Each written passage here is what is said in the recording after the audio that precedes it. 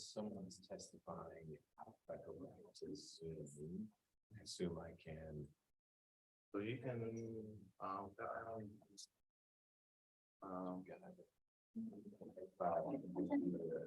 or can I not?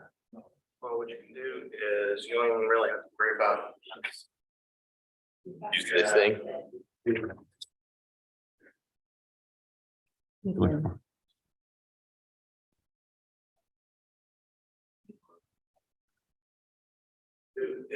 don't even really have to worry about. That's the actual Zoom. The YouTube feed is a little delayed. Did you hand me the other one? The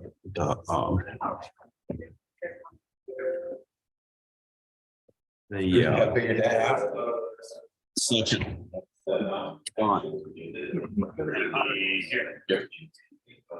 any Jim or anything. I won't run through this now. Sure. Oh, that's all right. Wet. Here, I'll take. But I just give me all three plus. We already have one. Yeah, we're good.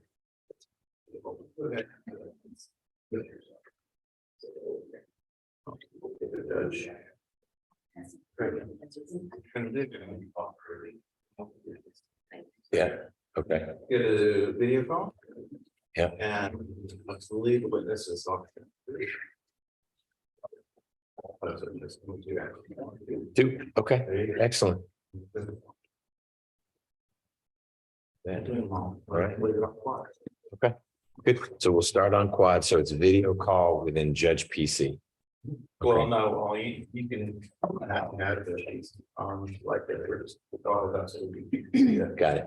But you can get a video call. Okay, then do cam two. Yeah, too. Okay. Okay. And then if someone is displaying an exhibit, remind me. Stay over here. Okay, so I go back to video present and then we pick defense PC, prosecution PC, and they need to, or document camera. Okay, that's great. Okay. Best number to call? 770.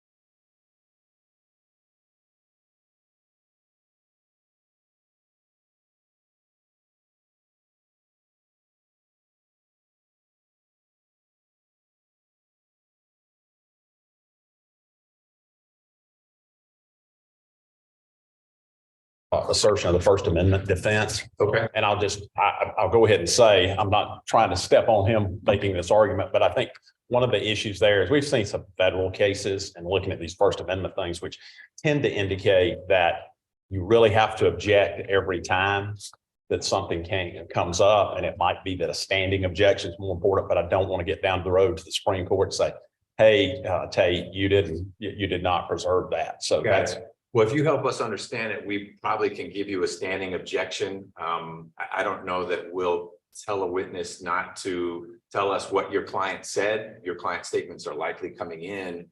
They may be statements that can't properly serve as the basis for any action that we might recommend the Supreme Court to take. That's where the First Amendment argument would come in. But I don't intend to set up a trap where because you didn't object contemporaneously that it's waived. That wouldn't be our goal here. Our goal would be not to have you object every time a witness says, well, that's when Judge Peterson said, because I suspect I don't intend to do that at all. I think that again, what we're talking about is sort of preserving the First Amendment, but the First Amendment issue, and if that's preserved, throughout trial. And I want the objection preserved as to the opinion, too. Right. But what's an example? Either one of you can give us, what's an example of an opinion you're worried? Can I just produce for you a case that would Not establish? so much the case. Well, the reason is it addresses exactly what the opinions would be. What we're saying is, all right, I'll summarize it. I have authority for this. The court is interested in seeing it. It's this, is that the rule on opinions for lay people is that it's got to be helpful. And they're obviously taken in the context of a jury, right? Not a judge, not a bench. This. However, the rule still stands that it has to be, the opinion can only be allowed under two circumstances. One is that the witness has no other way to describe all of the facts as other than introducing some sort of opinion. You often see that in the cases of speed or a slip and fall case where they're trying to describe floor surfaces and it's confusing as to what's slippery. I think it's slippery. I think it's wet. And so it gets intermingled. That's one situation. The others, and we don't have that situation here, right? As far as the opinions that we assume are going to be offered. The other situation is that it's helpful for the determination of you all up there. And in the context of a jury, what this means is that if the witness can establish what facts they see or what facts they're trying to authenticate in the way of a video or something you've seen in writing, they can simply say, this is what I saw. And you, as the finders of fact, can make a determination of what was seen, whether it fulfills the standard of violation that the JQC is offering or doesn't. You don't need the witness to tell you their personal feelings about how it affects them. So that encapsulates the objection on opinion. The other thing about it is that any opinions as to what that speech would convey and so forth, that of course then moves over into the First Amendment. And let me address the first. Does that give you the example that you asked for? Except it's not an example. So I understand the law and we don't need the authority. What's an example from this case that you foresee witness X would be saying, well, my opinion was that Judge Peterson was wrong to do that. Exactly. There's that. In these particular cases, they are saying in the affidavits and the offer that we have seen is that they're submitting complaint forms where the witness is coming in and saying, well, I saw this video or I saw this Instagram and this was offensive to me and I find this totally unacceptable.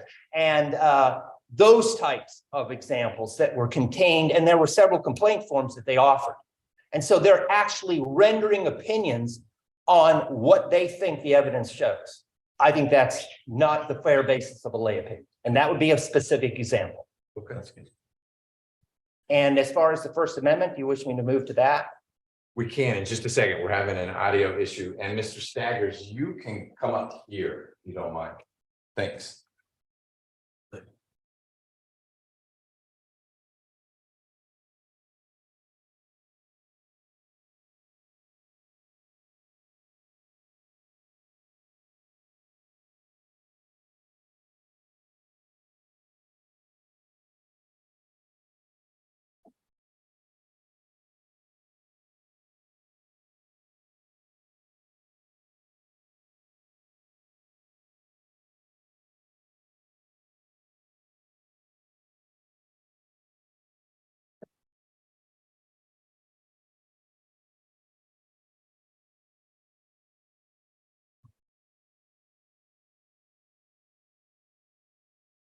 Maybe so.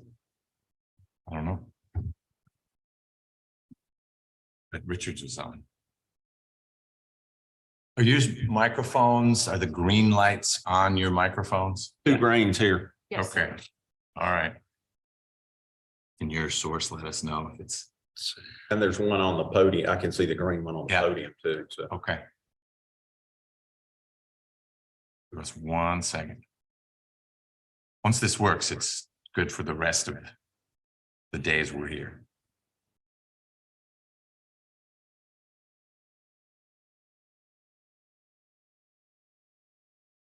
While we're checking on that, I guess the response that we'll give you is that it will be situational. I hope that the director wouldn't be, we're good. Eliciting opinions that fall into the category of, in your opinion, was that a violation of the rules, or was that the wrong thing to do, where it's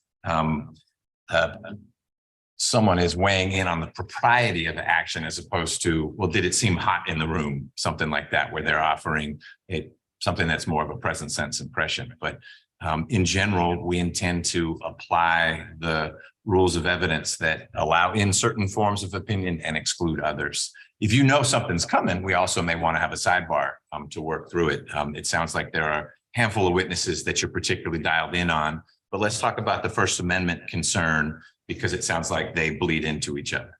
Now, obviously, I'm not going to make our First Amendment argument. That's not what you're requesting. You're requesting purely from the evidentiary standpoint of the admission of certain testimony that may bear on speech. Right. And the argument is this, and I will be very candid with this court here, and that is that the law on this is not well developed. So, as far as me submitting to you conclusive authority on what I'm about to argue, there isn't any. There's a lot of dicta out there, and I did not feel it was appropriate to just cite a lot of dicta. So this is the argument. The argument is this, is that as a fundamental principle, only relevant evidence that would relate to a violation of a charge should be admitted, number one. Number two is that would mean evidence that is properly presented to this court that would reflect an improper use of speech to support the charge.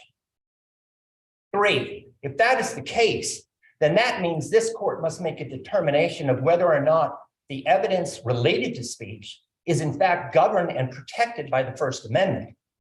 Fourth, that means that you have to make that decision as to whether or not you're going to use her speech, which is constitutionally protected by both the First and Georgia State Constitution, to convict her of a charge. Wouldn't that be argument you make at the end, though, as opposed to the way I read the eliminate was it shouldn't even come in at all? That's correct, and that's the way I meant it. And you're absolutely right, and I'm doing that for this reason. Because as I told you, this law is developing, right? And the problem is that the dicta in relating to this, and let me give you the context of where it comes in, the cases that I have. Terrorist case. The prosecution wishes to establish that a parent knew that a child was going to potentially do a terrorist act. The parent comes in and testifies that I would never let that happen. My child wouldn't do that. We don't allow that in our house. That's the context. The prosecution then goes up and says, didn't you go to a meeting and say to some meeting, some radical meeting that was suggesting that the government was terrible, that they had ill feelings towards the government? Well, the issue that was raised before the court, which didn't get addressed because it came in under a different rule, but the argument was, how can you use evidence that protected by the First Amendment to prosecute someone or impeach them? If that person had a right to speak, which they do, and the court said, Wouldn't that? how do you then allow the court to even consider that evidence? Okay.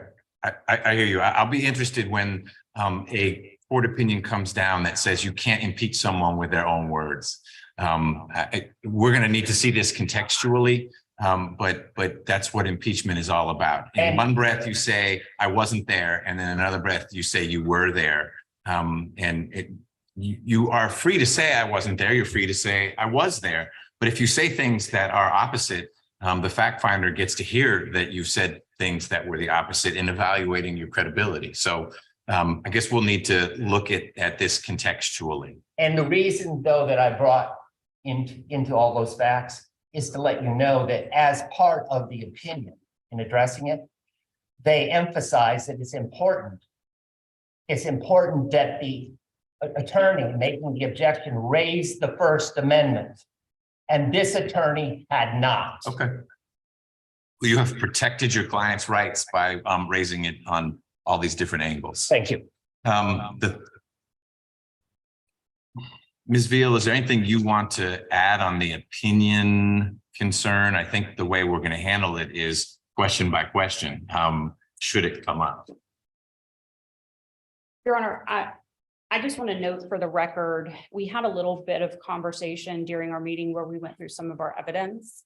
And part of what I explained to respondents' counsel was that we have to prove that Judge Peterson on several different occasions violated Rule 1.2A, which requires that judges act at all times in a manner that promotes the public confidence in the independence, integrity, and impartiality of the judiciary. And I think an important component in proving up those violations, an important piece of this for the finder of fact is to hear from those people who saw the posts on social media, saw how she behaved at the HOA town hall meeting, and to explain to the finder of fact so that you have it to consider and so that it's in the record for consideration when it goes up to the Supreme Court, whether or not the public confidence and the integrity of the judiciary was impacted based on her conduct. And so I do intend to elicit that testimony. I understand the rules of evidence fairly well. I don't intend to enter into evidence, for example, the filled out complaint forms unless and until they become admissible for some reason. Okay. I think a way to summarize the way we're going to approach this is that, of course, any judge is free to say anything she wants. They're not necessarily free from consequences for having said what he or she wanted to do. And we need to work through what the consequences might be, if any, for having allegedly said something. And part of what we're working through today and tomorrow, and maybe into next week, is was something really said? And what are the consequences of having said that? That's the reality of becoming a judge, is that your freedom to express yourself as you may want to becomes limited in certain ways if you don't want there to be potentially adverse consequences, depending on how you present yourself. The second motion in limine was related to social media. And it was a blend of, it sounded like foundational authentication concerns, and then the old First Amendment popped up again. So I think if there's a proper basis or foundation laid for an Instagram post, that it is associated with an account that the evidence shows pretty clearly is Judge Peterson's account. I don't know why there'd be authentication issues. We may then have First Amendment concerns. And you've lodged those and you can renew them. You're not waiving anything if you don't renew them every time. But again, what a judge says on her social media while she's a judge can have consequences for that judge, depending on what's said. That's not a profound observation coming from the hearing panel. I think the motion to eliminate was just to assure that we preserve our rights in the case that what is presented as the alleged Instagram is in fact her. Sure. And the material on it has not been modified or additional language added to it. Sure. Or as some of these work, and I only understand it quite dimly as a non-social media person, you could have a stream and someone posts something on your stream, and that's not you. That's someone saying, I follow you and check out this thing I'm following. And then all of a sudden on your stream is what someone else is following. And so all of those sorts of things. Yeah, that's what I'm concerned about. And thank you. You have it. okay. Well, I don't have it, but at least we're Our argument. Yeah, you understand. Yeah. okay. There was a motion to exclude a video in which someone else, as I understood it, says in the video, Ms. Peterson is a judge, not that Ms. Peterson says, I'm a judge, but someone else says, hey, she's a judge. I don't, that's sort of out of context, but I wasn't quite sure how to work through that. People may say what they. Have me. I'm not sure exactly the context that we were doing that also. I mean, obviously, if you have to see who's saying I'm a judge and that sort of thing, and that's for the tribunal to make a decision on. Well, I'm not. Motion and eliminate number 3, preclude video related to charge 2021-017. Quite sure which charge that is. I follow them by counts in the formal charges. As the representation that respondent was a judge was made by a third person, not the respondent. So I took that to mean that the director has some video and someone is saying, oh, that Judge Peterson, but it's not Judge Peterson saying that. She was saying, I'm Miss Peterson, working in a private capacity in whatever conversation we're having.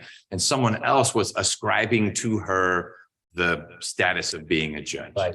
And I think that's certainly something you need to consider and should be considered. I think the context of that was, and I apologize, but there's been the complaints and the complaints reference the videos and it goes back and forth. But my concern was some witness was going to try to ascribe that she said that and then try to say, well, she said that by implication during the video. And I just being very cautious that I don't believe that I allow anything to come in without making an objection that by inference somehow her sitting there and being silent about it, not addressing it, that would not be something that I would want the evidence by inference to establish. Okay.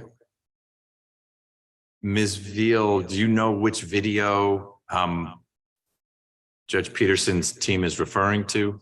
I do, Your Honor. It's the video taken at the HOA town hall meeting. It was tendered at the, or it was given to you all for consideration at the motions hearing.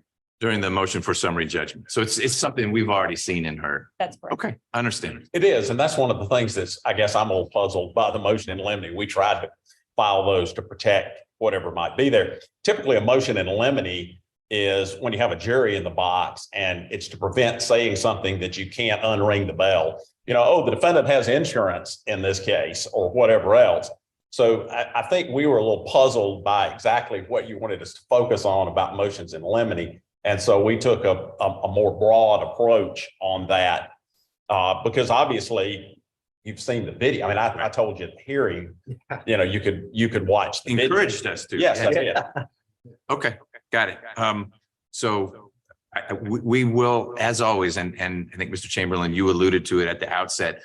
We're not jurors. We're fact finders in a slightly different way. And so hopefully, and we've done it before, we'll be able to filter out some of the things that ought not to distract us from working through the issue at hand. Did you want to add anything on those 3? Then there was the standalone motion in limine concerning Ms. Caldwell and Ms. Fasick. I'm gonna let you articulate what your concerns were. The part that threw me a little bit was this notion that you had a right to be present if the investigative panel was interviewing someone. I don't know that that's how it works, but what the rules say. I mean, you know, maybe the rules aren't enforced that way, but it's what the rules say. But let me tell you what I think the true issue is sort of on this. So there is, you know, the director and the JQC wanted to talk to these 2 people in Judge Peterson's office. They were represented by counsel, not me, represented by the county attorney. I offered to set up a joint meeting, which I would consent to. I never talked to them by myself because I didn't want anyone to say that I had told them to say this or to say that or whatever. Ultimately, instead of they sent a subpoena to these 2 witnesses. They had them come to an investigative panel meeting. There is a rule, which in my opinion, cut separately from what you've just said. I'm not trying to argue with the court, but it says you have the right to counsel at every critical stage of the proceedings. So I asked to be there and we were excluded. We were escorted out of the room. That's fine. Where we are right now is they want to call these people as witnesses. And I think the idea when they wanted to get them there was that Judge Peterson had somehow told them to backdate an order. It turned out that wasn't the case, and I think you'll hear that. The situation where we are right now is that Ms. Veal, and she and I have discussed this at length, wants to, has a duty to turn over exculpatory evidence. She's turned over the exculpatory part of that. But there are additional parts. We still don't have the whole transcript from that. And I think it's probably like a federal grand jury. I think we're entitled to the whole thing. I don't know what Ms. Veal's personal opinion is about that, but I think she feels some obligation professionally that if it's not just the exculpatory evidence per se, that she needs to hold on to that absent some ruling. Is that is that a transcript of an investigative panel meeting? Yes. Okay. It's a witness examination at the investigative panel. And was that before or after the first charges were filed? After. Gotcha. After.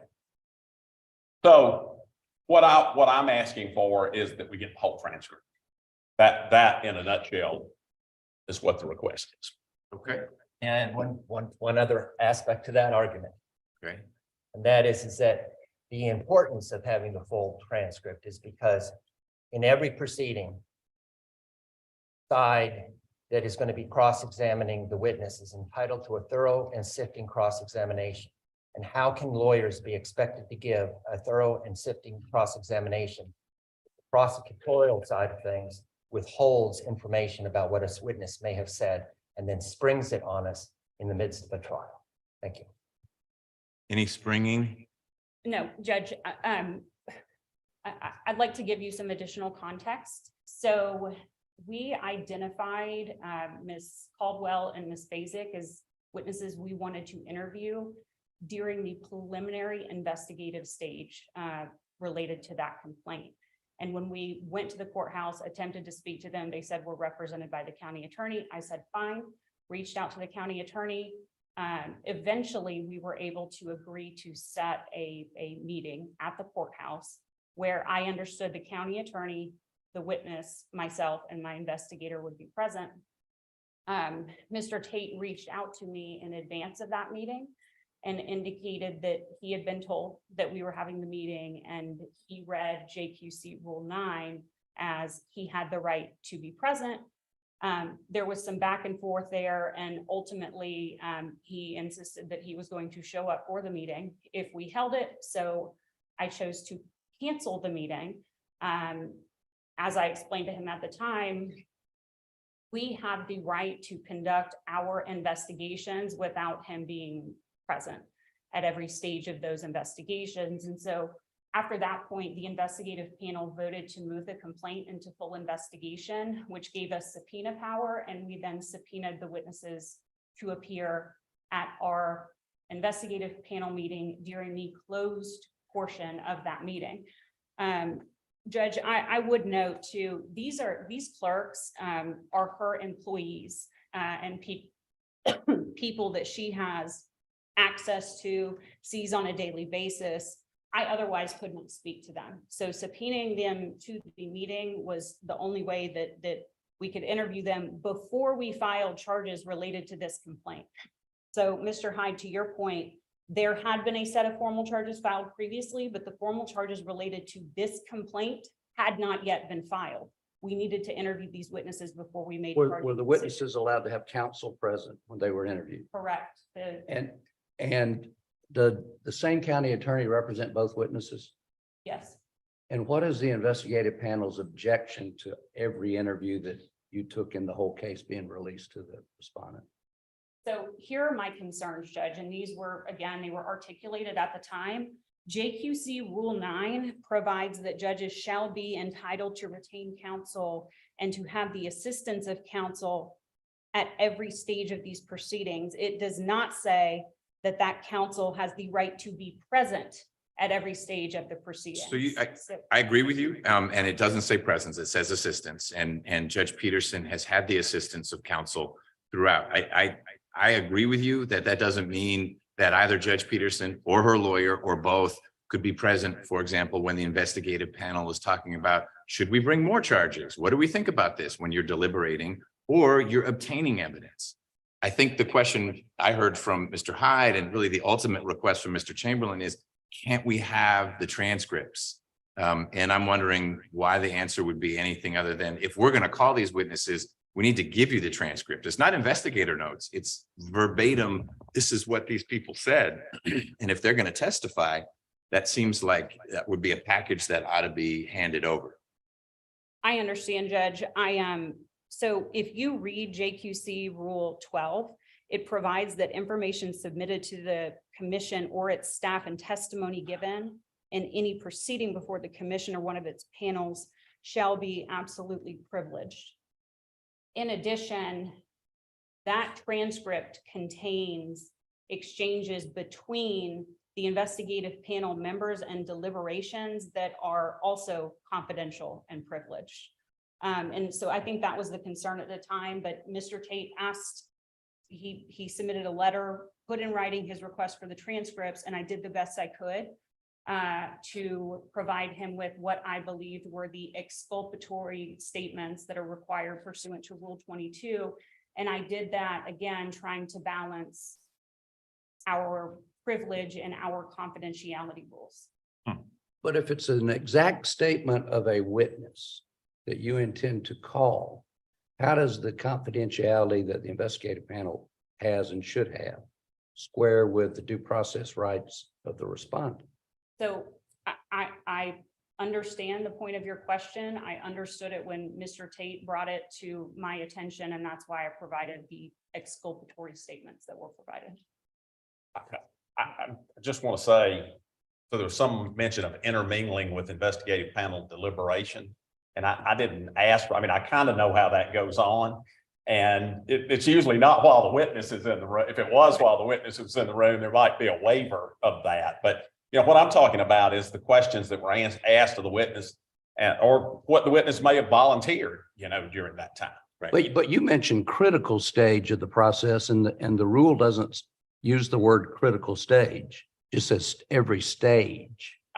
It does say state. Yes, it does. I guess that. So it's even more. I would think it would be a critical. It's sort of like, you know, if the grand jury is going to indict a police officer, they have a right to be there. That tells me there's something critical about that. I know that's by statute in a different context, but I do think we're entitled to the transcript. That's what I'm saying. I don't think Rule 9 gets it to you. And having been part of the discussion about amending Rule 9, the word assistance was selected rather than presence. It was assistance, because otherwise a lawyer could say, well, wait, I need to be in the room because Rule 9 says that my client's lawyer can be present at every stage. And I did say that, and I felt like I wouldn't be doing my job if I didn't say I wasn't going to show up at the interview when the rule says she's entitled to assistance. And, you know, to quote Brendan Sullivan, I'm not a potted plant. I can't assist if I'm not there. Right. Okay. So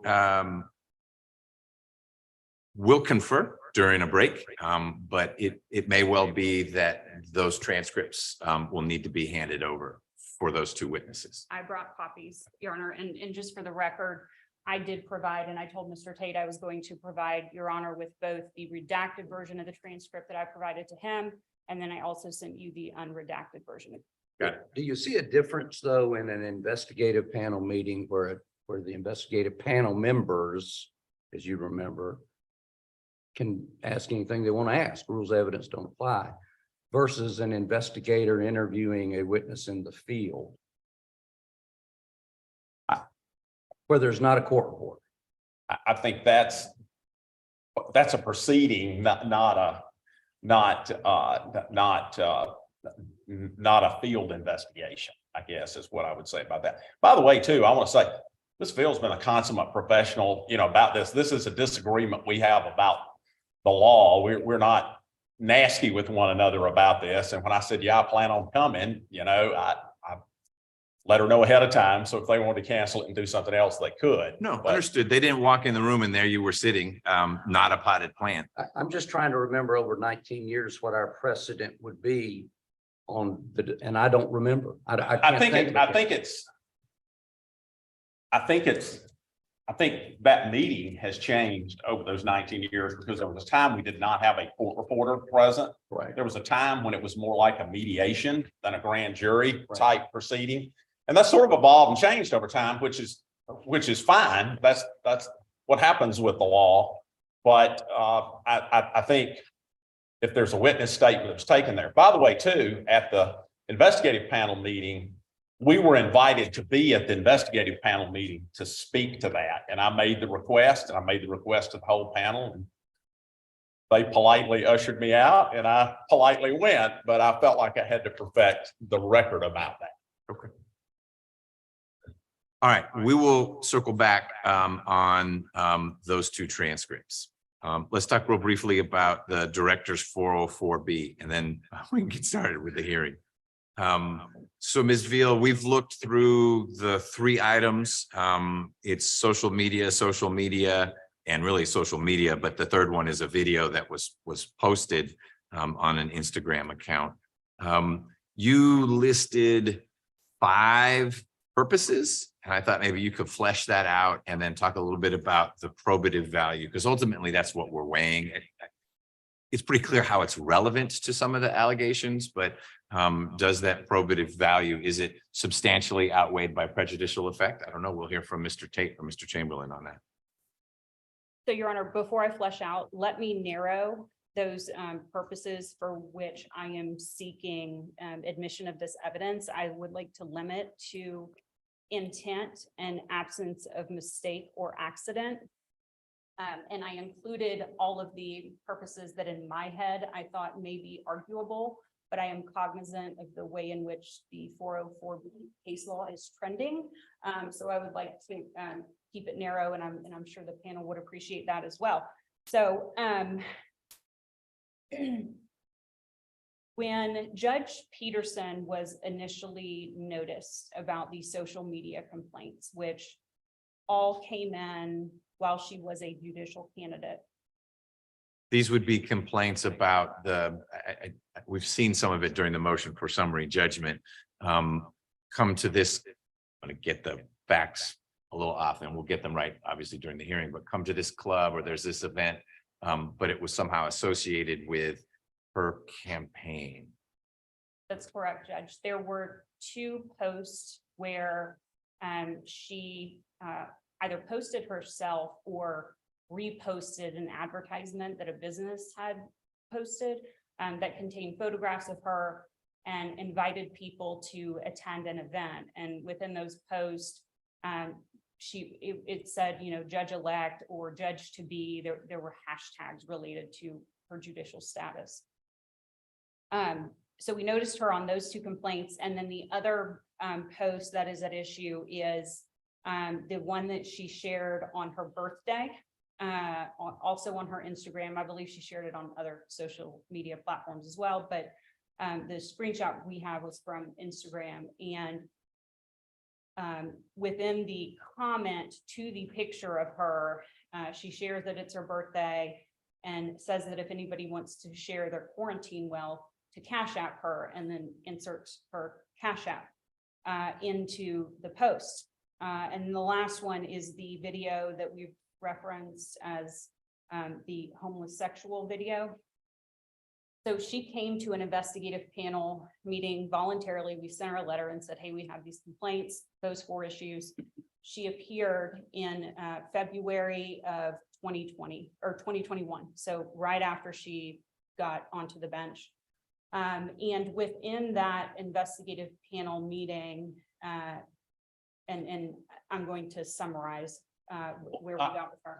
If I hate to interrupt, I apologize, but there was a question that was brought up about, I think Commissioner Hyde asked for the investigative panel transcripts, and I objected to that because it's not subject to the rule of evidence. It's not subject to anything else.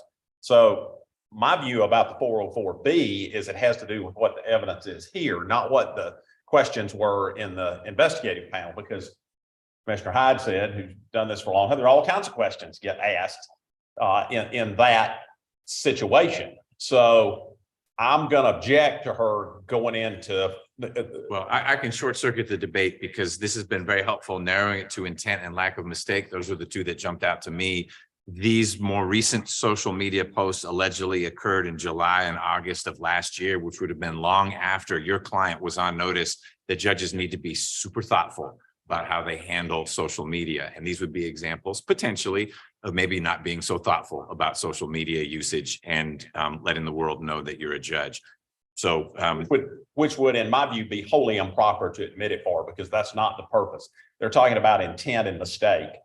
Unless she testifies, oh, that was a mistake. I was trying to send a text to my friend and it somehow jumped over to Instagram.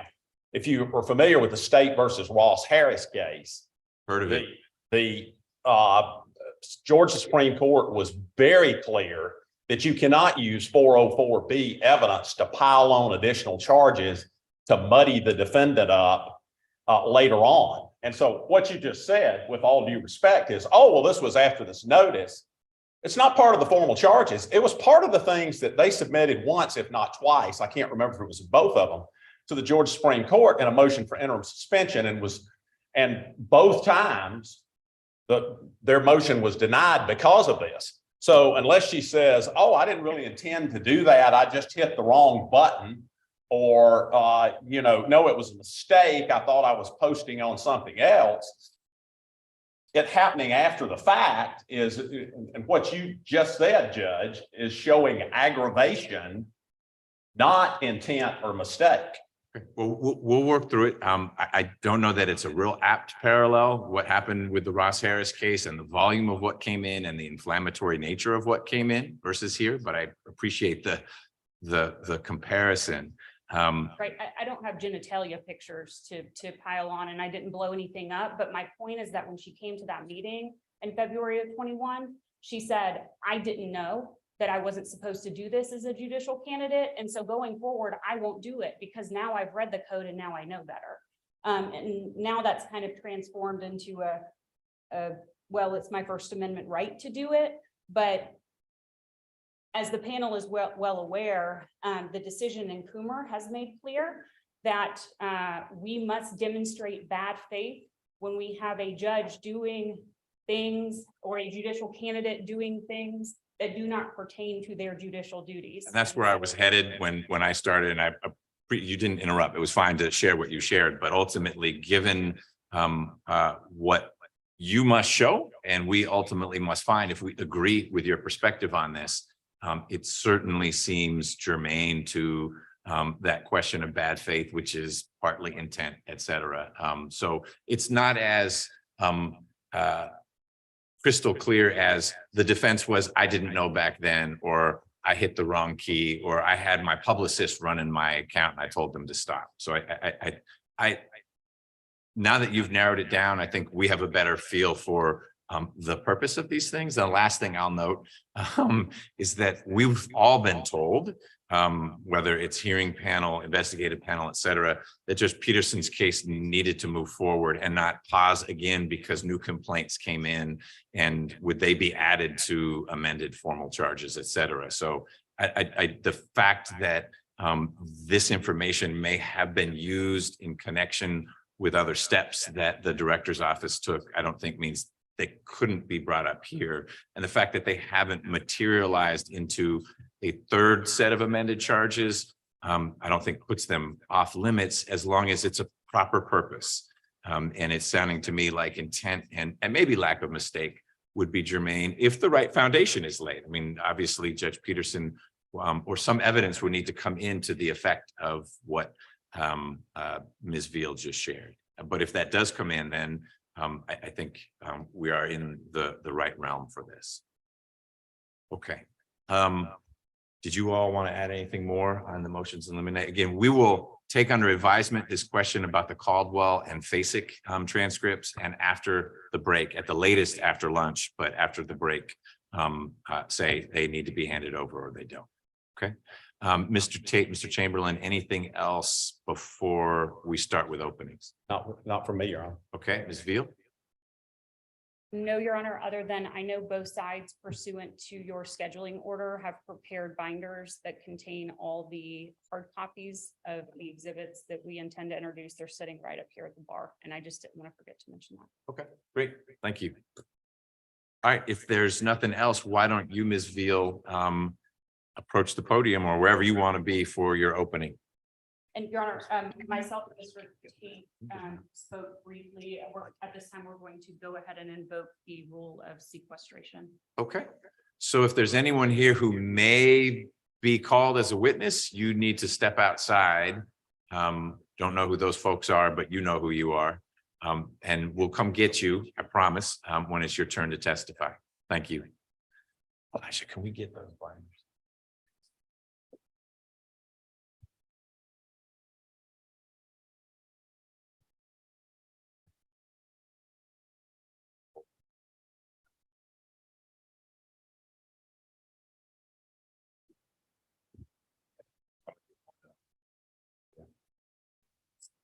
Directors. There's the directors.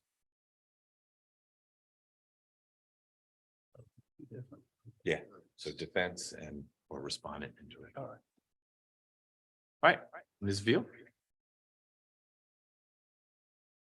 Can I present to judges at their conferences on judicial ethics? One of the things I normally lead with is our rule 1.2a, the Code of Judicial Conduct, and it tells us that judges must act at all times in a manner that promotes the public confidence in the independence, integrity, and impartiality of our judiciary. And I make sure to emphasize at all times. And I remind them that the commentary to that rule tells us that judges now more than ever are the subject of constant public scrutiny, and that judges should accept restrictions on their conduct and on their behavior that ordinary people, citizens, laypersons, people who don't decide to become judges don't have to accept necessarily. And the code tells us that judges should do that willingly. Judge Peterson's conduct since the time that she qualified for judicial office has been at variance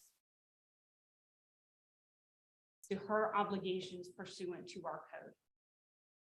At every turn, she has demonstrated that she does not care what our rules say and she doesn't care what the law says.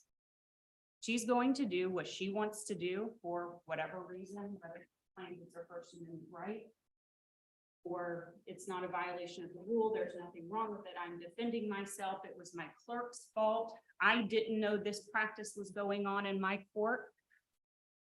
It's never her fault. We start off with the social media conduct that was reported by various citizens in Douglas County during her judicial candidacy. She qualified on March 5th of 2020. She had opposition only in the primary election. So after June of 2020, which she won the primary, she had no opposition for the general election, which occurred in November of 2020. And throughout that time, she posted things on social media or shared things on social media that were violative of the Code of Judicial Conduct. And she did so in several of them, adding her judicial status, hashtag judge, hashtag judge to be, hashtag she's up next. And she did that for a reason. Judges are free to go to social events. They're free to go to professional networking events. They're free to go to bars. They're free to go to wine nights. That is not the issue. And Judge Peterson knows that's not the issue. The issue is advertising for those events at private businesses, at bars, and at nightclubs, and attaching judicial status to those advertisements. The issue is also, I'm going to post about my birthday. You can post about your birthday all you want. But then I'm going to ask for Cash App. The result of that, and I believe you're going to hear one version or another, is that people sent her money on Cash App. The result of that post even though we've heard during the course of these proceedings that that was her private page or that was her personal page. Another thing I tell judges when I train them on judicial ethics is nothing that you put on social media is private or personal. I don't care if you have 5 friends. All it takes is one of those 5 friends to screenshot your birthday post asking for money. And that post will then exist for as long as they want it to exist in their camera roll on their phone. And it will be disseminated to as many people as they want to disseminate it to while they hold on to it.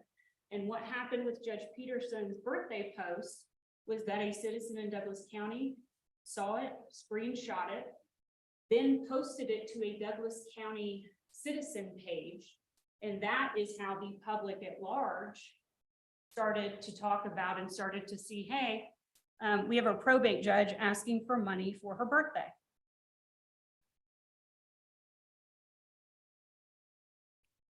After the social media post, after she came into the investigative panel meeting in February of 21, where she said, you will not see this again.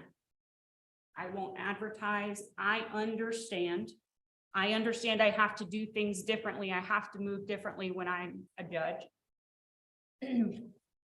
We start to receive complaints and information related to her behavior at the courthouse. In April of 2021, she decides to schedule a wedding to be performed on a weekend. There is a scheduling mix-up. It doesn't matter whose fault it is. There was a scheduling mix-up. The deputies that were there to screen the citizens, the people in her party that she was bringing in, left before her arrival. And as we all know, when citizens come into our courthouses, they have to be screened. They have to go through security. I think that's pretty common sense for anybody that, certainly for those of us that have worked in the court system, but even for the citizen who comes in. I think they expect that I have to go through screening because I'm different than the judges and then court staff and personnel and the people who work at the sheriff's office. I don't work there. I'm not associated with the court system. And so despite knowing and despite being told that she should not go into the courthouse and bring the citizens in without security screening, she did it anyway. I expect we're going to hear a lot about the fact that when Judge Peterson arrived that day, there was an off-duty sheriff's deputy also at the courthouse on that Saturday performing a wedding. He also allowed in his entire wedding party without security screening. But guess what happened to him? An IA investigation and a suspension from work. Once the sheriff found out and once it was investigated. 2 wrongs don't make a right. And certainly a judge, the one who works in the courthouse day in and day out, the one who we hope would understand how important it is to ensure that the citizens we bring inside don't carry anything inside that shouldn't be inside. That judge's obligation is greater than the sheriff's deputies. And she was specifically told, do not do it. Do not do it on this day. And she did it anyway. After that, her after hours access to the courthouse was revoked. She then decided, as she feuded with the sheriff and the chief judge is the one who made the decision to revoke her after hours access. She went back and forth with them, never admitting, hey, you know what, I get it. I recognize that what I did was unwise. And if I had to do it over again, I would do it differently. No, there was never any of that. There was just debate and threats of lawsuits for suspending the after hours access, which the superior court judge, the chief, has the authority to do. At that point, she decides to have a member of her staff make multiple requests for access after hours to the courthouse, running all hours of the evening, all hours of day and night. And she made those requests while she was gone out of town at probate judge training. Once she is back in town, her access after hours was restored, but it was only done after the chief judge and the sheriff got together and amended the security protocol for the courthouse to control for after hours events at the courthouse. That exchange led into her sending the chief superior court judge of that county an email where she called his actions borderline racist, harassing, prejudicial, and told him to retire because the county had outgrown his spirit. During that week where she was gone at training, myself and our investigator at the time, Lance Piper, went to the probate court to attempt to obtain records related to marriages that Judge Peterson had done. We asked for the records. We were eventually told by the clerk that any request for copies of records had to be made on letterhead, had to identify the purpose for which we were seeking copies of the records, and had to be reviewed by Judge Peterson. When the request was changed to, you know what, we don't want copies, we just like to look at them, we received the same response. This is the judge's policy and this is what you must do. So we left there with no records in our hand that day. Judge Peterson gets back in town, calls Investigator Alford. Investigator Alford goes to meet Judge Peterson, and she has a clerk pull up the records and provide them to Investigator Alford during that meeting with no trouble at all.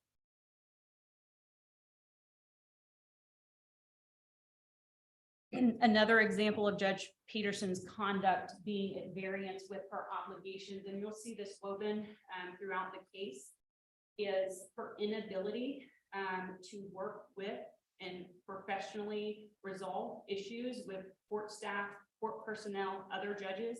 She gets a new case management software system. There is an issue with transferring data from one system to another, issues about the contract with the provider that already had the information. And in response to her frustration about that data being migrated to her new system, she decides to send the director of the information system group at Douglas County an email subject line, all caps, notice of intent to sue. She threatens litigation. She gives the IS department a directive to give her the information that she wants, even though the IS department has said, we cannot give it to you in that format because we would be violating our contract with our current provider. She tells them what they are doing is obstruction and essentially orders their immediate compliance. Judge Peterson, during her time as probate court judge, started to request a deputy escort from her office to her courtroom. Fine, she can request that. He was late one day. She decides to push the panic button in her office, and her explanation for why she pushed the panic button in her office, causing multiple sheriff's office personnel to go to her office, was my escort was late. We then fast forward into, and you know, some of the matters that have come before this panel, we have missed that piece of how does this judge act when they're on the bench, and how do they preside over cases, and how do they treat the people that come before them? How do they handle issues that come before them? How do they act when they're doing things as a judge? You're going to hear in multiple instances that in August of 2021, Judge Peterson received a petition from somebody who wanted to amend information on their marriage application being filed in 2016, 5 years prior and under the prior probate court judge. In response to that, she orders this woman to an in-person hearing, and the hearing notice provides, you cannot attend virtually, you must come in person. This is a hearing on a petition to amend your marriage application. No mention of contempt, no mention of any allegation related to contempt, no mention of attorney, none of that. She gets there. Judge Peterson asks her about the information she previously provided. She put her biological uncle's name on the original, and she was now changing it to her father's name. Judge Peterson decides to hold her in contempt and impose the maximum penalty for contempt, 20 days jail and a $500 fine. Because according to the order Judge Peterson issued at the time, the petitioner had submitted fraudulent information when she submitted her application in 2016. Well, on the back end, Judge Peterson will say, well, she admitted to me in court at the hearing that she had lied under oath in 2016. And she also attempted to give me an illegal document. What is that illegal document? It was a non-official translated copy of a birth certificate from Thailand, and it was all she had.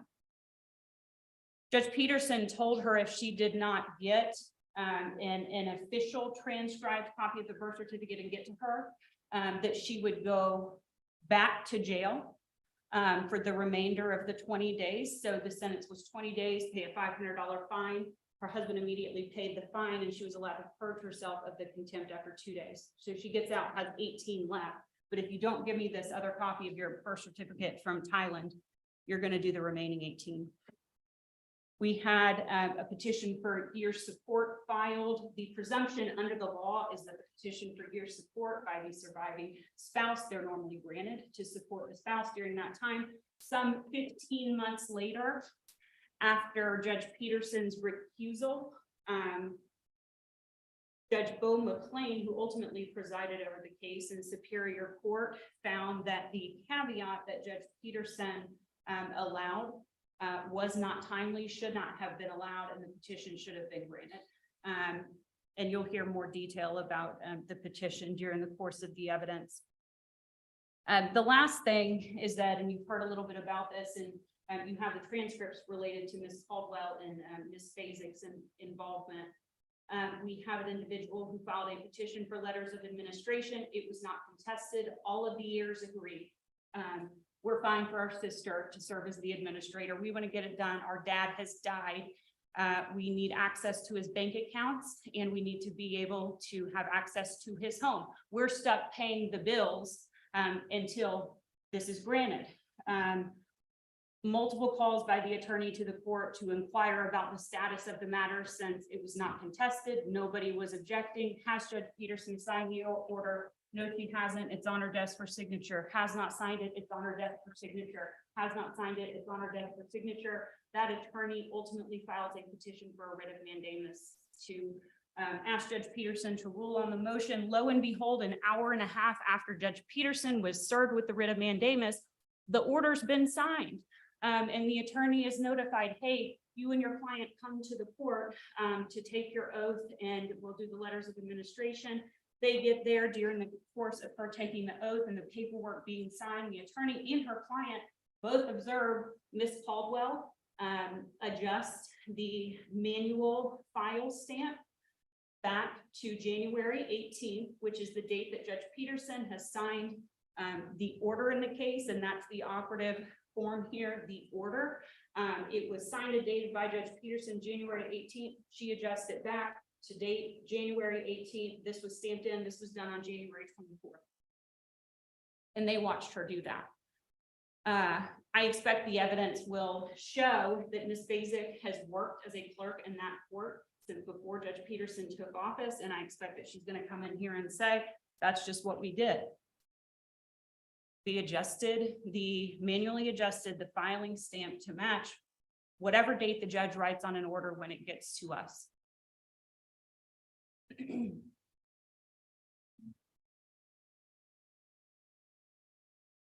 At the end of the presentation of the evidence in this case, again, I expect that you will reach the conclusion that Judge Peterson's conduct, again, from the time she qualified until right now, as she sits in here today, has been at variance with her obligations under our code.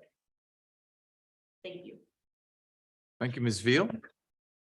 Mr. Tate and Mr. Chamberlain, you should know, by default, we're probably going to say Mr. Tate. If it's something you're handling, you can pop right up. Okay. We'll just say Tate, and then you guys decide who's doing the talking. I appreciate Okay, it. thank you. I had understood the panel asked us to limit our remarks to 10 minutes, and I will do my best to do that. Thank you. Mr. Chairman and members of the panel, Judge Peterson is the first African-American to serve as the Douglas County probate judge. She is the first attorney to serve in that position. As you know, the law requires that over a certain population, and Douglas County had gone over that, and the predecessor retired. She was also named the probate judge of the year by the Georgia Association of Black Elected Officials. Notwithstanding these accomplishments, she stands before you accused of doing all these things that Ms. Veal has just said that they want you to use to overturn the will of the Douglas County voters who elected her. It's not unusual that elected judges would have have people in the community who would complain about them. You only get a 50% satisfaction rate as a judge. And if you run in an election in this time, particularly if you run in a partisan election, Judge Peterson was the Democratic nominee. You're probably, even though you get 50% of the vote, you've probably got some substantial group of people out there who are displeased with you. And you will hear testimony from many of these disgruntled people because they began filing complaints before Judge Peterson was ever stood before anyone to take the oath of office. They filed complaints about things that were more like something an opposition researcher in a political campaign would drudge up, instead of the facts that a respectable body of judicial discipline would inquire into. There's a great phrase. I'm a fan of the Spoon River anthology. I don't know if any of you've read it. I highly commend it to you, but it talks about one judge, and he says he's a picker of rags in the rubble of spites and wrongs. And I would submit to you that the people who are complaining about Judge Peterson are people who are pickers of rags in the rubble of spites and wrongs. They have gone, they're not offended by Judge Peterson's conduct. What they're offended by is the fact that Judge Peterson holds office. And so then we will go and look for something that we can say, oh, I think we've got you now. We've got you now. I want to give you an example because we've talked a little bit about charges and charges that were dismissed and charges that weren't brought forward. Judge Peterson has been a foster parent for many years and was a member of a foster parent group. And she was one of the people that was on committees and did stuff for the foster parent group. So when she goes to her probate judge training, she asks, can I continue to do that? I'm not a juvenile court judge. I don't really have anything to do with kids. You know, can I continue to be a foster parent? And Judge Peterson heard some mixed ideas about that. I think it's very important because Ms. Veal wants to talk about, this is what I go and train these judges, and this is what I tell these judges. So Judge Peterson was still in doubt, and she came back and she called the JQC, not Ms. Veal, but the predecessor, and said, I was at this meeting, I asked about this. And do you know what the response was from the JQC? That's not what was said at the meeting. We're going to file a charge against you for calling us and asking this question after we told you what to do when we were at this training. That's what the response was. Now, for all of this alleged goodwill, and Ms. Veal, to her everlasting credit, when she became the director, she dismissed that charge. But when you talk about intent and what people are trying to do, never heard of the Georgia Judicial Qualifications Commission filing a charge against a judge for asking a question until it was Judge Peterson. So you've had other judges that come before you. Some of them have claimed, and I appreciate the court's wit, that they had a cabal of rival lawyers after them. We're not saying that the JQC made her do any of the things she did. In fact, a large portion of what you will hear has to do only with what microscope you're going to examine that under, how you're going to look at that. The charges that they've made, and again, They have made these as so serious a charges. And I say this because Ms. Veal has gotten up here and said, oh, just listen to what we've had to do. Let me tell you what they did. Twice they went to the Georgia Supreme Court and they said, Judge Peterson's so bad, you need to suspend her on an interim basis.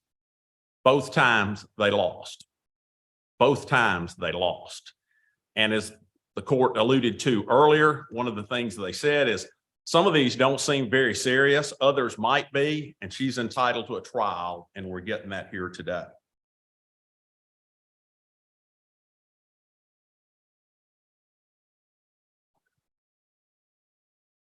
Let me talk for just a minute before I address some of the other things, some of the specific facts about what that lens is through which you're supposed to view this conduct. Because recently there is what I think we would all agree, a sort of landmark decision from the Supreme Court in the Coomer case. Which case was that? The Coomer case. You may have heard of it, Commissioner Hyde.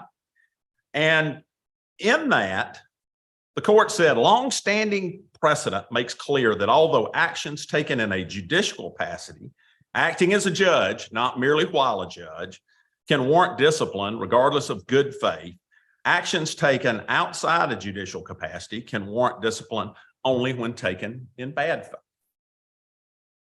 Unlike the Coomer case, there are both things alleged here. There are things that have to do with decisions on cases, and there are also things that have to do with social media, with African-American networking events, with all of these other things. So I want to say that if you're not going to be an opposition researcher, you can't just stand here and say, this is what Judge Peterson did, and ipsy dixit, because I say so, this is bad, and this brings disrepute upon the judiciary. You've got to have some proof of that. In fact, that's what we argued twice and won on in front of the Supreme Court.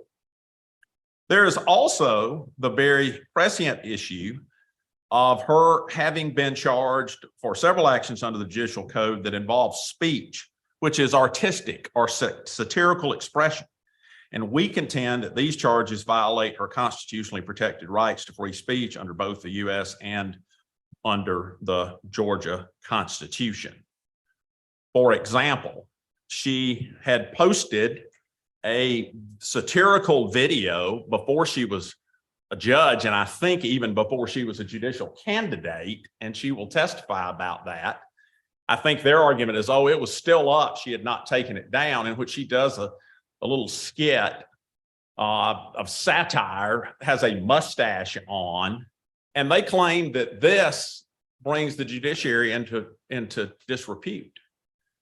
We all know that the Atlanta Bar Association has a bard show. Some of you have participated in that. I've been the subject that's been lampooned in the bard show before, and satire is a protected form of speech. Unless, of course, you're Judge Peterson and all these people want to play the gotcha card.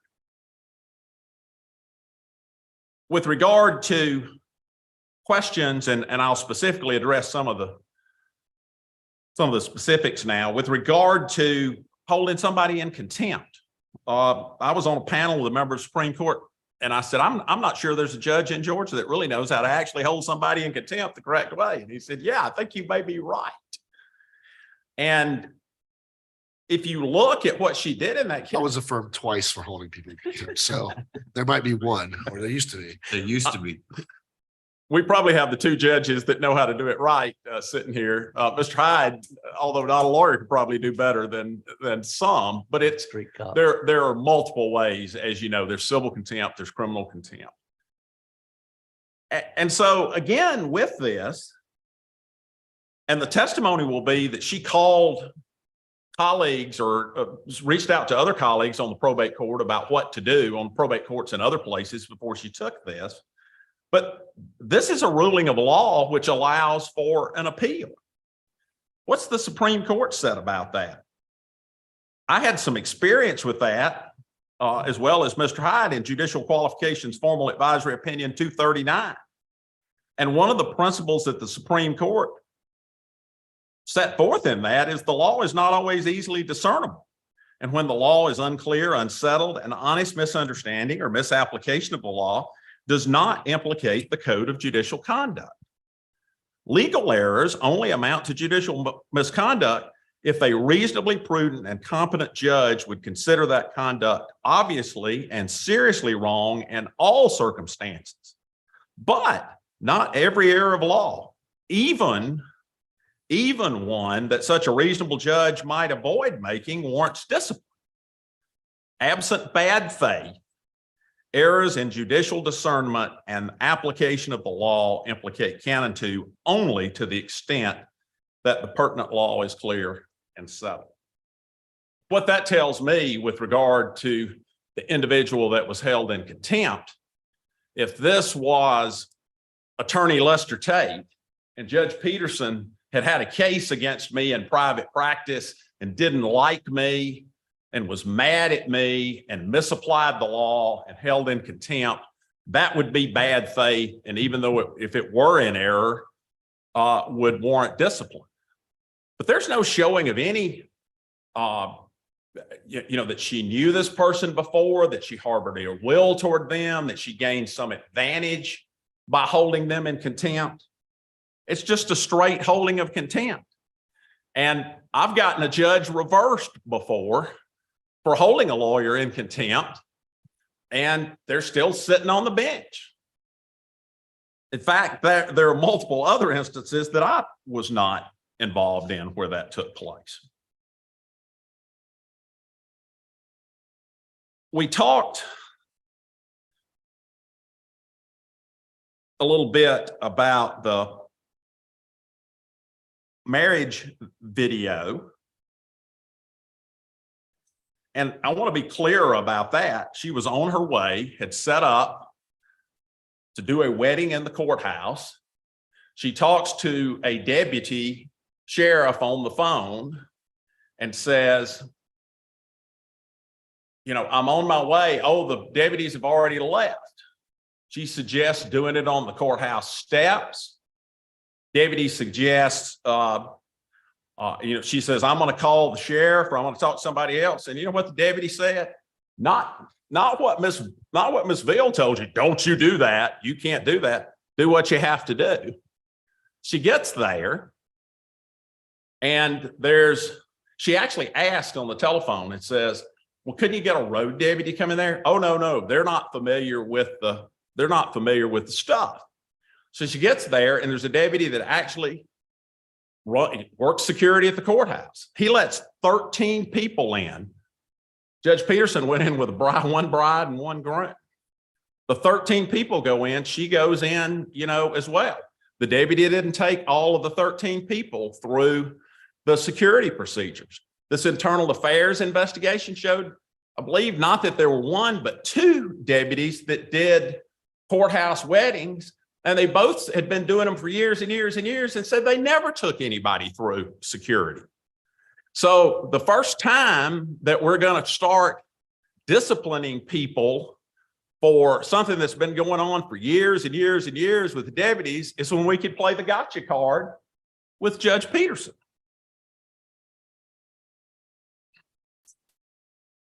The Cash App request. And I do think Ms. Veal represented that correctly. Somebody copied it and put it out further in the public domain. The purpose of the post, Judge Peterson will tell you, was to commemorate her birthday, not to request money. The inclusion of that request had 3 laughing emojis after it, talking about quarantine wealth, because at the time there were people that had been laid off and people that were getting replacement funds from the government. At the time of the post, she was not serving in judicial office. 3 people on her birthday from 3 established friends who do not live in Douglas County sent money. One is a family friend and a mentor. Another was a family friend. And the third person was somebody that does not live in Georgia. it's been portrayed by the JQC like, oh, she's taking a bribe. She's not a judge yet. None of these people even live in the same place. And one of them doesn't even live in the state. None of them have a case in front of her at all. And yet this is supposed to be grounds to remove her from the bench.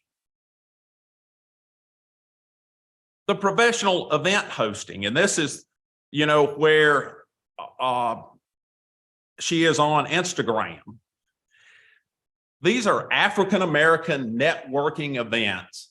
And you will see the term BAE, which I believe stands for Black and Educated. And it is made for individuals who are not just lawyers, judges, doctors, executives, other people come together to do this. They do it at the fellow promoting it told what was available there in terms of what there would be food and drink there as well. She received no profit from doing that.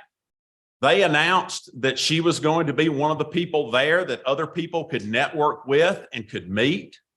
I'm at a loss to understand how this is any different from what happens almost one Wednesday night a month at the Lawyers Club of Atlanta, where judges frequently speak. And when they speak, they're advertised as a judge. There's no showing whatsoever, and will be no showing that she profited from this, that she was paid to host these events, that she fundraised at these events, or that attending this event was in any way unbecoming for the judiciary. It may be a more urban hip hop way of the Rotary Club that's in the country someplace, but all it is a networking thing that people do all the time.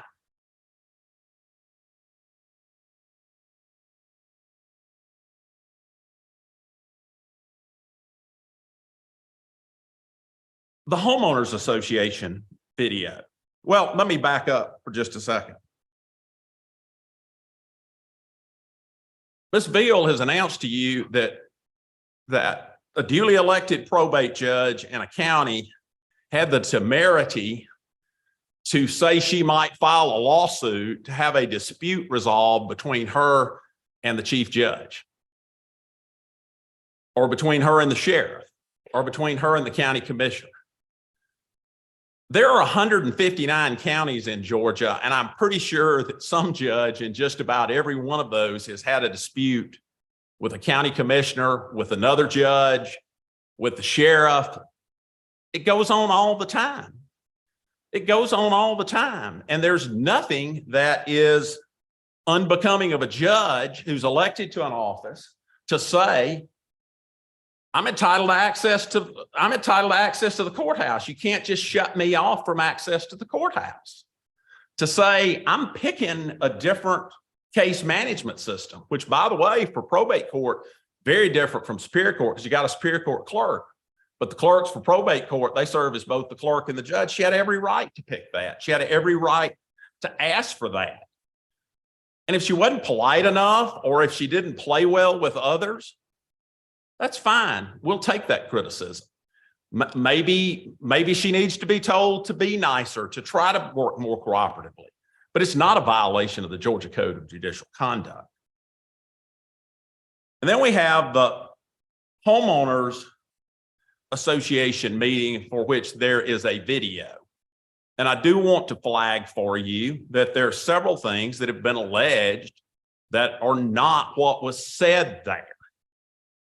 And you will have testimony from someone who was there standing beside her.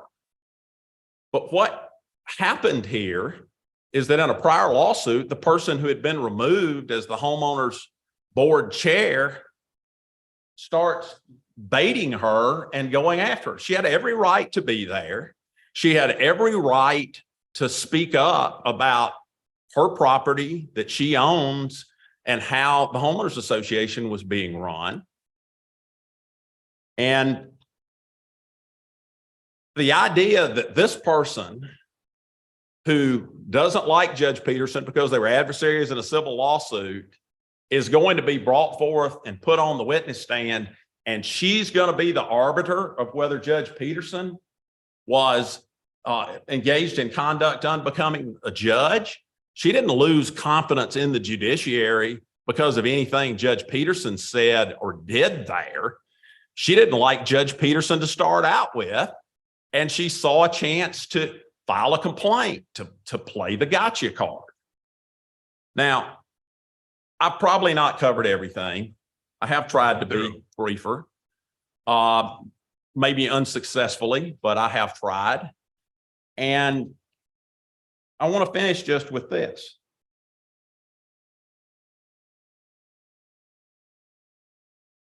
I'm not saying Judge Peterson did everything perfect.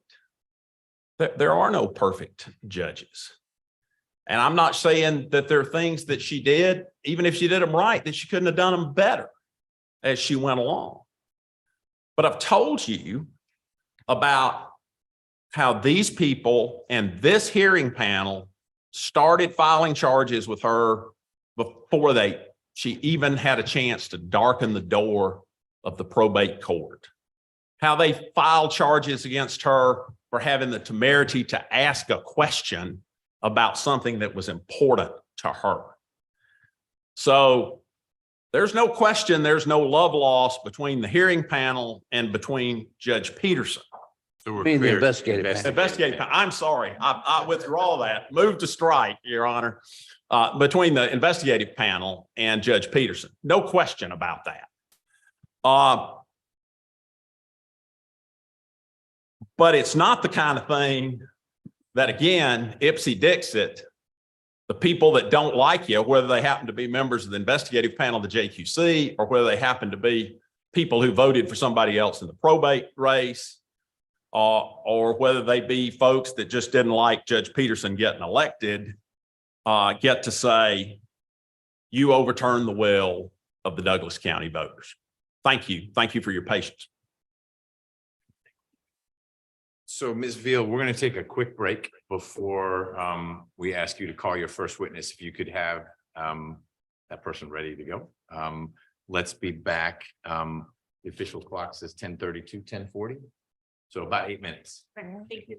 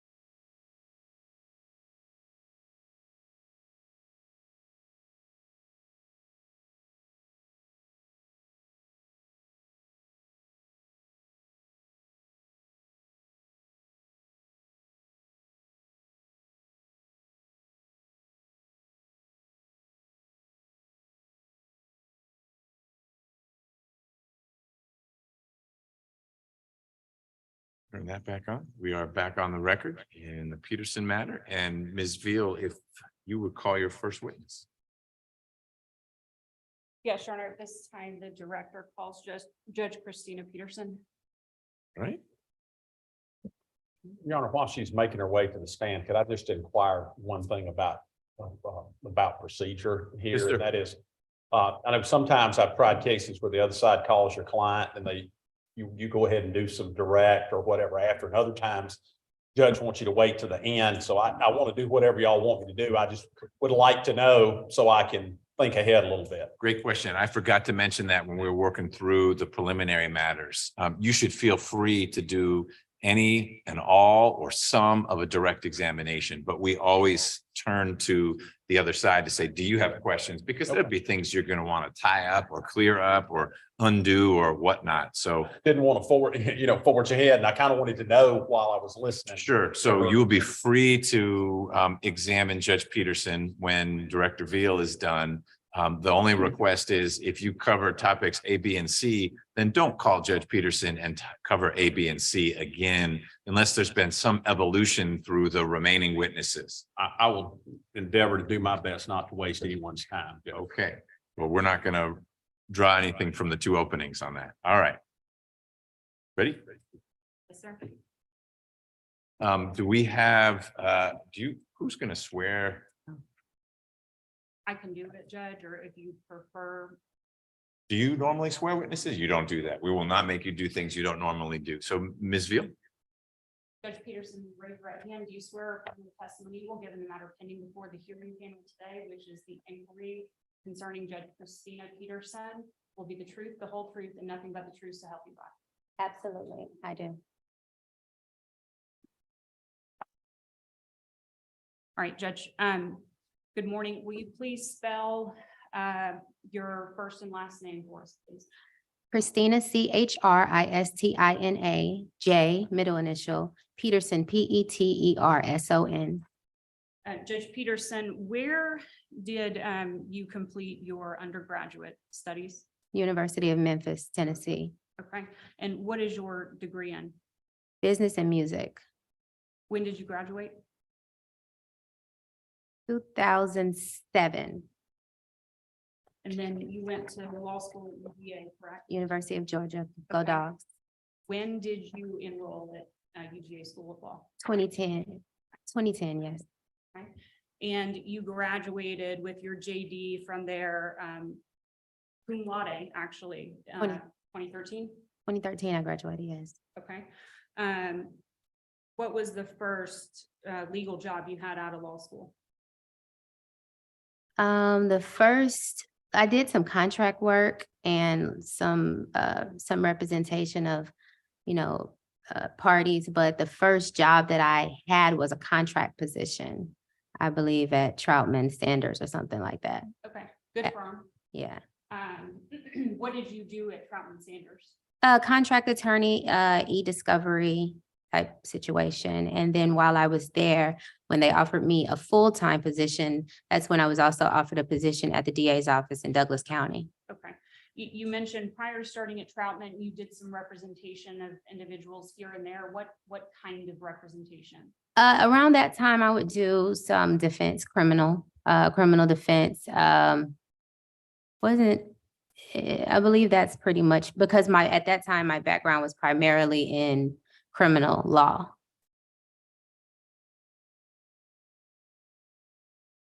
All right. And then you said you eventually got a job offer at the Douglas County DA's office? Yes, Okay. And when did you begin there? at 2014. And you were there through 2016? I believe. Okay. I know you did it seems like you did a few different things when you worked at the Douglas County DA's office. Can you walk us through your different assignments when you were there? I was hired to do accountability court. So I was instrumental in creating the first felony drug court with Judge McLean and others. So I was the prosecutor who selected the first 20 or so participants and put them in the court. We helped create the court, all the laws under the court, we did trainings to get that together. So we did that. I created the first felony pretrial diversion program there. I also had regular caseload as a prosecutor. So I did felony prosecution. Okay, and did you juggle the regular caseload in addition to the accountability court and pretrial diversion assignment? Yes, as much as I could. I usually had to ask for work because I didn't have enough. So I asked for more as I could, as much as I could. Yes. Okay. You mentioned that you helped create the drug court. What Yes. was your role in the creation of that court? Well, all courts have to have, and it's in a criminal court, so there has to be a prosecutor. And in that court, the prosecutor determines who gets selected to go or opportunity to go. So I would review, first of all, we had to create the court. So we had to make sure we're abiding by the laws of the court. So we had to go through the trainings and determine what the accountability courts require, what we have to do, what kind of treatment they need, what kind of options, compliance with the codes, things like that. So that's what I was just really learning at the trainings for accountability courts. When we got the court situated, I helped obviously identify the defendants that were coming through our courts that needed, that I thought treatment would be good for, that the court would be able to, they would be able to utilize the program and the court, and, perhaps get them out of our office. And, they were usually recidivist, repeat offenders. So I was the one who selected these people. I presented them before the entire panel for the accountability courts, and they voted on it. And more likely than not, they accepted my recommendations. Okay. I know that with accountability courts, while I've not been specifically assigned to one, I know that there are a lot of rules and policies and procedures in place that govern those courts and govern how those courts operate, and then govern how participants get into those courts. Would you agree with that? Your Honor, might I inquire as to the relevance of her job with the district attorney's office and the setting up the accountability courts? Because I don't believe it relates to any charged conduct here today. Not that we've heard of. What is the relevance? Sure. So her background and her experience in all of her prior legal endeavors, I think, are relevant when we get to the question of what she has done as a judge, and maybe she didn't know, or should she have known, and those kind of things. So I'm trying to lay the foundation for her experience prior to becoming a judge. Okay. We'll let you go for a little while longer. I don't know how deep we need to get into it, but you can keep going. Okay. There are rules and policies and procedures that govern accountability courts and how they operate, and also, how offenders get into and stay in those programs, right? I would say so. That would be more of a job for Judge McLean as the judge of that court. I just was the prosecutor, so my duties were selecting those people, bringing them to the panel. But the compliance with the court and all the rules and laws would be a Judge McLean answer. Okay, so, but as the prosecutor, you would have been the one to make recommendations, for example, if they violated or there was some issue like that, right? Not necessarily, no. So in this court and how it was constructed, if they got into the court and then they had a violation, generally, they're under the control of the court. So if there were a violation, it was generally Judge McLean recommending what happens. Usually as a prosecutor, I can make a recommendation of do I recommend jail, this and that, but when they were under the court, they were under the court. So it was usually the judge making the recommendations on if there were any violations or things like that. Okay. You said you were also involved in the creation of the first felony pretrial diversion program. I was. What was your role in the actual creation of the program? I was the creator. I was the prosecutor who created that program at the DA's office, and How did you create it? I came up with a model based on some of the accountability trainings that I was going to, and I worked in the community and assisted in helping children. I've always, like I said, I was involved in different things, so I knew what kind of I needed to be seen and done for youth So this was a felony pretrial diversion program for youth specifically. So it was going to be the minors, basically 17, 18, 19 that were arrested. So this was that program for them. So I added a mentorship element to it. As well as they would pay a fine, they would do community service. I thought that was very important to someone who allegedly commits a crime. I think service to the community is important, so I added that. Okay. And you said that you also had a regular caseload. Did that range from simple drug possession to serious violent felony? What kind of cases? No, I'm gonna object. I mean, we're just going way deep into the day-to-day activities of something that happened years ago and has no relevance to this. So let's accelerate the timeline a little bit. Sure. So when you left Douglas County in 2016, you went to the Fulton County DA's office, correct? Yes, I'm maybe not immediately, but I did thereafter, yes. Okay. So tell us, combined total as a felony prosecutor, what cases did you handle? I did everything range. I did drugs, I did thefts, forgeries. I did aggravated batteries, assaults, range of felony and misdemeanors. Any felony case I took that had a misdemeanor attached, I obviously had to do that. So there were misdemeanors there as well, traffic violations and things. Okay. You have trial experience from your time as a Yes. prosecutor? I do. About how many cases did you try? As a prosecutor, it was about maybe 3, but they were all in Fulton County. I never got a trial experience in Douglas. From the Fulton County DA's office, you eventually went into private practice, Yes. correct? Well, I had a little side gig when I was, like I said, but before Fulton County and before Douglas, but yes, I did go back into private practice. Okay, what did you do in private practice? General civil litigation generally. I did some criminal defense. I wasn't narrowed, so I really took cases that came to me that I knew I could handle. I did some divorces, which I don't like to do, but I did those, just a range. Right, so you've got a pretty wide range of experience as an attorney, correct? Yes, one thing I did not have is probate though. The only probate matter that I had was when my sister died in 2014. I handled that in Tennessee and I knew nothing about it. So yeah, I did pretty much a wide range of things. Okay.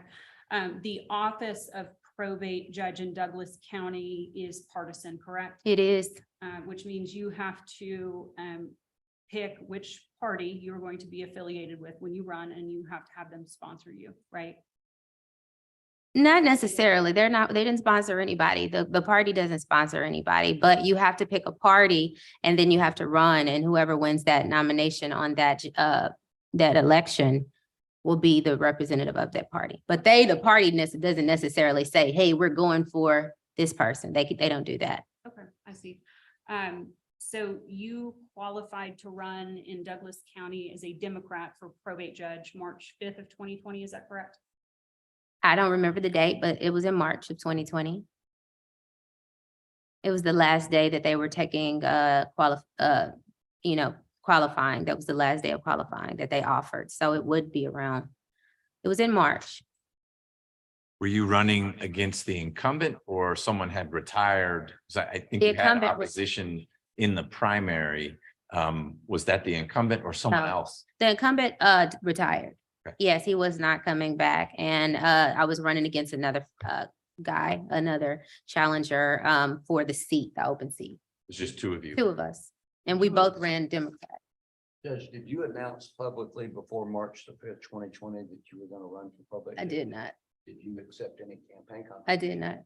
No, I didn't. So I didn't that- even take, I really, on this election, I didn't really take much money. I did the affidavit of 2,500 or less. And I didn't take any more than 2,500. And really, I didn't reach out or make any calls for any money. So no money came in surely before that date. But did you tell people you were going to run for office? No. Before March the 5th? I did not even anybody in the party. Okay, I just want to be clear about the March 5th date. So you've obviously seen the amended formal charges in this case. I probably skimmed through them because it's been so many. It's hard to read, but I've probably skimmed through it. Okay, all right, so, would it help to refresh your recollection as to which day you qualified to run for office if you reviewed the amended charges in your answer to the amended charges? I get it was my answer prepared by me. I'm not really disputing. I'm just saying it was, if I have a calendar, I probably could tell you. Is the It's answer public required- record. Is the answer required to be verified by you? There's a Yeah. verification attached to the answer, so. Okay, I'd I'll like take it. to Yeah. review these things.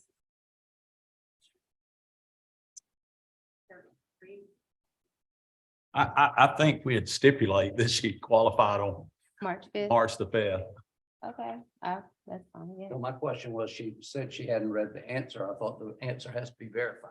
Oh, Is no, that I true? thought, oh, yeah. I was speaking about, did I read the formal charges? That's what I was talking about. I heard you say that you probably skimmed them. They Yes. were hard to read, Right. but the answer is your answer.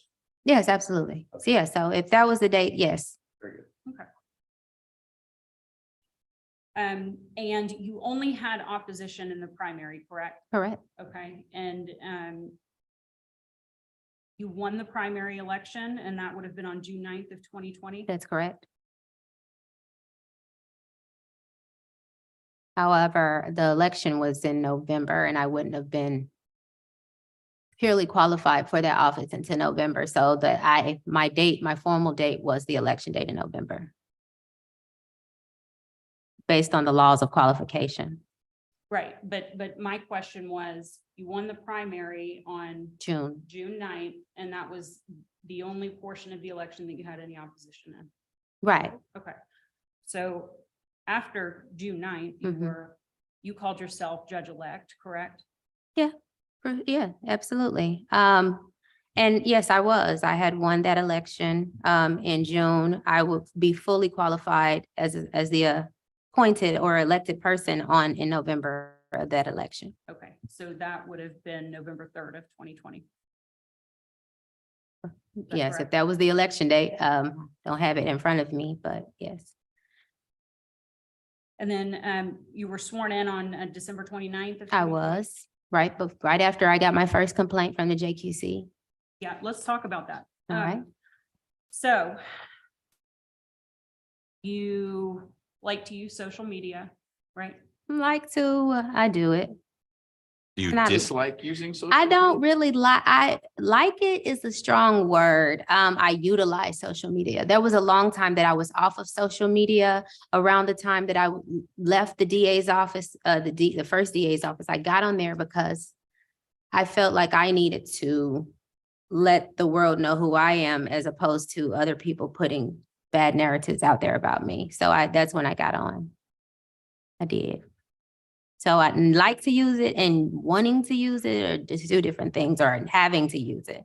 So I utilize social media. As I stated previously, this generation just does it. And I would prefer telephone communication, honestly, and personal communication. When you say this generation, you mean what?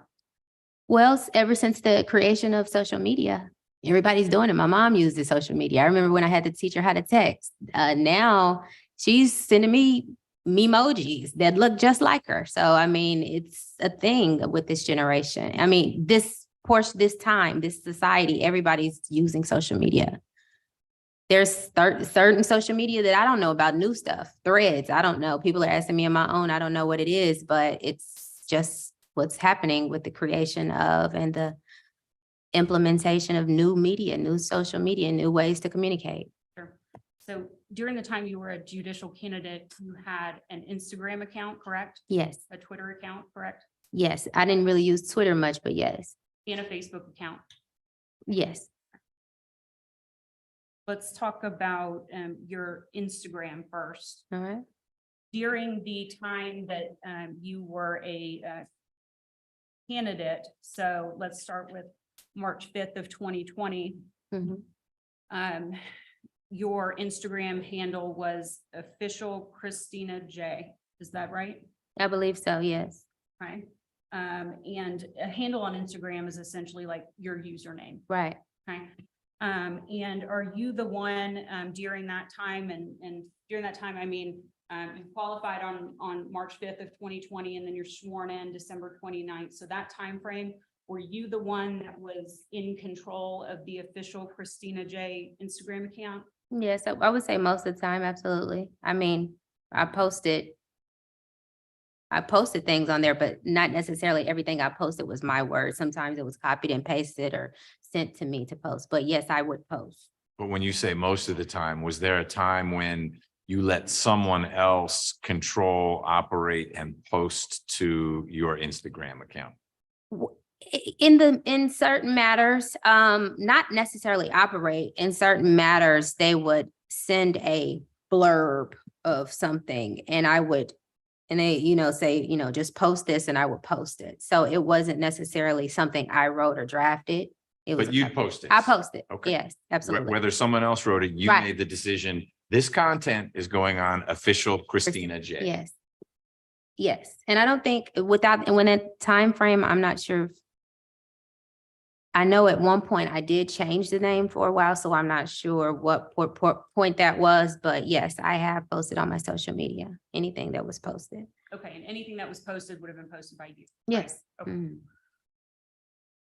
All right, Judge, I want to show you what I've marked as JQC exhibit number 2, okay? And it's going to be over on this screen. There's also a screen behind you and up. Is there not a screen where It's, you are? it's not, no. Okay. We don't have, when we get, David, I think that can rotate that giant screen, but that would require a Which one? tall person. Where'd your investigator go? He's sequestered, Judge. Okay. Yeah, Mr. Chamberlain, you're the next, we'll get the trooper to do it. All right. I didn't want to call him out in case he was short. Need to swear. Yeah.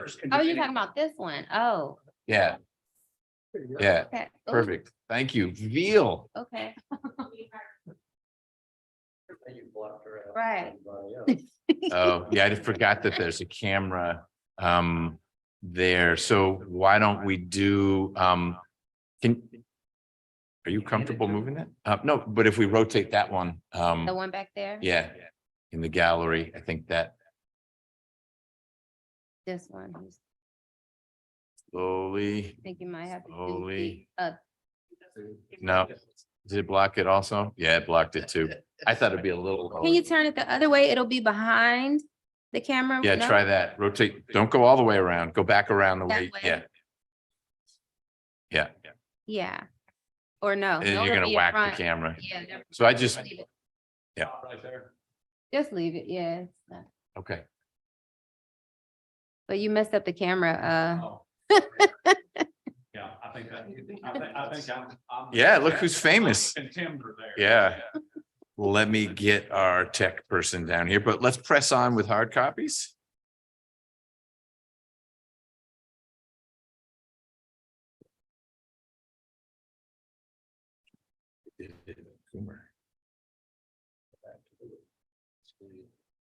There's a screen there.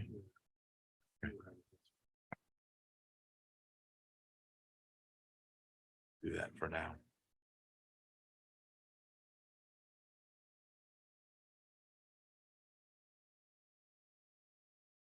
Ms. Field, what exhibit were you calling? 2. All right. Hmm.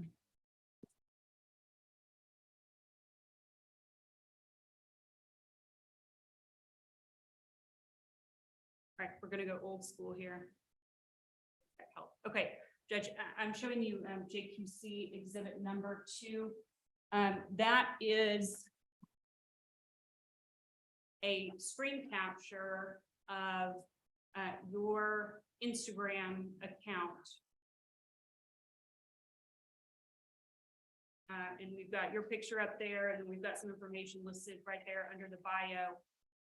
Do you recognize this to be your Instagram account? It looks, it does look like a screenshot at the time.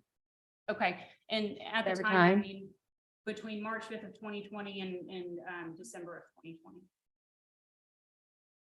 I would say so. I mean, I don't know when it was pulled, but I mean, it's changed. I usually change the bio, but it says judge-elect, so I would necessarily say it was after June. And before before the final election, yes. Okay, because after November 3rd, then this judge-elect would have changed to judge, I'm assuming. I don't know if I changed it to judge, but I know that judge-elect only was before I became a judge. I would only use that terminology to be not officially sworn in. Yeah, it would have to be after the primary. I move the tender exhibit 2 into evidence. Any objection, Mr. Tate? No objection. Two's admitted. All right, and I know, Judge, you said earlier that your preference is telephone, not social media, but at least at this time, sometime after the primary, when you're judge-elect, you have 7,416 followers, right? It looks like it. It does appear, yes. Okay. That's a whole lot of followers, isn't it? Not quite, not compared to everybody else. It's kind of low, but yes, I have it's 7,416. I have done some TV, some reality TV, and I sing and I do other acting. So yes. So those 7,416 followers, those are people who followed you and thus had access to everything to view and to watch everything that you had on your Instagram account, right? Yes, if they wanted to, absolutely. If they're not spam accounts, but yes. Let's pause for 1 second. So we committed a cardinal sin and tried to manipulate the equipment. And in rotating the large screen for the gallery, I won't name Mr. Tate by name, but he whacked the camera. And so at our direction, to be clear. And so this camera, which I think is, well, we're on it got moved. It's supposed to be on the witness. So I don't know if that's manual or there's a little motor on that. And sir, if you allow me, be right back with the ladder. That'd be great. Thank you so much. Might I be excused from handling further technical issues, Your Honor? Yes, sir. Whatever's on your desk, you can touch. Beyond that, no. All right, Ms. Veal, sorry. You have a website that you had listed up there, petersonforprobate.com. What is that? What did that link take you to? I believe it took me to a campaign page, likely. Okay, so somebody could go onto your Instagram and right there was the link for Yes. your campaign for judge page. Right. Where they could give you donations and read about you as a judicial candidate. I know now, I think it's a donation page, but then I think it was more so a campaign page, more about information, but Did you have somebody running your campaign that was not you? no, I didn't really do a campaign on this one. But you just said you weren't sure if people could contribute money on Peterson for probate. Right. Well, what I'm saying is then I believe it was more informational. It was more wording. There might have been a link for donation, but now I know it's no wording. It's just campaign contribution there on that. It goes directly to I think it's Act Blue. So I think then it was information. Did you have a fundraiser? A person that? No, was raising no, funds? I did not. I didn't raise funds on this one. Not really. If somebody donated, they wanted to donate, but I didn't actively fundraise. Well, how did you get the funds of the people who wanted to donate? I don't know how many funds I've got. It wasn't much, but any funds, it would probably be from family members or people that saying, hey, how can I contribute?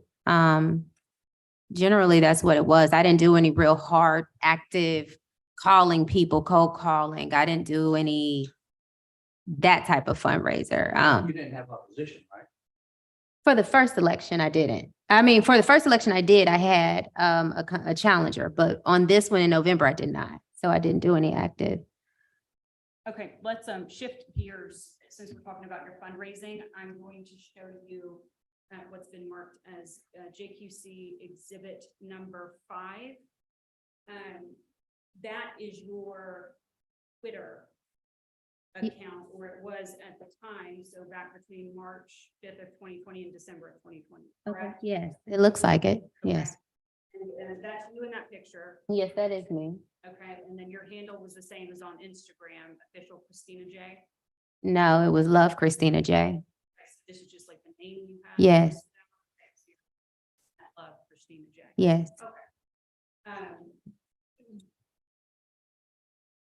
And I want to specifically show you down here, you've got a post from April fifth. Yeah. Yes. Second page. Do you recognize that post? Yes, well, I mean, it's something it looks like I posted it. Yes. Okay, and you recognize this to be what your Twitter account looked like at the time? I don't see doesn't look like any real changes. Yeah. At this time, we've moved to tender JQC Exhibit 5 into evidence. Don't have any objection. Don't think is that both pages? I'm just asking. So the exhibit is a 2-page exhibit, Director 5 is And she admitted. identified the first one. I'm not trying to make a big deal out of it, but could we just have her identify the second one? Okay, I thought she did. She said that looks like something I posted on. We were kind of April switching 5th. back and forth and maybe I missed it, Judge. Okay. Okay, good. Here's the second page. It's the continuation of the post that's at the bottom of the first page. Yes. Recognize that as a post that you would have made in April of 2020. Yes, it appears as such. So hold on, we need to have only one lawyer objecting per exhibit. So Mr. Tate's concern's been noted and I think addressed, and 5 is now in. Can we turn off? I want to make sure the camera's in the right angle. So let me turn off clear content This. and go to cameras. Okay.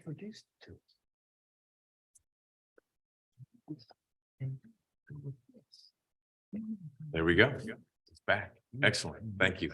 So here was the follow-up question. For the witness, what should she be looking at to see the exhibits? Because that's why we were rotating these monitors, was to see if we could get one facing the witness. And then, On the little monitor right in front of her. Oh, this. This one. Give me just a moment now. I'll get it for you. okay. Let's let him do it, given what your Okay. lawyer did. to the other.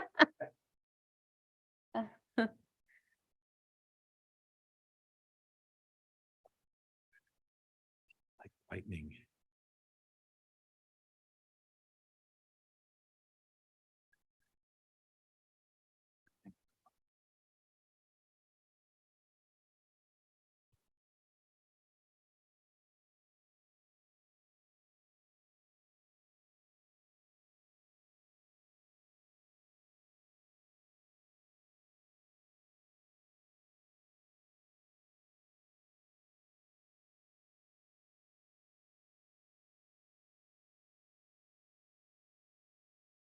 Right. It's all No. static. There it is. Great. Thank you, sir. Ms. Veal, All right, so I'm gonna, that switched to my computer, Judge, so. you're welcome to use the document camera if you'd rather use that. You can pick whichever way of presenting. I can click the document camera button. What's your preference? I can go with my computer, that's fine, Judge. Okay.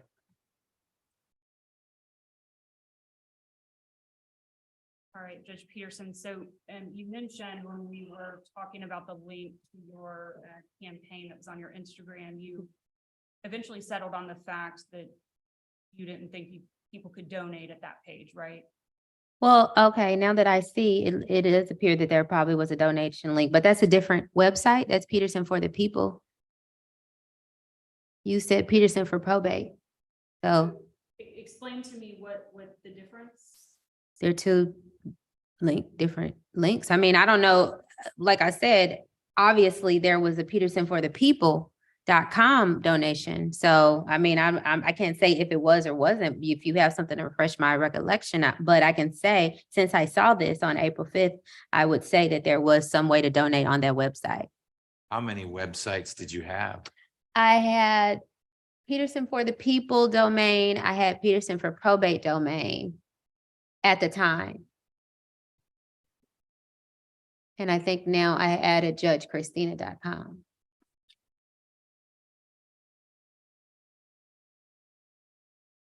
So back then you had two different campaign websites, I had to, yes. but you're saying now there's a third?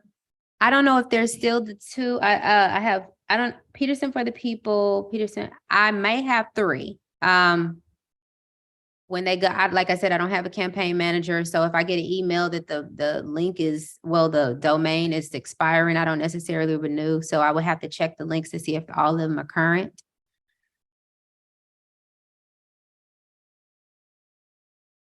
You've got hashtags here, Judge Judy, TV judge. But What is that about?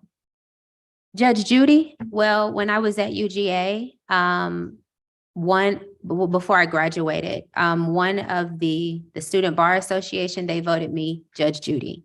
I don't know what their determination or meaning for that is, but that's what they named me. I got a certificate for it. I also got other superlatives, but the Judge Judy in particular, that's where that came from. Also, when I was a little girl, my mother used to also call me Judge Judy because I wanted everything to be fair and impartial. So she used to call me Judge Judy. That's her favorite judge as well. TV judge, did you want to be a TV judge? I believe it might be in my future, depending on what God's will is. Your Twitter account back at the time, it was open to the public, correct? I believe so, yes. And the same for your official Christina J Instagram account, open to the public, correct? At first, yes, it was. And then there was some time that it was made private and the name was changed. But at the time that what you showed me, it was public. Because obviously it doesn't have any other indication. And when a social media account is public, that means that anyone can pull up your account and look at all the posts and videos that you have shared on your account, right? Yes, Okay. yes. Judge, I'm showing you JQC Exhibit 4. Okay. This is a post from your official Christina J, your Instagram account for an event at Rose Bar, which is a bar club in Buckhead, during March of 2020, correct? Go up to the top. I don't understand what the ringtone situation is and all of that. My question was, is this an account or a post from your Instagram account in March of 2020? I don't know. So can you, this exact picture screenshot, I wouldn't have known. Can you scroll down so I can see if I can get some? Yeah, I wouldn't know when it was posted. It doesn't have any indication. So there is the hashtag judge to be. You've Yes. used several. We've seen that now, and she up next. Would that help you? I don't see a date either, but do either of those hashtags help you pin it down to, that would have been before the primary election, or judge to be, that would have been after the primary election? I would say, I don't necessarily have a date. I know if I used judge to be in 2018, when I was judging mock trial competition. So that doesn't really give me an indication on when this was made. All right, well, let's talk about what else you have here. If you're coughing, stay home, and you've got the surgical mask over the emoji space, right? I didn't have it. I posted that emoji, yes. I didn't make the emoji, but yes, the emoji was made available. So COVID really hit and started shutting down the state of Georgia in March of 2020, correct? No, you said it started shutting down in March? Correct. Yeah, I don't know for sure, but I know people were. I'm happy to take judicial notice that Please. in March of 2020, we had to close our courthouse. Okay, but I know in December, people were sick. In February and January, people were sick. So it might have been closed in March, but people were coughing. There's no mention of COVID. Okay, so you have identified, or Judge McBurney asked you, you've used judge to be, which you would not have used until after you qualified on March 5th of 2020? No, I said I've always utilized judge to be. I've made that statement before about over the manifestations in my life. So like I said, judge to be, it was really something I would have said back in 2018, even when I ran for another office. I ultimately had aspirations of becoming a judge, What did Do- you run for? solicitor general. It was prosecution In Douglas County? in Douglas County, yes. But while as a prosecutor, I was still doing judicial things. I was judging mock trial competitions and things like that. Yeah, I've had the aspirations of becoming a judge since I was a little girl. Okay, so this post itself, do you recognize the post I as rem- being from your Instagram account? Yes or no?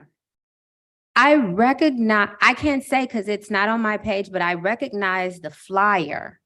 I recognize the writing, yes. And you said you can't say because it's not on your page. That's because you deleted these posts and all the other posts that you were noticed for. I deleted everything. Meeting. No, I'm not because of that. No, ma'am. Okay, but you deleted this afterward, correct? Yes, anything that I've on as an advertisement, even if I do a play, I generally remove the announcements because I don't want people thinking it's going to be on there. So there's been plays that I've removed announcements later, or if I'm performing at a venue, I'm not going to have the flyer that says come to the venue on this day when I've already been there. I might post performances from there, but not necessarily Okay. the flyers. Okay, so you don't know if this is your post then? Is No, that it what looks, you're it telling us? appears to be as such.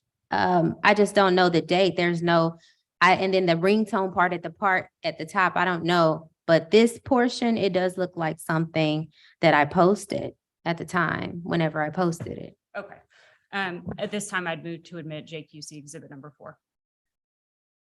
Objection. No objection? It's admitted. Okay, so you admit that this looks like something that you would have posted, but your testimony here today is that you used judge to be, you've used that hashtag, I guess, for a very long time. So can you narrow down the year that you think that you would have posted this? It would have been, I believe it would have been in the same year, but before, just because there was no mention of the judge-elect that I utilized once once after the election, the first election, there was no mention of certain things. So that's why I'm saying, and it's only mentioning Black and educated. There's no indication of judicial judge something. It just says to be. I have aspirations of a lot of things. I speak life over my life. So yes, I would have hashtagged something like that. Okay, but the only aspiration you're talking about here is becoming a judge.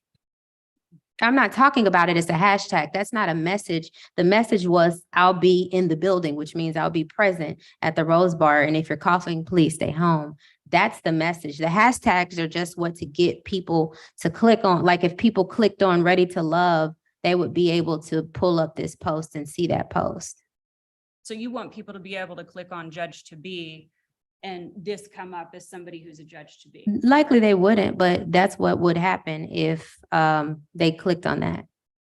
And that would be your purpose for putting that hashtag. No, that's not my purpose. My purpose is to speak life over my life.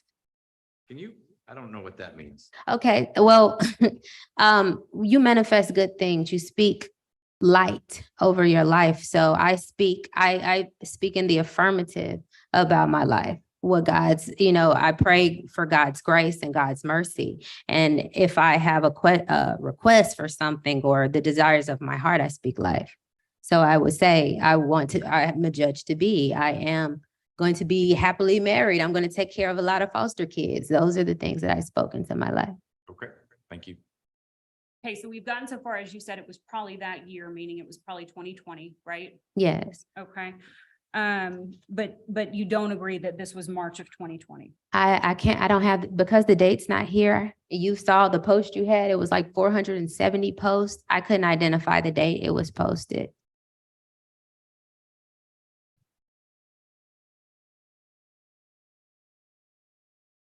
Do you know how many Saturdays there were in March of 2020? No, I don't. All right, would it help you to look at a calendar? I mean, I guess. Can you tell us how many Saturdays there were in March of 2020? From your calendar, you gave me 4. And those would be Saturday, March 7th, Saturday, March 14th, Saturday, March 21st, and Saturday, March 28th, correct? From, yes, the demonstrative you gave me, yes. And all of those dates would have fallen after you qualified as a judicial candidate, right? Those dates would, but I don't know when this post was made. You're saying March. Right. Usually when a post is made, there's a date that it's made with it. Well, do you still have access to the post since it was your post? I don't have this post. It's not on my page. It's gone where all the other posts went that is not on my page anymore. Although I think I have, how many do I have? I'm sure y'all, I see you all looking at my page every day, but I'm sure it's not 470. So I deleted those posts. Rose Bar is a private business, correct? Private? In what do you mean? In what aspect? That is a business. Yes, open to the public. Uh-huh. Okay. And it's a bar nightclub. You would call it, it's more called a lounge. That's what it's called. What's the difference? A between night, lounge and a bar and a nightclub. well, a lounge has seating. It has couches, chairs, seating. A nightclub, I more consider that like people dancing, a dance floor. So that is more so of a lounge.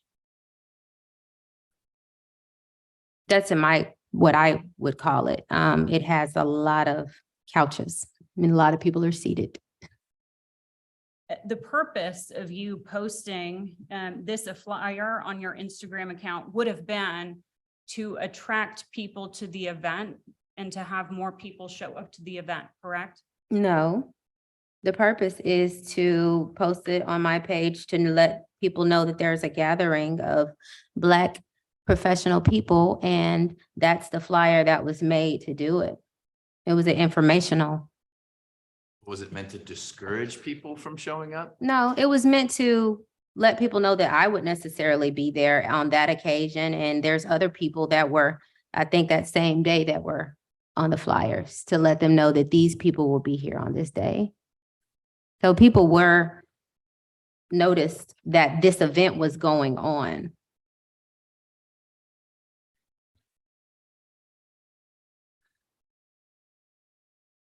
Judge Peterson, do you remember appearing at our investigative panel meeting on February 19th of 2021 and stating that the purpose of posting that was to let people know that the event was going on and to get people to show up to the event?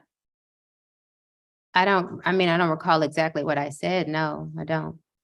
Would it help to refresh your reflection? Not necessarily. How would it not help refresh your recollection to review a transcript of your appearance? Well, one, I've never seen it, but You've never seen this transcript I haven't. that was attached to the motions to suspend that your lawyer has referenced in his opening and then was attached to our response to your motion to dismiss? You never looked at this. I didn't. As I stated, a lot of stuff was hard to read because there was a lot of characterizations and. These would be your own words that Right. you'd be looking at. So why don't you take a look at them and see if they refresh your recollection about what you said? Let me see. Specifically, I'd like you to look at line 15, the question by Mr. Boring and your response.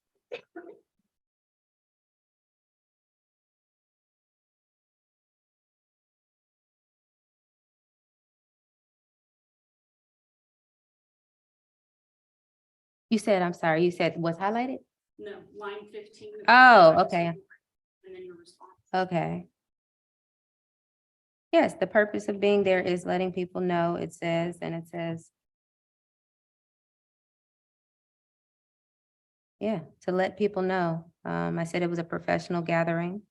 There are judges and lawyers and doctors that are there. It's not a bar night, it's a professional night. Right. So in response to Mr. Boring's question, and the purpose of putting this on there is to have people show up, correct? Your response was, Well, I mean, you took the paper back. Like I'm telling you my response, what it is now. This is saying the purpose of being on there is letting people know, yeah. okay, and that's an affirmative, yeah. At that, obviously, that's what you have, but I'm telling you, the purpose is letting people know that this event is going on. Yes, that's kind of the same thing. Why don't we move on? I think that the point you're trying to make has been made, and Judge Peterson's differing perspective on that has been heard as well. Yes, sir.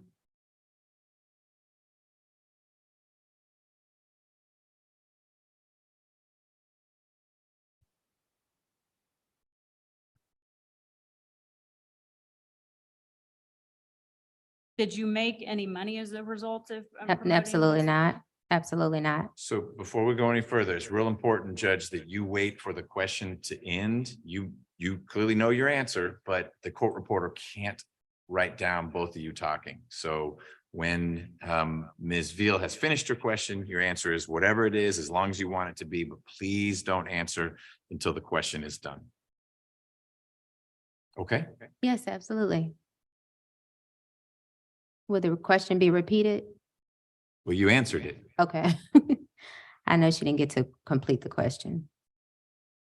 So when you appear on a flyer as like a, a sponsor of the event, or like a, promoting the event, do you get any benefit? Like, do you get discounts on your drinks or No. something like that? Okay. I'm sorry, I don't.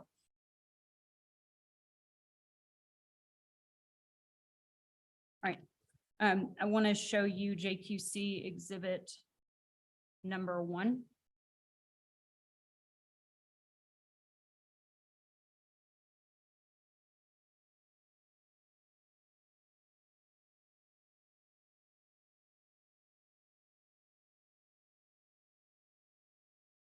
All right, and JQC exhibit number 1 is a post from your Instagram account, official Christina J, from August 26th of 2020, correct? Yes, I would say that was the date. It's not on here, but I would say that was the day. Well, what's August 26th? That's Your the day birthday, of the right? week. Yeah, yeah, it's my birthday. So you would have made this post on your birthday, correct? I wouldn't say, I mean, it would have been around. It said was a celebration, so it seems in the past tense, but if it was done on my birthday, that may have been a thing. I just don't know exact date, but it would have been around that time. I'm referencing the date of August 26th. Okay, so after you won the primary, but before the general election, correct? Yes, So you're a judicial candidate? yes, Okay, and this post fairly and accurately reflects the post that you put up on your Instagram account. it appears, Okay. yeah. At this time, we'd move to tender JQC exhibit 1. Objection. Admitted.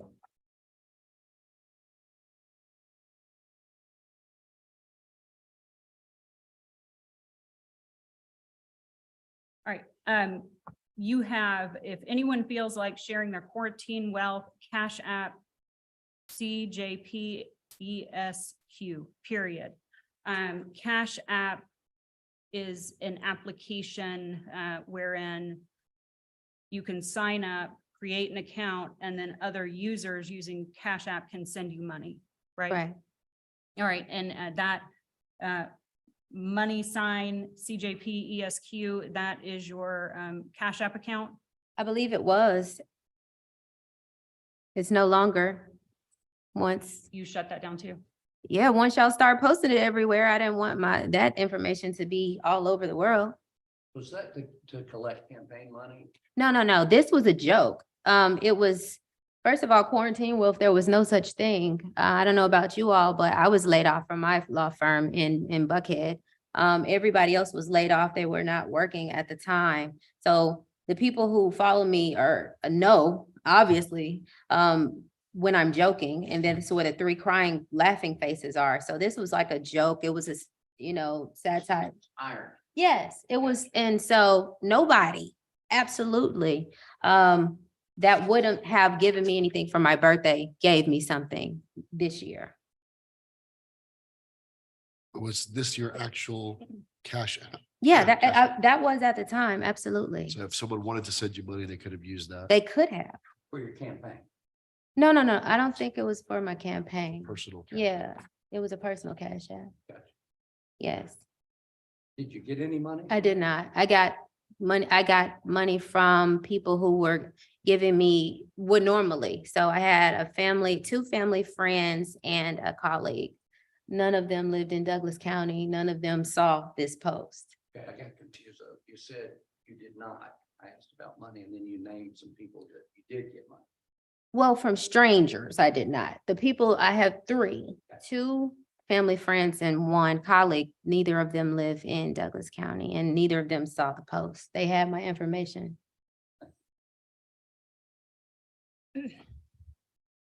And all three of those people who sent you money, those were people known to you, two family and a colleague? Yes, Okay. I know them.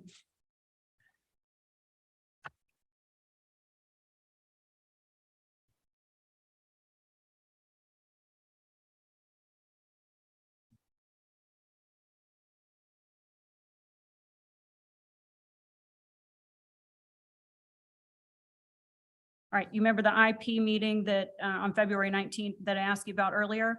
Yes, Okay. At that meeting, you told us that you were wondering on that day, the day of the post, why you were getting cash out from people I didn't know, correct? I definitely don't remember saying that. If I did, that was a misstatement. I misspoke. Because I didn't get any cash out from anybody on that day that I did not know. Okay. I was contacted after the fact by people, but not cash out. Question is, do you remember making that statement? I do not. I can look at it, yes. You can start on line Can I get the 17, page? line 17, page 9. 917, page 9.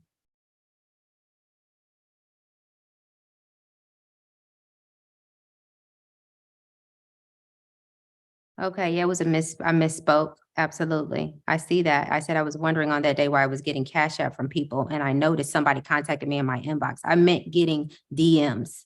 I got a contact from people I did not know, not cash out. No, why don't we do this? Let's have you read from line 17, the sentence beginning with I on page 9, I read it. Do you want me to read it aloud? please. I was wondering on that day why I was getting cash out from people I didn't know. And so I realized somebody contacted me in my inbox and they're posting. So posting on Douglas County page and things like that. So I reviewed this and I said, I see this. I misspoke. I did not get cash out from people I didn't know. I got contacted in my DMs from people I didn't know.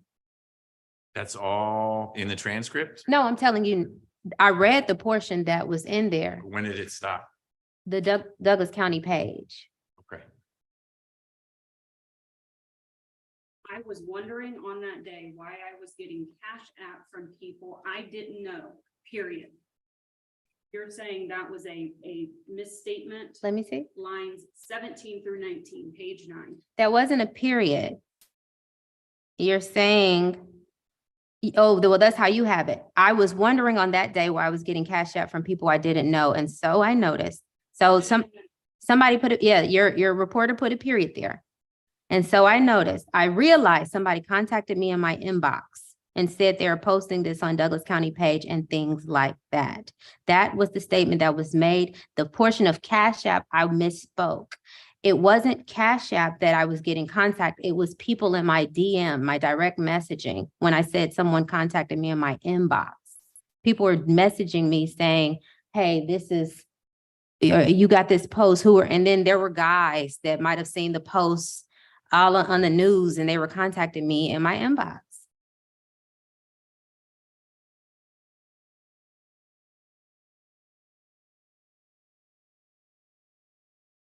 If you recall your explanation at the investigative panel meeting, which by the way, was much more close in time to when you would have made this post. Being that you wondered what was going on because people contacted you in your inbox and said they are posting this on the Douglas County page. Yes. And things like that. Yes. Okay. And you offered that as an explanation because you said it was weird right after you said you were getting Cash App from people you didn't know, right? No, that's, like I said, it was a misstatement. I would never, if somebody Cash App me some money, I don't say I got a lot of Cash App from somebody. I would say I got some money. So that was I misspoke. I didn't get, I mean, the Cash App is available, it's public. I mean, I'm sure you could get those records. Do you have them? Can you pull up? I absolutely can. Absolutely. I mean, my phone is over there. So yeah, it's just.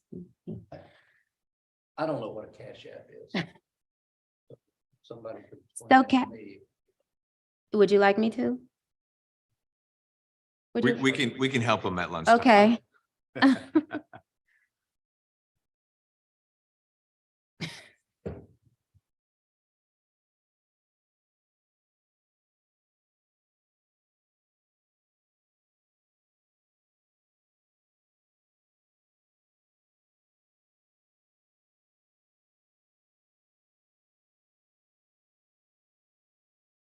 So when you made the statement at the meeting, that was weird to me. It was weird to me while I was being contacted. I never get contacted like out of the blue by strangers. I mean, there were people contacting me on Facebook. They were contacting me on Instagram in my direct messaging. Okay. And that's because that post ended up on a Douglas County citizen page, right?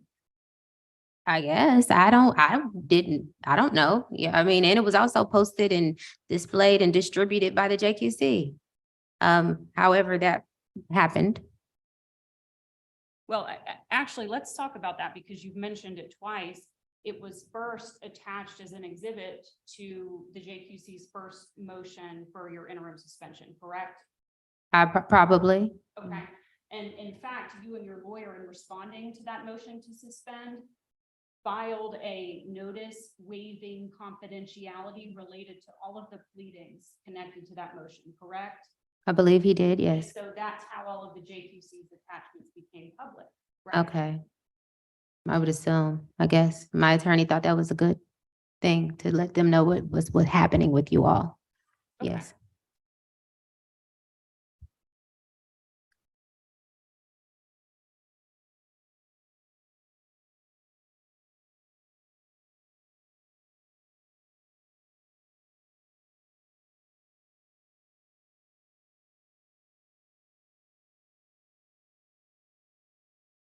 And you testified that you never saw this post on any Douglas County citizen page? I'm blocked from those pages. Any pages that discuss me in a negative light, they block me, so I can't see it. Okay, so the answer to my question is No, you never not saw to my knowledge. Absolutely not.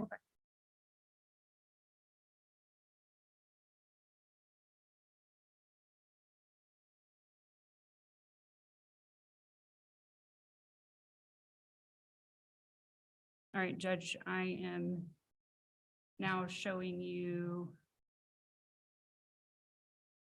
JQC exhibit number 51.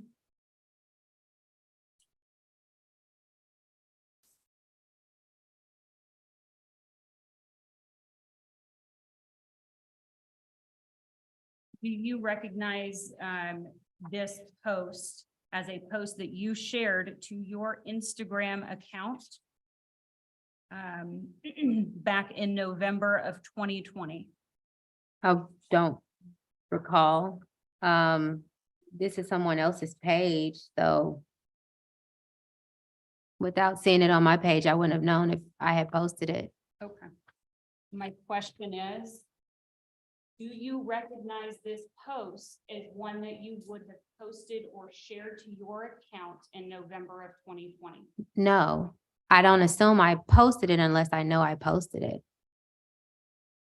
Is I there a don't- reason why, given that we've seen you posted other flyers that had you on it, that in either inform people or encouraged people, however you want to look at it, to attend events like this? Is there a reason why you would not have posted this one on one of your accounts? Well, I don't necessarily post everything, but I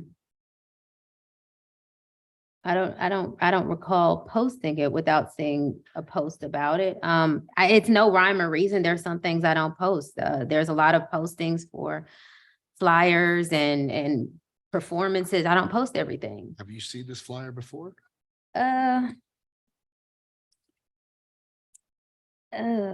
I can't necessarily say, I mean, I know the picture. The picture is one of my pictures that I use for my campaign. So Did you create this? I did flyer? Um, Hold on Judge- one second, Mr. Tate. Yep, may we approach? We don't have a jury, so I don't know that you need to approach. Sure, the stuff I have that they have, I wanted to come up there so I can show it to you. What I have is something similar, which was what was in the evidence that was provided to us. Now, we did not mark them like exhibit 51, so there may be another page for that. But there are two things about that. One,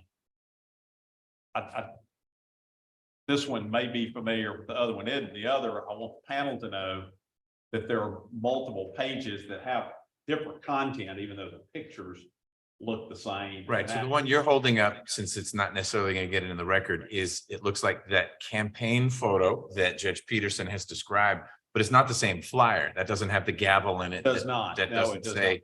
So I'm, and again, it's not numbered. I'm not saying that I'm being short hopped here. Right. But But what, I also want you to know that there are multiple pictures out there that are this same picture that are used on various things. okay, to Judge Peterson's point that, look, I've seen this picture of me before, but where it gets applied, she may not be familiar with. Right. Okay. Judge Peterson. Sorry. Sure. Yeah, I was just saying, did you authorize the use of your likeness on this flyer? I don't necessarily, I don't recall. I Well, don't recall at the time. Still Chivalrous, which is the individual that posted this, that's a Mr. Williams that's on your witness list. correct? Yes, yes, His name Marquise Williams? yes. Okay, this is his Instagram. Yeah, he account? might have more knowledge if this is his account. Yes. So he's a club, bar, event promoter He's a professional event promoter. He promotes professionals events at clubs and bars. at restaurants, lounges. Is this a lounge that we're hearing about? The restaurant. This is a restaurant. Okay. This is, what is that? It says, Tribeca. That's a restaurant. It was on Cheshire Bridge. And Judge, if I could, I would like to clarify the issue that Mr. Tate raised. So initially, we provided Exhibit 6, which I'm about to show Judge Peterson since she can't quite identify this one, which is a screenshot of a social media post from her account. Okay. In light of the motion in limine, part of which complained about rule of completeness and the screenshot information, my investigator went back and found this, and he's going to testify, and we can get this in through Okay. through him, but this was provided to Mr. Tate when I located it. Okay. All right. I have one last question about this. In the comment section, it looks like you're tagged Mhm. official Christina J. by being tagged, did you at the time have the opportunity to see that this flyer had been posted using your likeness? I don't usually get, so this type of tag is not necessarily, it might have come in a comment, but if it was a time that I was getting a lot of comments, I might have missed it unless I'm tagged on the post to the thing, then I would have saw that my page was tagged. This would have been a mention. So if it's in their writing, it's a mention. And if I wouldn't necessarily saw it. I got you. Before we go to the next exhibit, Mr. Chivalrous is basically advertising this as an event featuring you. Are you saying, yes, you remember the event, you knew about it, it's just this flyer you're not familiar with? Or was he advertising something that you didn't even show up at? No, I remember going to an event. I remember there was an event. This was after the election, right? Because they're saying judge. So yeah. November 11th. November Yeah. 11th. So I do remember an event at Tribeca after the election. Yes. Yes, I do. So I don't necessarily remember this specific flyer, but I don't really follow. There's a lot of flyers. But I remember an event that was a professionals event at the time. Yes. How many events with flyers with you on them went on when you were a judicial candidate? I'm not sure. Like I said, I sing. I do acting. There's going to be flyers. There's going to be things out there. Okay, Judge, I'm showing you JQC Exhibit 6 at this time. Mhm. What was the number? 6. 6, thanks.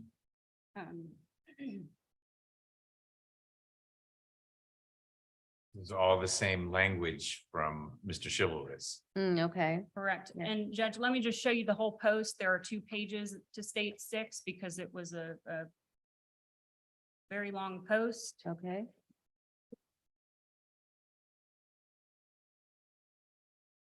You identify yourself here as judge-elect, Okay. present wine bottle Wednesdays. I said judge-elect. Uh-huh.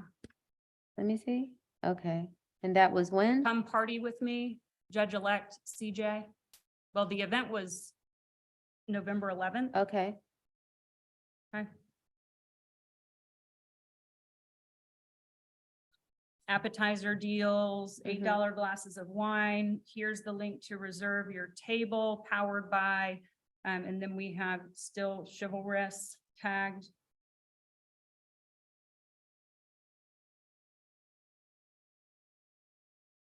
And then here are the hashtags, Judge Edition, Bay Edition, a bunch of other hashtags, I guess, if you click on them, so they'll show this post, right? That's what it appears. Okay, so do you recognize this post as being from your Instagram account, official Christina J? I don't know what was posted. I recognize the writing, but the flyer is cut off, so I don't know what was there. Which flyer it was and what's the contents of the flyer. But I know the for a while now was a copy and paste. Yes. I am asking you if this was a post from your Instagram account. I would assume so, but I don't really know the flyer is cut off, so, but it looks like official Christina J, it says. So I would say yes. With the data from the other, it looks like from what you have on the other exhibit. Right, the language is nearly identical. And it would have been, because if it was sent to me for a copy and paste, I would have copied and pasted it. Right, and then you just reshare the photograph that was the advertisement on the other exhibit. I can't say if I did or didn't. I know in the past, I've asked them to change the language or take something off. As we've gone through and I'm trying to figure out what the judicial code allows me to do, I've asked for some flyers to be changed.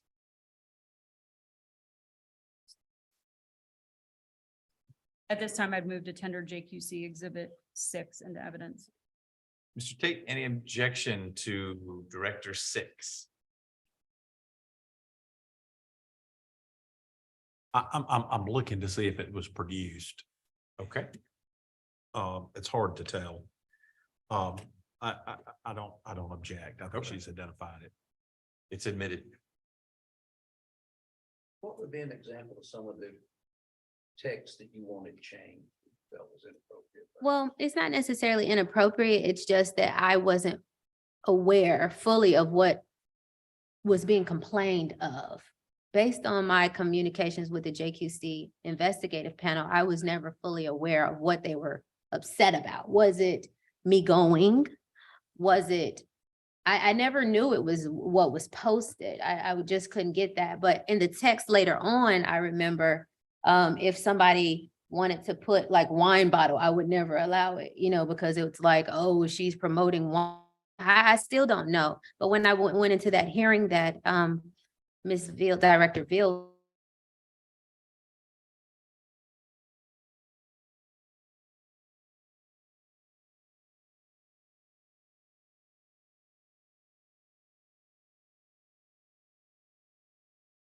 inappropriate. So I was confused on when they made it a charge, I was confused on what even was the problem with it. Is it because I'm going?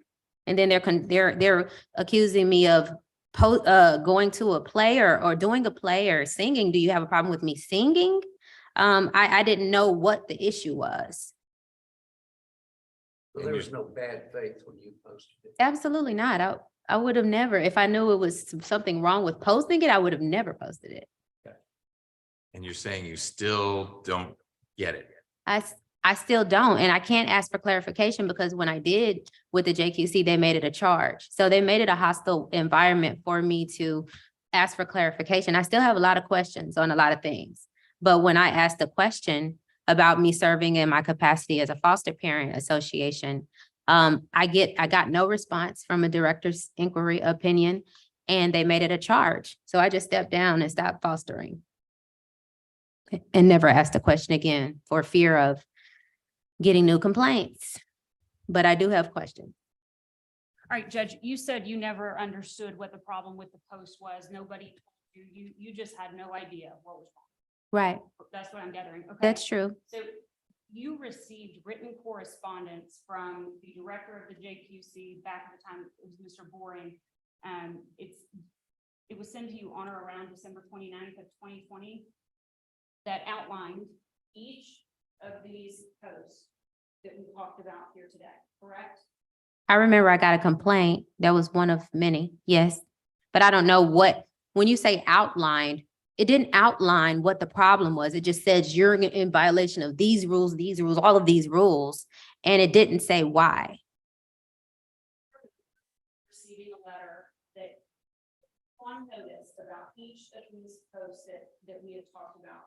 Exhibit 1, Exhibit 2, Exhibit 6, 5, each of the posts that we talked about.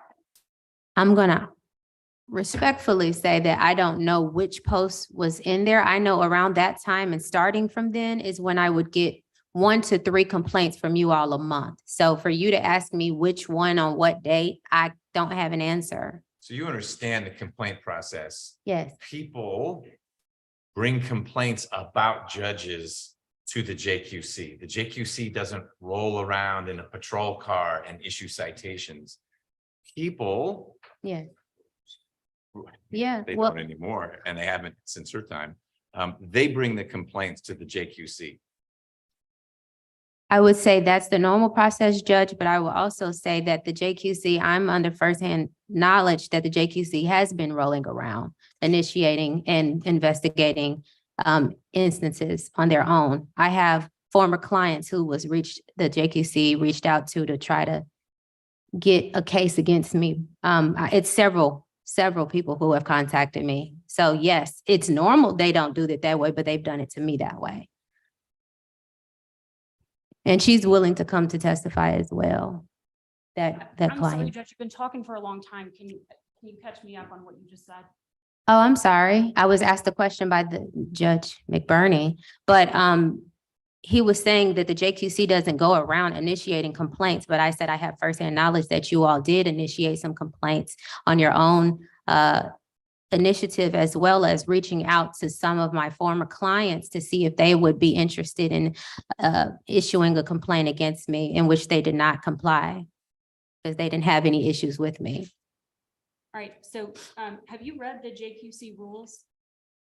Yes, Okay, and are you aware that the rules provide that if information comes to the director's attention, that if true would constitute a violation of the code, then the director shall conduct an investigation? Are you aware that that's the way our rules read? I'm just in response to Judge McBurney. I think that's you're directing that question to Judge McBurney. No, I'm.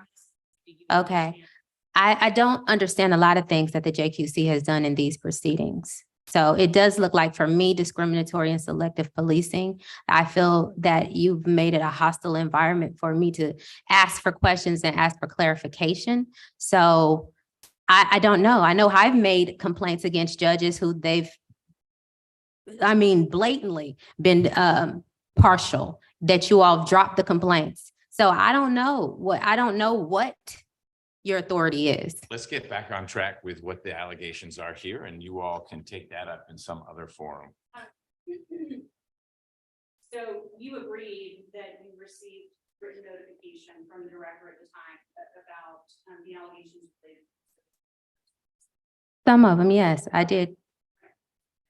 Fresh your recollection if you saw a copy of the letter that was sent to you back on December 29th. I would, yes, it may. Thank you. Let us know when you're done reading. Please. What was the date of the letter, Ms. Veal, like you cut out? December 29th of 2020.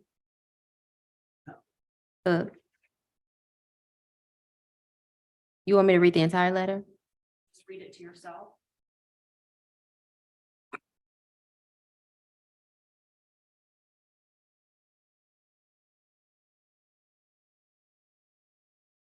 Okay, I see this, yes. Okay, does that refresh your recollection about which allegations were brought to your attention at that time? Judge, I'm happy to stipulate this letter in if they want to. But this letter, what she said and what she's impeaching her on, or trying to impeach her on, are two separate things. She said it related to the posts, but she said, I didn't understand if it was me going or not going or what the situation was. This doesn't clarify it any more. It identifies the same thing they've identified there. But So we haven't had a chance to read it. I'm Ms. happy for you to read Was it. the letter responding to a request for advice from the director of the investigative panel? No, what it is the letter, it's the letter that went out to her saying, we've gotten a complaint, we're gonna investigate. But there's not a complaint there. And it lists all these different posts. But her comment wasn't, oh, I had no idea that, the posts were an issue. It's like, I didn't understand what was wrong. Was it wrong for me to go? Was it wrong for me to post it? Was it something I said in there? And this is just there's nothing wrong with it, but it's just a summary of what was brought to our attention. So I think it's improper impeachment if I characterize that correctly. Okay. Did you end up asking if Judge Peterson had a chance to review the letter? Have you asked anything as follow-up on that? I have not had an opportunity to do so, Judge. Judge Peterson, did reviewing the letter refresh your recollection about whether or not you put on notice into the complaint related to these posts? No, I was put on notice about the posts, but not what the complaints involving those posts were. So it mentioned you were at a sexy Buckhead restaurant. Was it the problem that the restaurant was sexy? I don't know what the concern was with the JQC in order to correct my actions.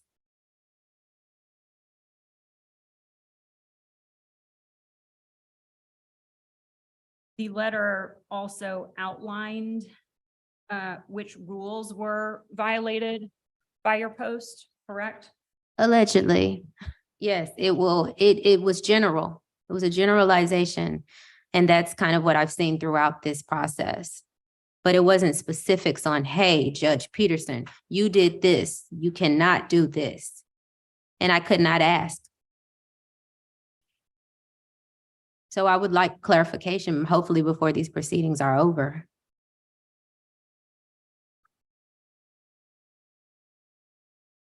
I'm going to move exhibit, I've now labeled her notification letter as exhibit 56, and Mr. Tate indicated his disability, so. Okay, 56 is admitted. That's exhibit 56 to 5-6. This is in our book. No. No, So- and it wasn't provided to us ahead of time. I mean, it was before I represented her, so I didn't really see it until today, but I don't object. I'm happy for you to see it. And you have a copy now? I do. Yes, thank you for that.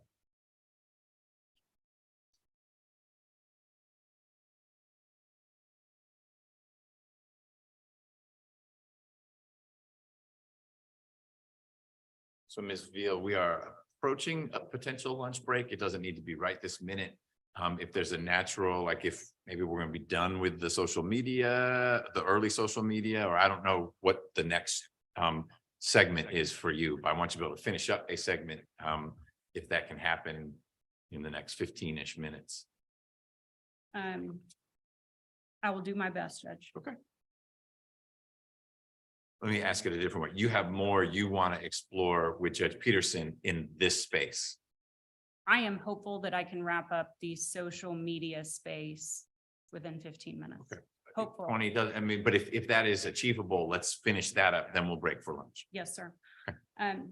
Judge Peterson, you said over and over again that you don't understand what the problem with this behavior was, and that's because you were never told by the JQC, correct? Behavior. These posts, posting them on your social media account, these advertisements, you don't understand what the problem is. I didn't, and I didn't get clarity.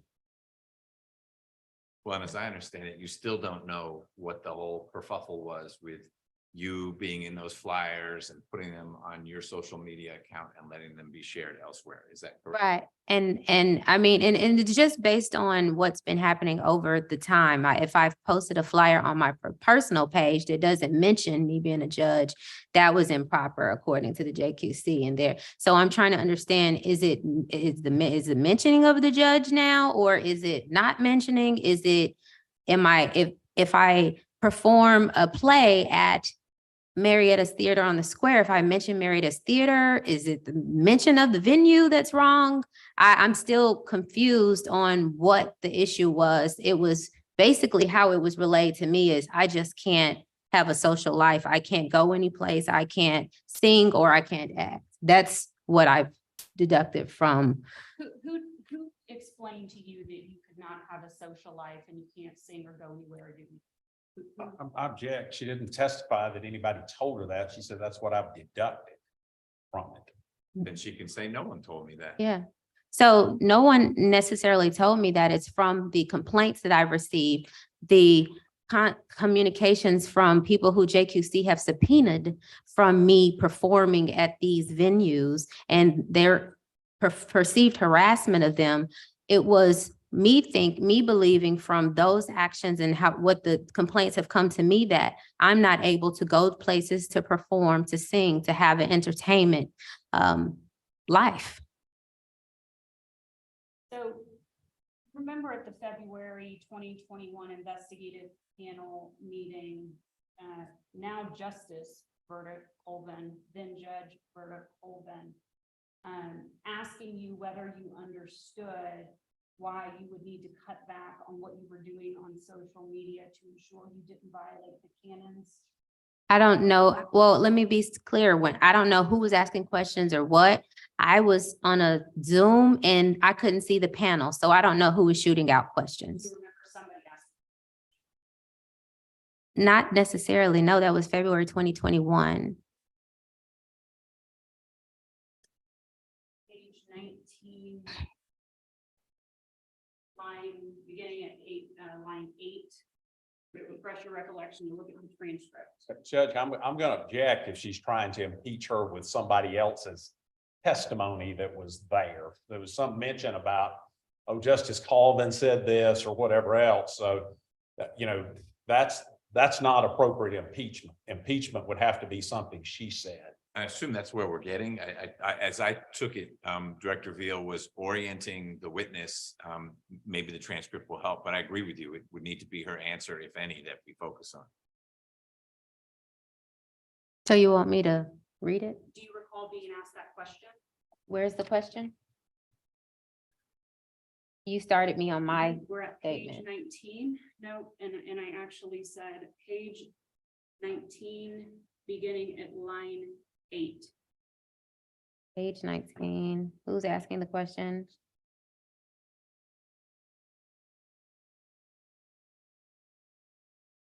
Do you understand?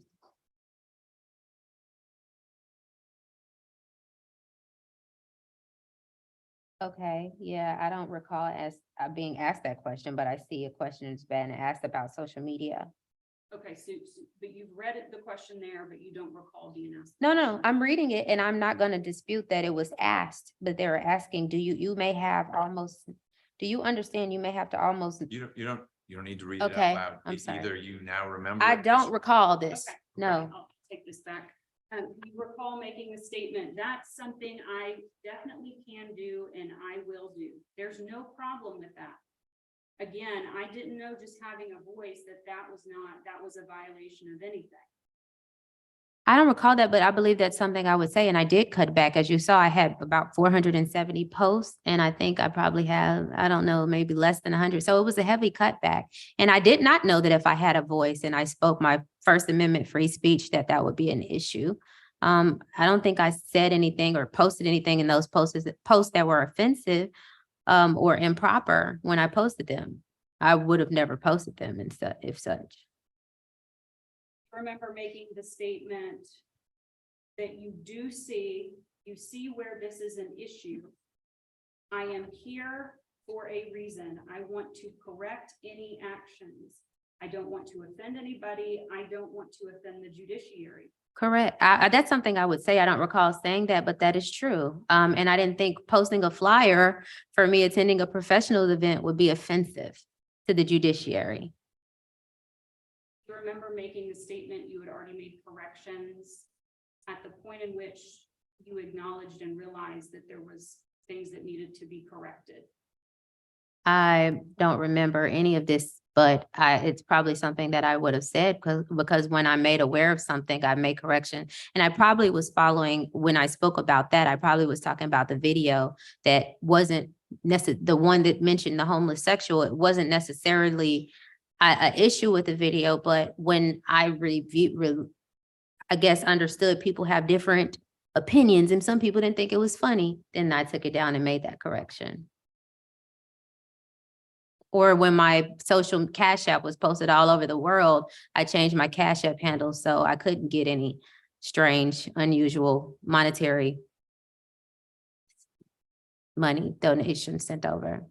Well, I thought you said you didn't get any strange. I didn't, but I said once it was posted, once y'all posted it everywhere, now the people who came to my page were usually people that know me and know I was joking. But when you post it on the news and you post it on different sites, now my information is out there. So I changed my handle so no one could send Cash Apps to that handle. Judge, can we agree that your Instagram, once you posted on your Instagram, it was already public to the world? at that Sure. point? Yeah. Okay, so I mean, I understand the point you're trying to make, but you yourself posted it to the world initially. It was posted to, well, at that time, nobody cared. Nobody looked at my stuff but my friends. It was posted publicly, You're yes. saying all 7,400 of those followers are close friends of yours? No, I'm saying the 7,000. See, just because it's 7,000 doesn't mean that's how many people will see the post. It's usually about 100. So the people who visit your page, that's it comes up on their timeline.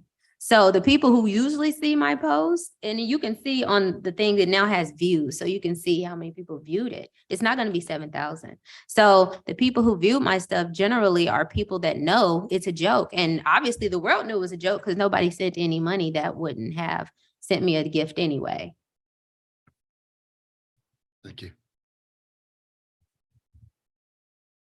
Do you remember making the statement that things I believed or thought were okay or acceptable before becoming a judge are not the same things that are acceptable now? So immediately, even before becoming a judge, immediately when people identified posts or something that I saw were causing discord, I deleted the post. I stopped making those posts. Yes, and that was in regard to the satirical homosexual. There's another post similar to that on my page currently that nobody's complained of, but I have on the same filter with a matte mustache and I'm singing in the same voice, The Temptations, and nobody had an issue with that.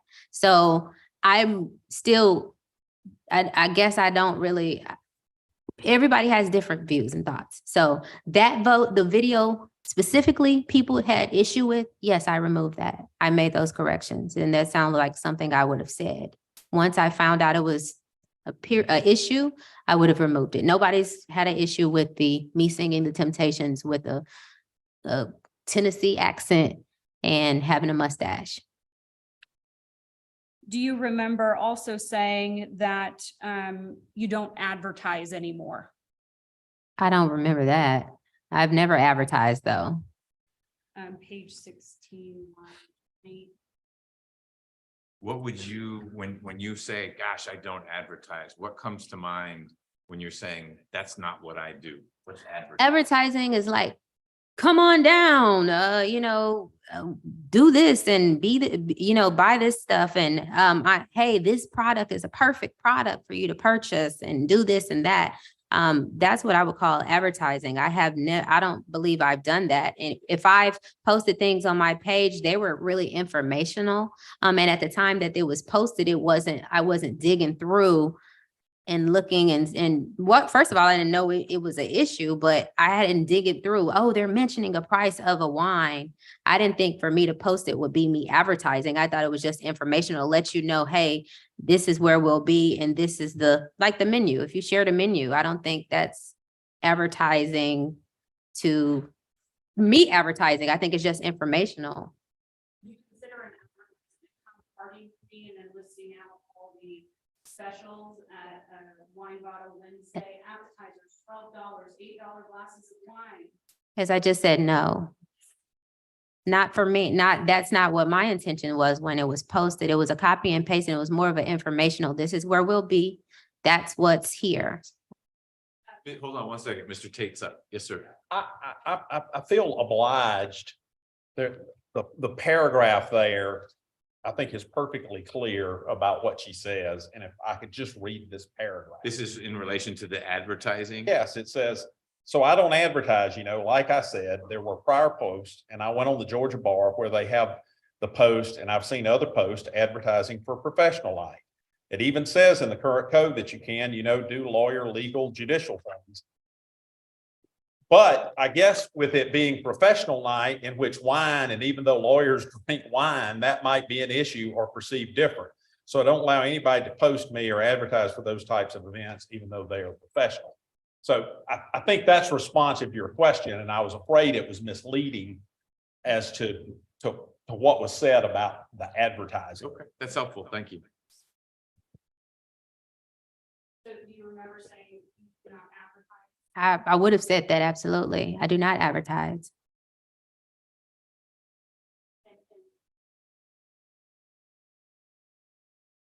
I don't remember any of that, but I mean, that's something I would say. This is from February 2021. You remember Mr. Boarding asking you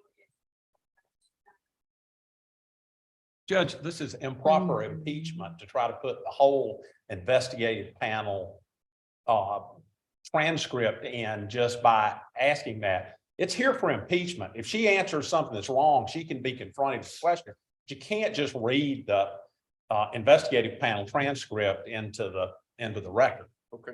Fortunately, we haven't gotten to that yet, but what is your question that you think Judge Peterson's answer was such that whatever Mr. Boring asked, her answer to that would be impeachment? Because we had a couple detours here.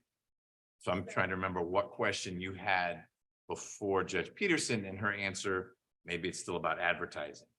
right, she indicated that these to her are not advertising. The point I'm trying to make is that at the investigative panel meeting in February of 21, those are primarily the things that were discussed. So I cannot read a statement to her that she made.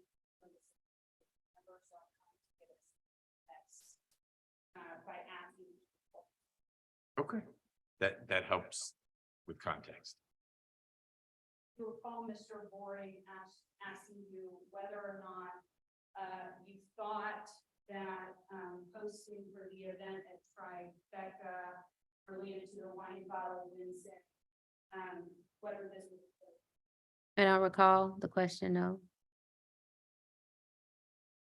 All right. I'm going to direct you to transcript of that meeting, page 15, 922, and you just go ahead and read your response, which starts at 920.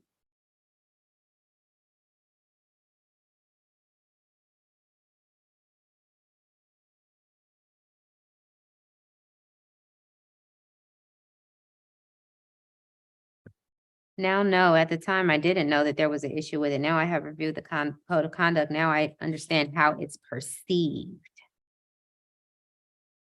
So That's in what it response to said. Mr. Boring's question about whether or not that post was appropriate, you said, now, no, at the time I didn't know that there was an issue with it. Now I have code of conduct.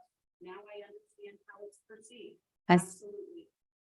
How what's perceived? I don't know, That's why I'm still confused. Listen, I wanted to come into that meeting to try to understand what the expectations was of me, and I'm still confused. But I mean, what's the perception from that? Like I said, y'all called it a sexy buckhead restaurant. Is that the issue? Because it's your perception that is sexy. I didn't know that it was, are you talking about the wine now? I didn't know. I'm still not clear. would not see that on your post. I'm assuming you meant any longer. I don't, I said what now? I'm sorry.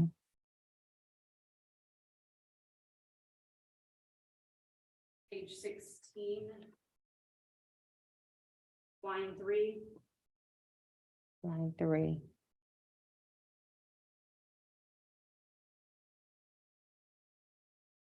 It says you won't see that on my post. What are we talking about? Well, that's the question. What were you talking about when you said that? It doesn't have any context around it. Well, actually, we just talked about, and we were right on the previous page. Okay. You told Mr. Boring that that post was related to an event at the Trifecta in Buckhead. Correct?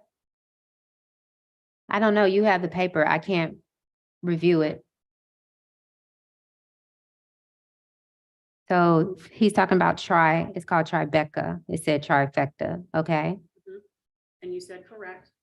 I said, he said, where was the location? I said the Tribeca, not Fecta. Okay. And then he asked you if it was a private business. I said yes. Okay. And so can you see in this transcript that that is the post that is being discussed? It appears yes, but when I say that won't be on my post, what won't? Sexy? The Sexy Buckhead restaurant? What are we talking about in regards to the post? Let's move on. This is, we are where we've been for a number of minutes now.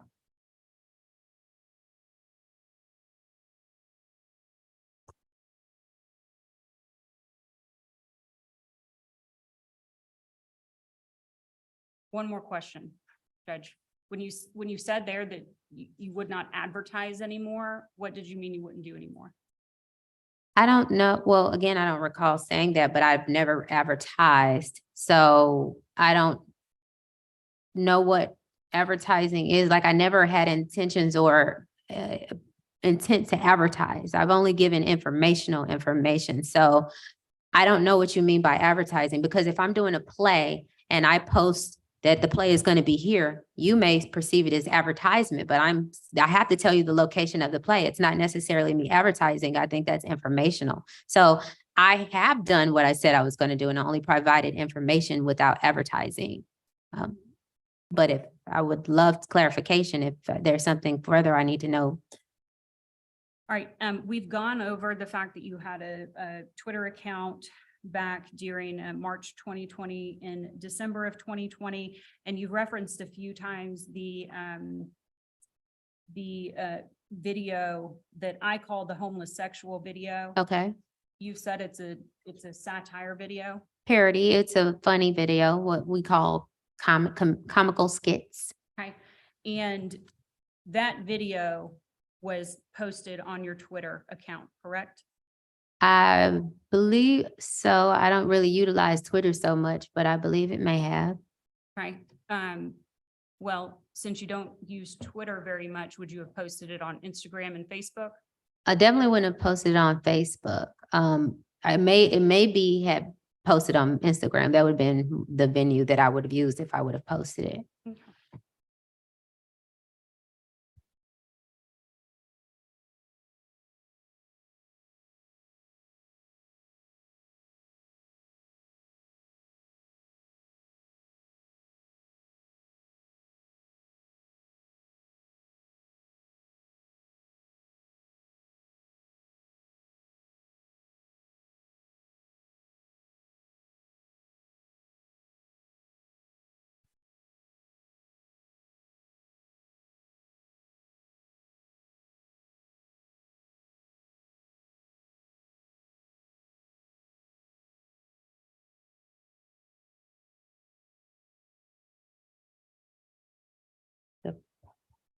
Okay. I'm showing you JQC exhibit number 7. And I want to know whether or not, and this is a video clip, I want to know whether or not that still capture is a fair and accurate depiction of your homeless sexual video. I would assume so. You mean the actual video, not the wording and stuff around it? That's correct. Yeah, that would probably be accurate depiction. Okay. I'm going to play this for you. Okay. Right?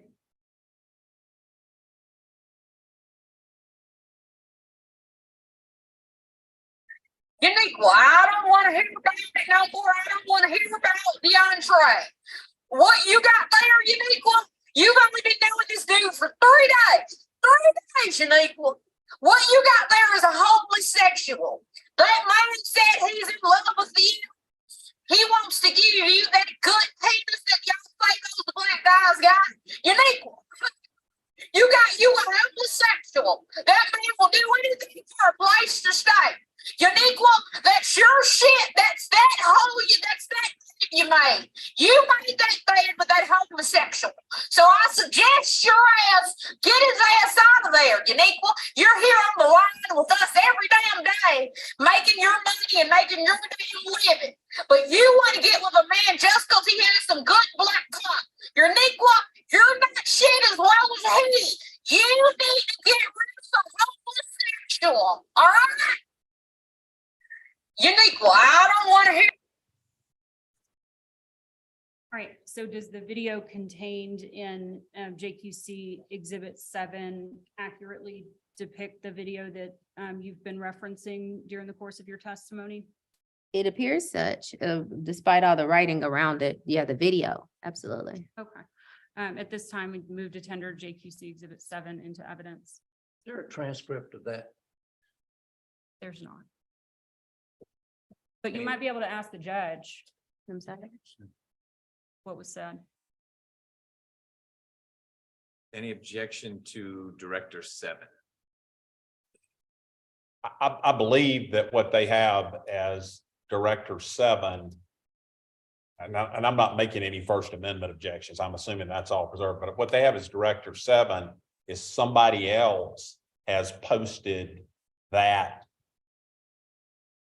video again.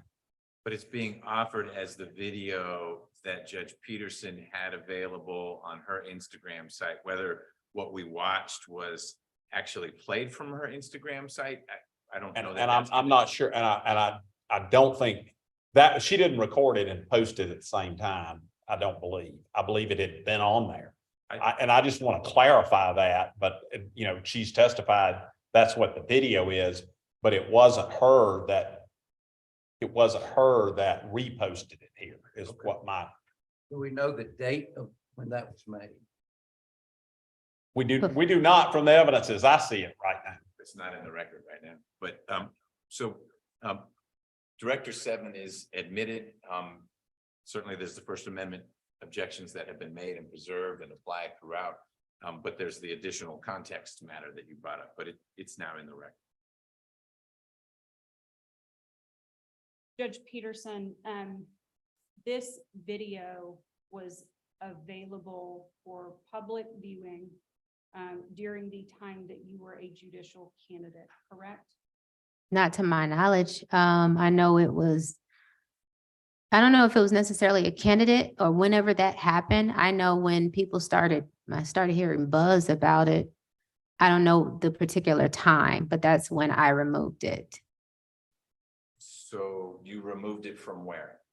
Any page that I think it probably was Twitter, I mean, Instagram. Okay, so on one of your social media, doesn't matter which one, it was there and you removed it, you would have removed it after you qualified, March, after you beat your competitor, June, you would have removed it in November. I would have removed it when people started talking negatively about it. And that would have been before, and that could have been before I even qualified, because I don't offend, that's not my intention to offend people. So if people were posting it or saying things about it, I'm going to remove it. I'm not the one who wants to be controversial and just for the point of being adversarial and controversial. So I would have removed it. I just don't know when that was.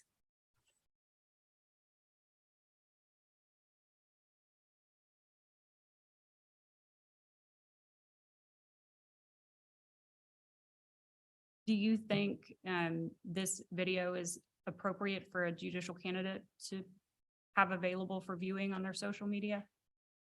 Do I think it's appropriate? At the time it was created around, I don't know, before I ever thought about being a judge, I thought it was You said appropriate. you wanted to be a judge when you were a little girl. Yeah. You're clearly older than a little girl when you made that video. Yeah, I thought, like I said, it was satirical. It was parody stuff that I have done in the Bard show. I mean, it's not really too much difference other than the actual word of mentioning the word penis and a couple, I think there might be even profanity in the shows that I've done. So I haven't seen a real big difference from the comical video. The only, like, even with the shows I've done, even with Bard, some people might be offended on something. That's never my intention. So when I posted it, and then when people saw it, it was fine for however long it was available.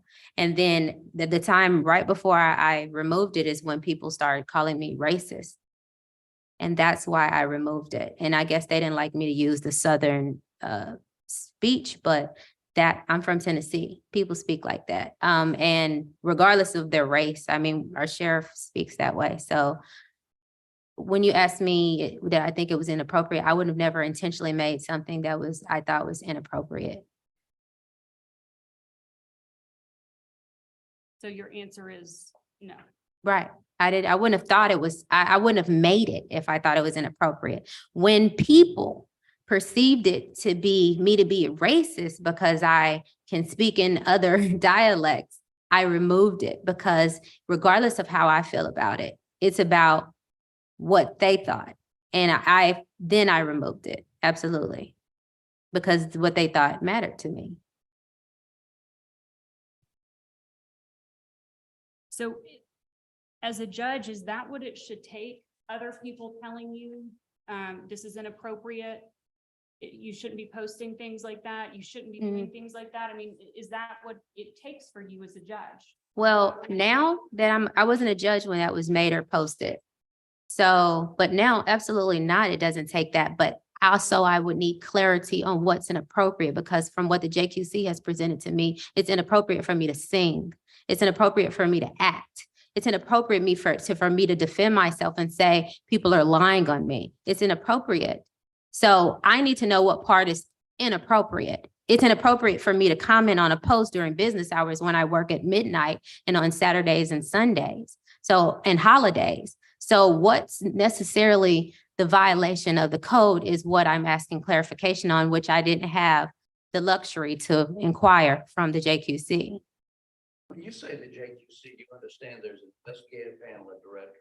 There's a hearing panel. Yes. So you don't mean the hearing panel when you say. Yes, this is the first time I've ever gotten to be before the hearing panel, and I'm thankful for that. Want to make sure that's clear. Yes, it's the investigative panel and the director. Mhm.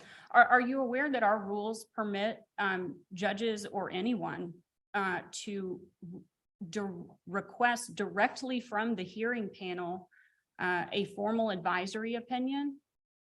Well, that's what I believed I was submitting when I did the request for. So the director's opinion and advisory opinions are the two that I'm aware of, yes. Right. So are you aware that the JQC rules allow you, the judge, to make a request directly to the hearing panel regarding a specific set of facts and whether or not those facts would violate the code? And you could bypass the director and the investigative panel. I didn't know that. I thought what I was asking was I was going the proper way, and the proper way I knew it was to ask for the director's opinion. I don't know how it went up to an advisory opinion. So at the time that I made the request, I thought I did what I was supposed to do. And if it was another way to do it, the director could have told me, hey, you could let the hearing panel can give you that information as well, instead of making it a complaint and never answering the question. I'm asking for information. That's all it is. It's clarity. So if I had the clarity, we wouldn't have to be here. Judge, I've got the 404B social media and it's 1240. Okay, we'll break for lunch. It is in fact 12:40.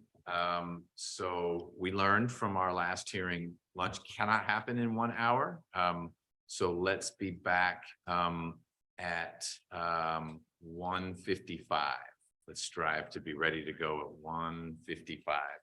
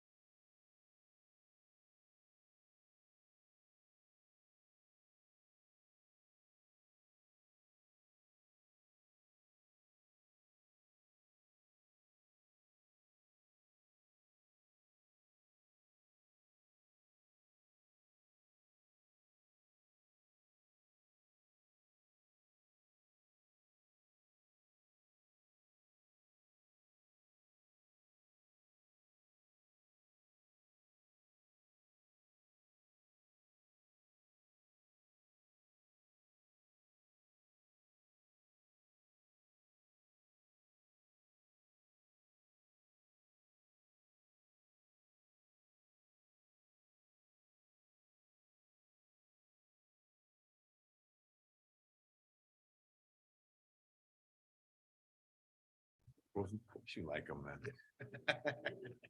All right, you ready? All right, let's get back on the record in the Peterson matter. We are returning from our lunch break. Judge Peterson, if you don't mind coming back to the stand, you remain under oath and subject to the director's cross-examination. Ms. Veal, when you are ready, you had previewed for us before the break that you were maybe going to get into the 404B materials on the heels of having explored with Judge Peterson the social media postings that were part of the formal charges. That's correct. And just for, I don't want to pop up if I don't have to, is my objection on that preserved? Or Yes, sir. It So I is. don't need to object again on the No. 404B. No, Thank you. I You're just, welcome. I didn't want to interrupt her. no, I appreciate that.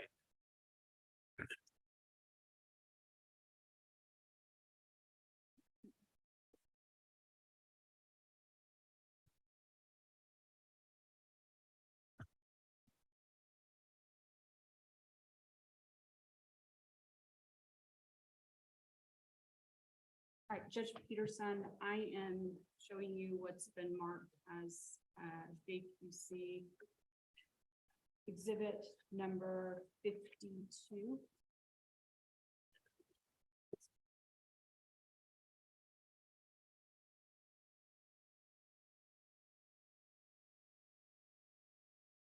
Do you recognize exhibit number 52 as a post from your court's Facebook page back from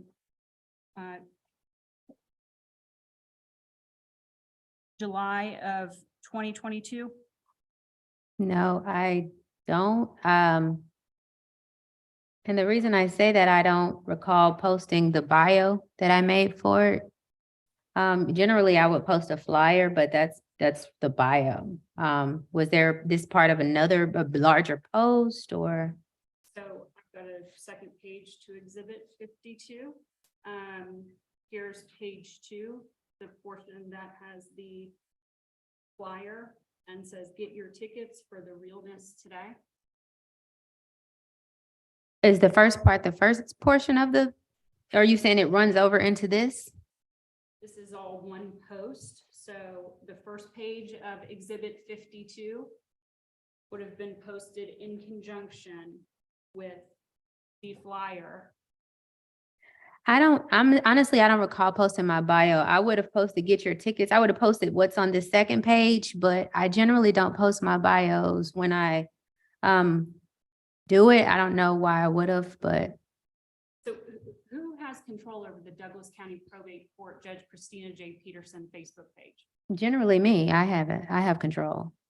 Okay, so in July of 2022, did you post this flyer for I this posted play in the- Marietta Square? Absolutely. I posted the flyer and I would have told them where they can get tickets from.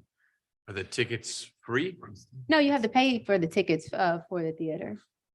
You said generally, Judge, were there others that also had access and could put stuff up there? No, but there were other, I guess, posts that were referred or when people asked me to post things. But like I posted a picture that the JQC complained about, that it was me and 2 of my clerks, that, my clerks asked me to post that. So it was removed because that was inappropriate conduct by the JQC to post a picture. So I removed that for whatever reason. But yeah, I would have posted. So I generally, I post everything, but I'm just saying the suggested post. Sometimes I'll get a suggestion, hey, Judge, post this, or we need this. Like my clerk makes flyers about probate facts. Those are created by people in my office. And I post it if I, approve them. I think they're sufficient facts for the probate court. So this ad has nothing to do with the operations of the probate court. It has everything to do with you and advertising for you being in a play in the Marietta Square. It provides that you should get your tickets for the realness today. Use code professor for discounted tickets. Christina Peterson as Professor Brown. Did you post this flyer on the Douglas County Probate Court's Facebook page? Likely, yes. I would say I posted the flyer. I would have posted the flyer, yes, and the way to purchase tickets. Okay, but you didn't post this that's on the front page of Exhibit 52. I don't recall. Well, yes or no? I don't recall posting that. I generally don't post my bios on flyers. Like when I make a posting, I generally don't. So Judge Peterson, is it possible that you did post that bio and just don't remember doing it? Is that a possibility? Anything is possible, I would say. But generally, like I said, I don't see the beginning of that post. It says 2 hours ago. It doesn't have a date. It's not connected. The things on the second page, surely I would have posted. But the first, I'm not positive that I would have posted that. So who else would have posted? Christina is very excited to be back on stage since the beginning of the pandemic at the notable Marietta New Theater in the Square. Being on stage, either acting or singing, are outlets for Christina while her day job is leading her administration as a judge. Christina wants to shout out to her mother, an avid supporter of the ML Theater, who encouraged her to attend the audition for The Realness, the director for the play, and her probate court staff for their support and dedicated work to the Douglas County community.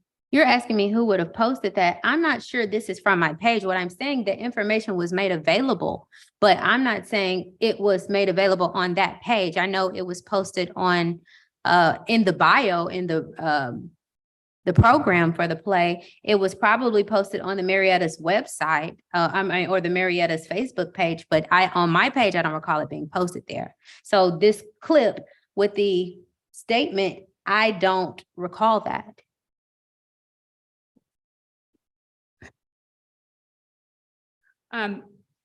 But you recall the advertisement piece being posted. So let's talk about that. Okay. You posted an advertisement to come check out an upcoming stage play that featured you as a professor, correct? I posted your classification of advertising. Advertisement is not the classification I would use, but I posted, yes, a flyer stating that Christina Peterson would be in a play. Okay, this is not an advertisement to you? No, Okay, what is it's informational. So, I mean, you can call it what you want to, it's, the information was provided. It's providing information.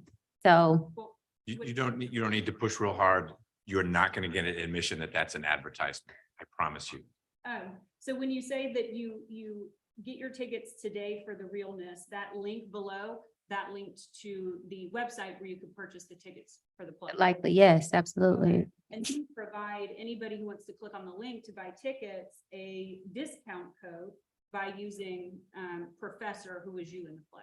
Yes, that's used for all of the people in the play got a code for people to get discounted links. So yes, Okay. that was made for that flyer. And you had this posted on the Douglas County Probate Court Judge Christina J. Peterson official probate court website, and you also had it posted on your personal social media accounts. No, I didn't have an unofficial probate court website. No, I did not. Oh, the Douglas County Probate Court Judge Christina J. Peterson is not the official. No, you said probate court website. It's a website. It's for me as Judge Christina Peterson. Yes, but it's a Facebook. It's not my official website is Celebrate Douglas County. Where is that maintained? With Facebook. I guess I'm trying to get in my mind. There's county stuff and there's your Person. own stuff. Yes, And I don't know if the county sets up these Facebook websites for different officers or offices or whatnot. they don't. You can do that yourself. It does. It's mine. It's created by me. You, on that Douglas County Facebook page, you link to the official probate court website, correct? Likely, I'm Uh-huh. not And you sure. have all the operating hours of the probate court listed on there, correct? I'm not sure, likely. And all of the information posted on that website relates to your duties and responsibilities as the probate court judge. No. Okay. What else do you have posted on there, other than the advertisement for the play? I have information about what's going on with me, information about what's going on personally. A lot of these attacks, I've had to make statements. I've hadn't really made a public statement about it, but sometimes I felt compelled to make statements about it. I've posted things. I posted about, I don't know if I put when I performed in any other plays or any band performances, but I would have, yeah, I probably would have posted that then. I make probably, like I said, post a picture. I posted a picture for recently about, it was a picture from my birthday and just saying, thank God, I don't look like what I've been through and just thanking God for covering. So that's kind of personal. It's not necessarily related to my probate duties. Okay, do you think it's appropriate as the judge of your court to advertise on a Facebook page entitled Douglas County Probate Court Judge Christina J. Peterson for your upcoming play at a private business and to provide viewers a ticket discount code? I don't know, you saying hypothetically, is it appropriate? Or because you're saying I'm advertising? So don't worry about the term, Mhm. but what was described, I'll tell you, as one member of the hearing panel, it seems like it occurred. In other Okay. words, on that Facebook page, that flyer, I think that's the Yes. term you've used, that flyer appeared. And so the question is, do you think that's appropriate under the Code of Judicial Conduct to have that flyer on that Facebook page with a discount code for people to purchase tickets at a private establishment? I was, honestly, and being honest, this whole proceeding, what I'm saying is, I didn't think it was inappropriate from what I've seen previously. I mean, when I've done Bart show, we've been in the newspaper and they've advertised the judges that are in the show, and they've advertised where it is and how much it costs, and even calling for donations and sponsorship. So I didn't understand that it's inappropriate or if it's inappropriate. At the time that I posted these things and the JQC sent complaints, I believe that they just didn't want me to perform. I didn't understand it was me posting it, because I've also posted on my private page that hadn't had Douglas County probate, and it was still an issue. So I didn't never know the issue. Okay, so your answer to I didn't think it was inappropriate when I posted it based on what I have seen in the past. okay.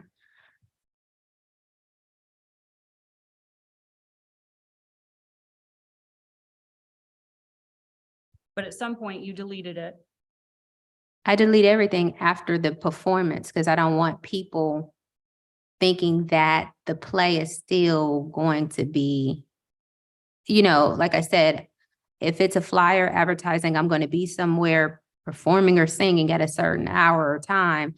I don't want them to think, oh, I'm going next Saturday and she's going to be there. I'm not. So I generally remove things that I'm not. I might put clips from the performance. I usually remove the flyers.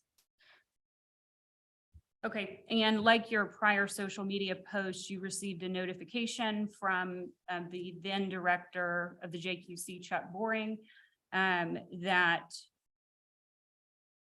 post on the probate court's Facebook page and the advertisement of you being at a play at a private business and selling or providing a discount code for the tickets was a violation of the code, and it cited the rules. Don't answer the question yet. If you I'm follow gonna that. object to that. That's one of the letters that they sent out. I stipulated the other one was in. I don't know that I knew that we're gonna put those in there, but it's also because Chuck Boring says it is, does not mean it's a violation. And I'm assuming this is some attempt to try to show some bad faith or whatever. But that's a question for you all. It's not a question for Chuck Boring to answer in a letter. I'm assuming, is Mr. Boring going to be testifying at this? Okay. So one, it was a long question, so you're probably gonna have to ask it again if we go there. Is this another letter akin to Director's 56? It is. Okay, is that something that Mr. Tate has a copy of? He should, I guess, if it went to That's Judge correct. Peterson. If he doesn't, Judge Peterson declined to give it to him. I have a copy of the letter. It wasn't in the exhibits that we got it. saw.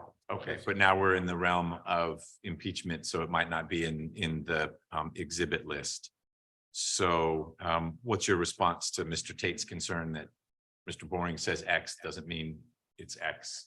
Sure. So we are in the realm now of Judge Peterson again saying that she did not know, she did not think it was inappropriate. And what I'm trying to demonstrate is that she was once again placed on notice through our notification letter about what conduct specifically may have violated what code of judicial conduct provisions the notice we're required to give pursuant to our rules.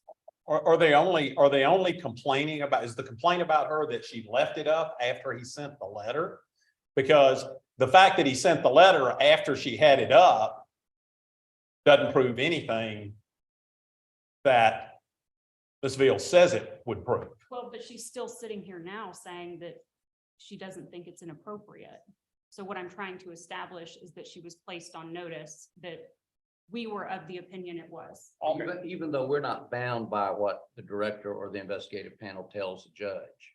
I think it goes to that Absolutely. question about intent, like you said, or bad faith. And I don't know that we need to direct your decision. I don't know, you need to directly examine Judge Peterson more about this. I think the letter ought to be made part of the record so that we can see how specific or not the letter was. The letter may have said, hey, you did this thing and it violates one of this first letter. It lists 2 canons and 1, 2, 3, 4, more than a half dozen rules. How specific is that? And we'll need to work through whether that's a meaningful instruction to a judge, or it basically says, you better read the code of judicial conduct and figure out where you made a misstep. Just 2 comments I want to put in the record Sure. about not arguing with the ruling on Yeah. that. First thing is, it came after he had posted. So it's not, it's not a, hey, I'm thumbing my nose at some advisory opinion or whatever else. The second thing there is that it's a notice of investigation. And it's saying, we're going to come investigate you about whether this was or was not a violation, which is a different thing from, you know, a letter that says, hey, we found you to be in violation, someway like an actual finding of the investigative panel. I agree with all that. I think the caveat that I'd add, and Ms. Veal, correct me if I'm wrong, is that there's actually yet another social media posting that post dates what is this going to be 57, the letter you were holding in your hand, Ms. Veal? That's correct. So just to your first point, that you're exactly right with the chronology, a letter from the JQC saying that thing you did, you need to not do anymore, doesn't prove bad faith, other than maybe in conjunction with the letter that preceded it. But I think the next piece of 404B, if I'm following the director's course, will be another social media posting that the director will argue is inconsistent with the observations. They're not investigational findings. You're right, in exhibit 57. So I think with that sequencing, it is germane because there was more alleged 404B following it. Ms. Veal? Did you receive, or you received written notification from the director sent on August 8th of 2022, notifying you that the post regarding the play in the Marietta Square may be violative of the Code of Judicial Conduct? If it was after I had an attorney, it would have went to my attorney. Did you receive this letter? I don't recall.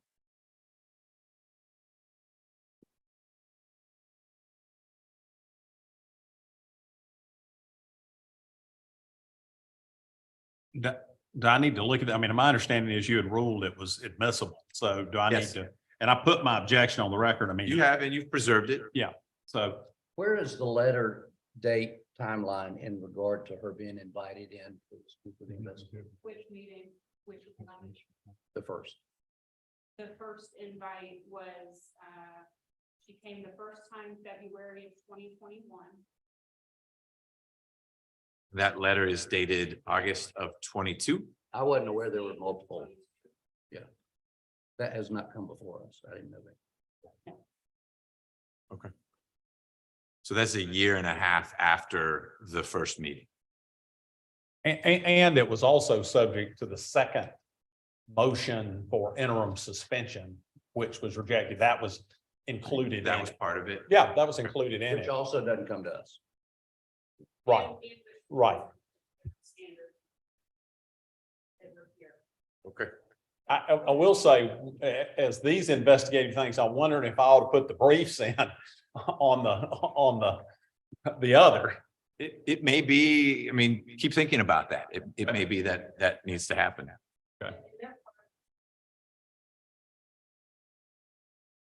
They're part of the record we can get at now, because I know some of that was sealed, may be too strong a term, but it was. Okay, as you mentioned. I filed a notice, and again, we discussed this. I filed a notice that waived confidentiality. We thought it was important for people to know what was going on. Yep. And I only had this happen once for this in Supreme Court, but I filed the notice and suddenly it became public. Nobody asked me any questions about it or anything else. So it's there and it's all on the website. Good. I'm showing you JQC exhibit number 57. And I want you to look at this and let me know whether or not it refreshes your recollection about whether you received the notification I asked about previously.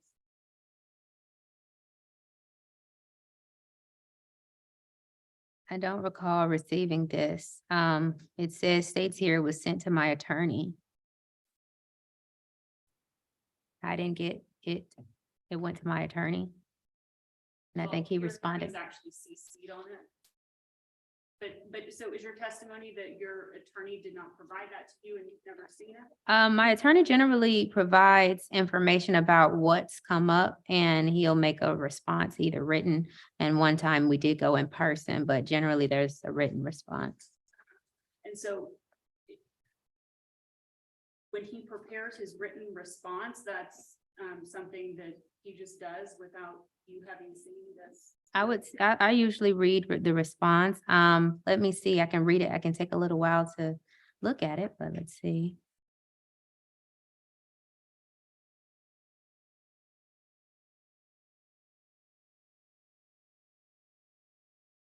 Ms. Veal, while she's looking at it, if it's like exhibit 56, it's addressed to Judge Peterson at what I assume is her home address. Is this one not similarly addressed? It's actually addressed to Mr. Tate?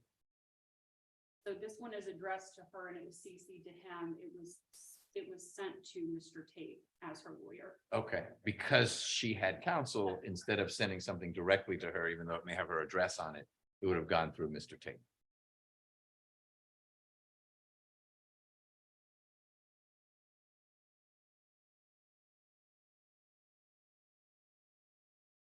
So I'm reading this now and it doesn't appear. It doesn't appear like the post you sent me or you showed us is what they're speaking about. They spoke nothing about the So before we get, you're welcome to explore the content with Ms. Veal, but the very narrow question is, do you recognize? I didn't see, I don't recognize this letter. Okay. But, So then if you don't recognize it, Ms. Veal is going to need to ask different questions. okay, Because you're not familiar with the contents.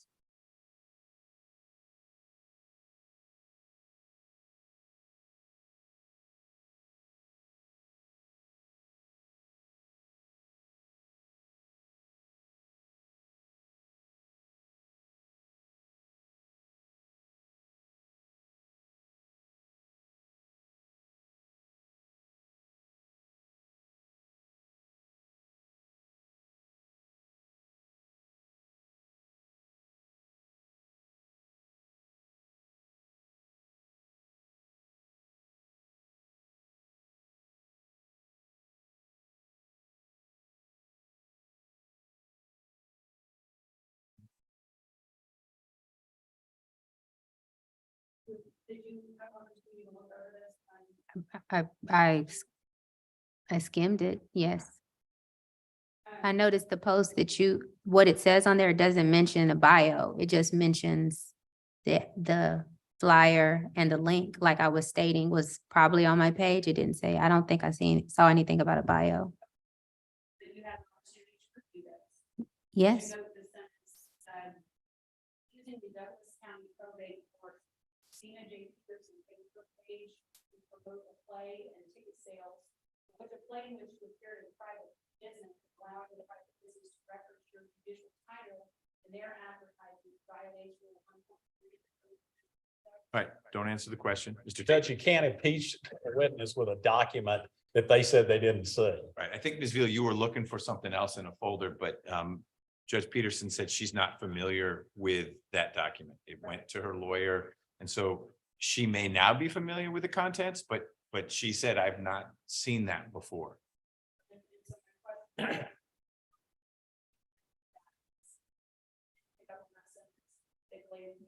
I just don't know how it's relevant. If she's never seen the letter before, it could have said, you have these other issues as well. So through a different witness, perhaps. Okay.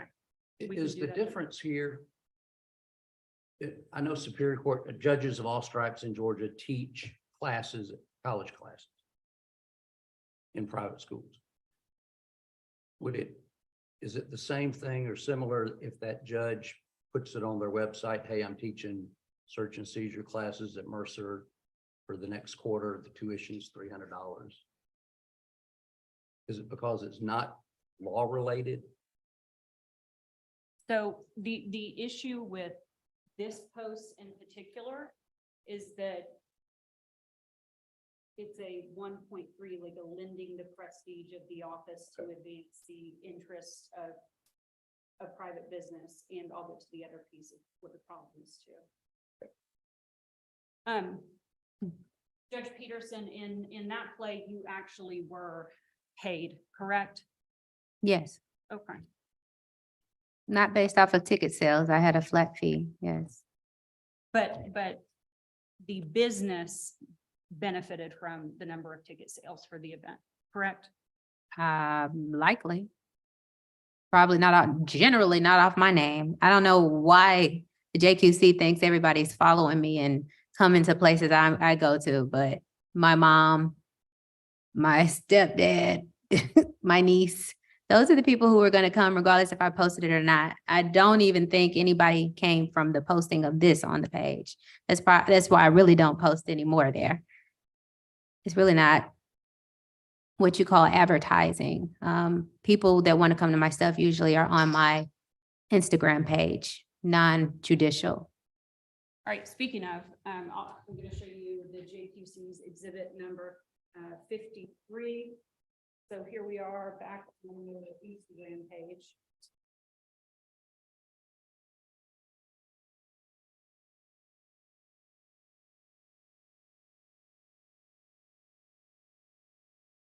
All right, and exhibit number 53 is a post from your Instagram official, Christina J, or it's a screenshot of your Instagram profile. That's your picture up there. You've got Christina J, and then you've got kind of this, what you set up. It reads JUDGE in big bedazzled letters across the top. So everybody knows you're a judge.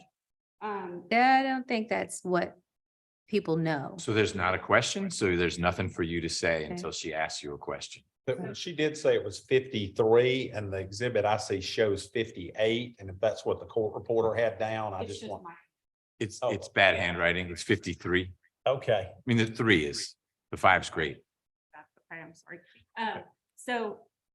Do you recognize exhibit number 53 as a fair and accurate depiction of what your Instagram profile would have looked like back in August of 2022? I wouldn't have known.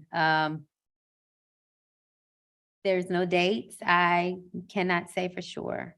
That looks like my page and things that would have been posted, but I don't know the time. Okay, well, let me see if I can help you out a little bit. I'm showing you now JQC exhibit number 54. And this is a advertisement flyer from a cigar bar in Lithia Springs, Douglas County. It says Christina J featuring Candy P, August 6th of 2022, Lithia Springs, 9 p.m. to 12 a.m. Live music with the band debut performance. Is that a flyer that you posted to your Instagram account. Yes, that would have been a August flyer. of 22. Yes, that would have been posted around that time, yes. Okay. Move to admit exhibit number 54. Any objection to 54? What comes? No objection, Your Honor. Admitted, Other than our reserved ones, obviously. Okay. as always, preserved. All right, so you've identified the large flyer in exhibit 54. I've now gone back to 53 and would direct you right here to 53 in this smaller square. That is the same flyer that's in JQC exhibit 54, correct? Yes, Okay. All right, so now are you able to better orient yourself to whether or not this fairly and accurately represents your Instagram profile in August of 2022? yes, it would have been around the time, yes. Okay. Move to admit exhibit JQC exhibit number 53. No further objection. Admitted,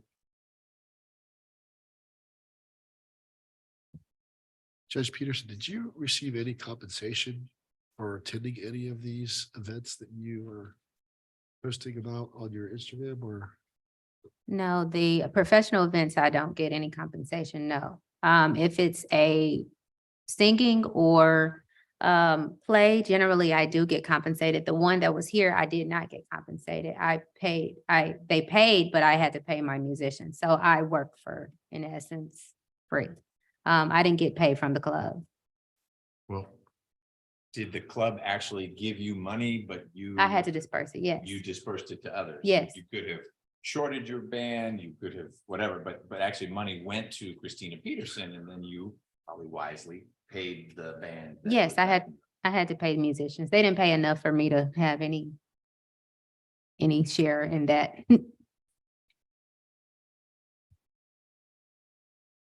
And when you're talking about you received payment, is that specifically for this debut performance at the cigar bar? Yes, Okay. $800, correct? I don't recall. That sounds about right. Okay. And who is in your band? At the time, they are just hired musicians. I don't have a static band. I had a 4-piece musician and then I was a vocalist and there was another vocalist. So there was 6 members of the band total. Okay, and in exhibit 54, who is that? That's Candy P, the vocalist, and myself, vocalist.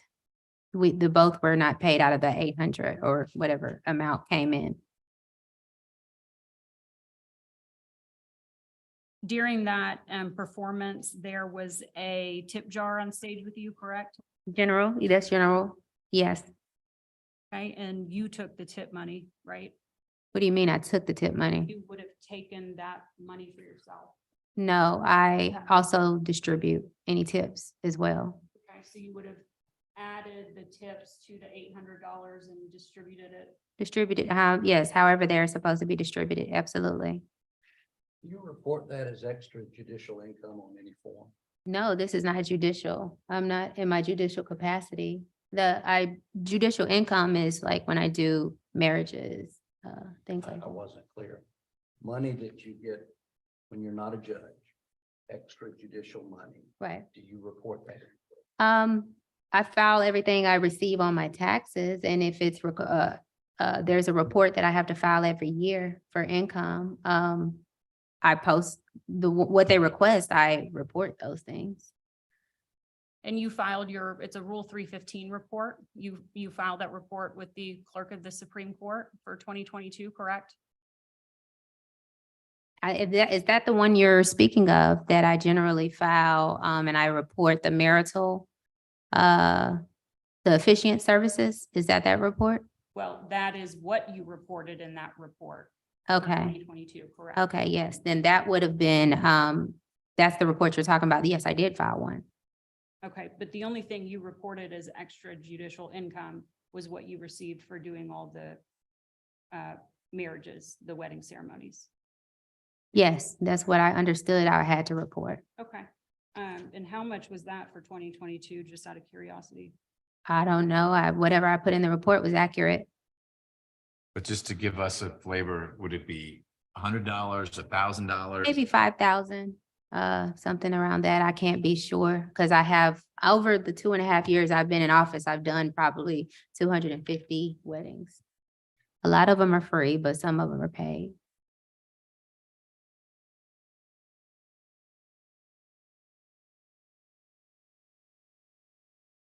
Judge Peterson, in addition to the posting the flyer on your Instagram account, you actually shared some video footage of this performance, or it was the end of the performance on your. Likely, yes.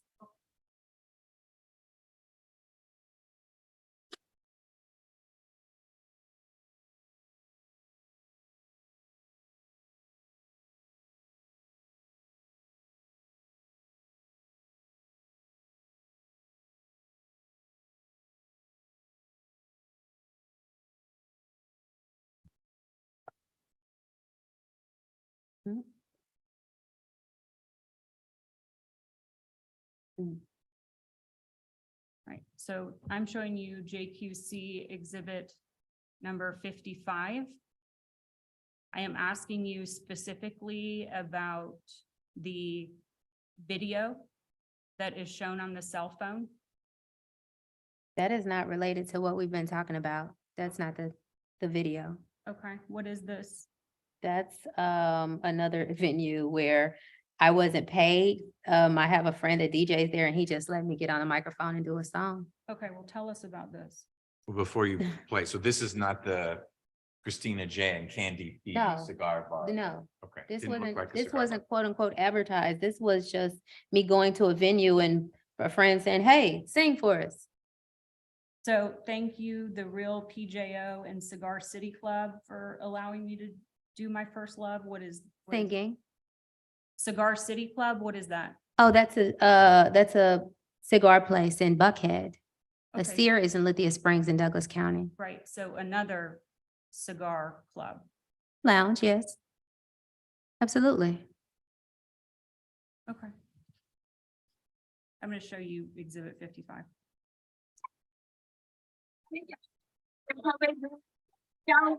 Licenses, I do marriages, I do weapons carry licenses.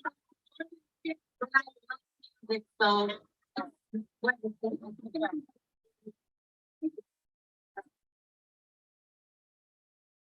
Okay. So what was shown in exhibit 55, your testimony is that was related to a performance at a cigar bar in Buckhead? It was not a performance. It was I was at an event, at a lounge, and they gave me the mic and asked me to sing a song. I sang a song, and then they said, they announced that I was a judge, and they said, just tell them what you do. And that's when I made that statement. Okay. So it wasn't a performance. It wasn't advertised, as you would say. It wasn't, hey, people come here. It wasn't paid. It was just, I got on the microphone and sang a song. What is the purpose of letting everybody know all of the services that you perform as the probate judge? If the person on the microphone or who owns the club say, hey, a lot of times I'm not even introducing myself. Everywhere I go, people just say judge. They call you judge. You don't have a name anymore. So this guy said, hey, after I sang my song, this is Judge Peterson. Tell him what you do in the probate. And do you say at that time, no? I told him what I did in the probate and took it right back to why I'm here. I love music. And I thank you for letting me sing this song for you all. Do you think that it is appropriate to post flyers or advertisements on your Instagram account, advertising for events at these cigar bars? I think, well, see, you're asking what I think. It would be nice to know, but I didn't think it was inappropriate based on what has been done in the past. When I have done BART shows, we've been all over the newspapers. We were all over Facebook posting the flyers, advertising, hey, we're going to be at this venue and this is the tickets. This has been done. So when I got one of the notices, I'm like, okay, so what is the problem? I'm still trying to figure it out. And then, okay, is it a problem? to post on my professional page, but if I post on personal, it's okay. So that's kind of where I was with it. Notice caused you to have that concern.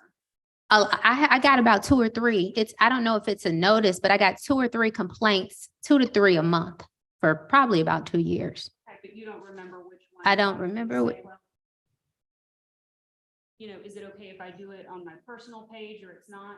Well, I don't know what you're saying, because from what I've deducted, it seems like even the mention of a judge is somehow malicious or egregious. So therefore I would put it on my personal page where I'm not like I changed the Peterson, it doesn't say Peterson for the people. It doesn't have my judicial email or website. Most of my posts are about me personally and my things I do outside of work. As you sit here today, do you think it is appropriate and it comports with the Code of Judicial Conduct to post advertisements? I don't care on which of your social media. I don't care if you are classifying them as private, that advertise events or that invite people to attend events at private businesses. Yes, I think it's appropriate. It's been done by other judges in the past, and yes, it's appropriate. Judge, I am not interested in other judges in the past. We are here today for you, for your day. Okay. Judge, I object that she's not being allowed to finish that. What her perception of that is the question that she asked, and she's entitled to give a full answer on that. I agree. That was going to be my instruction is just like you need to be able to finish your questions before Judge Peterson answers. Judge Peterson's going to answer in whatever way. And it was responsive. She was explaining her perspective for it. But I think we understood the answer.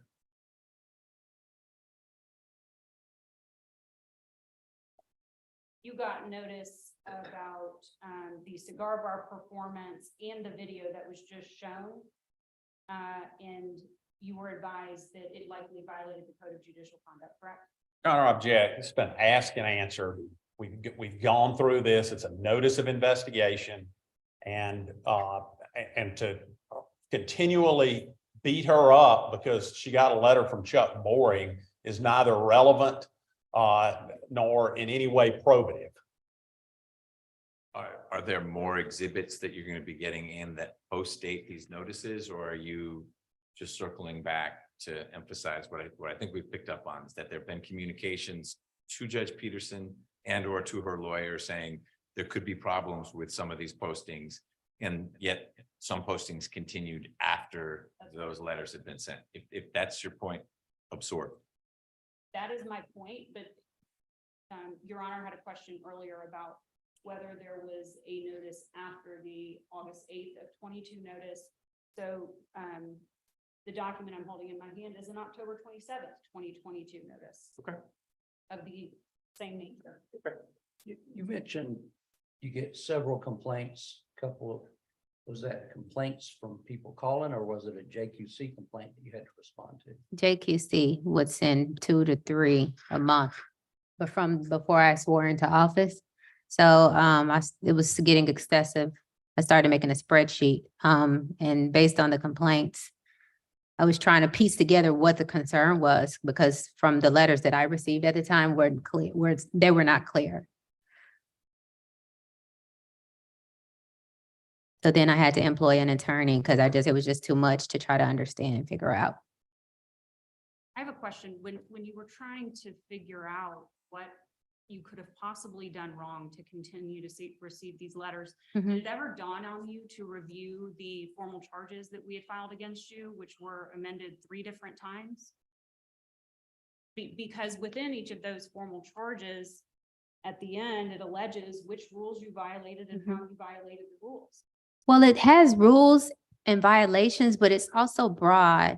And when I'm reading 1.2, if you look at commentary 4 and 5, it states that I can attend professional events and I can even initiate a professional events that include judges and the professionals. So when you say I posted something for a professional event and I'm in violation, now I'm confused because the commentary specifically says it's allowed.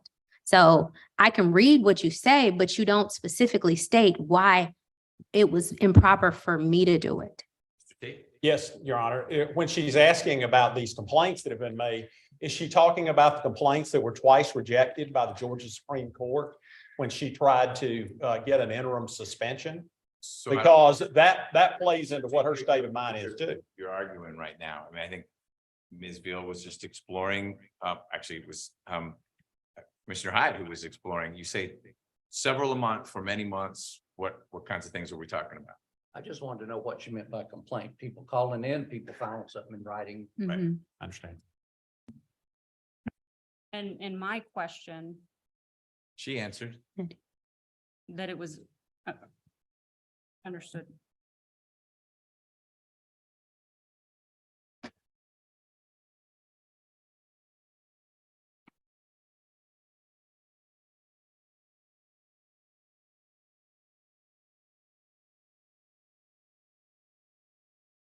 And Judge, at this time, I'm gonna move this subsequent letter dated October 27th of 2022 into evidence as JQC Exhibit 58.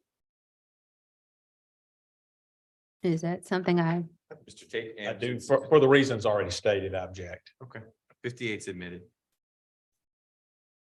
will I be able to see that letter? I don't think I saw that one. If you're going to be asked questions about Okay. it, you will. Okay.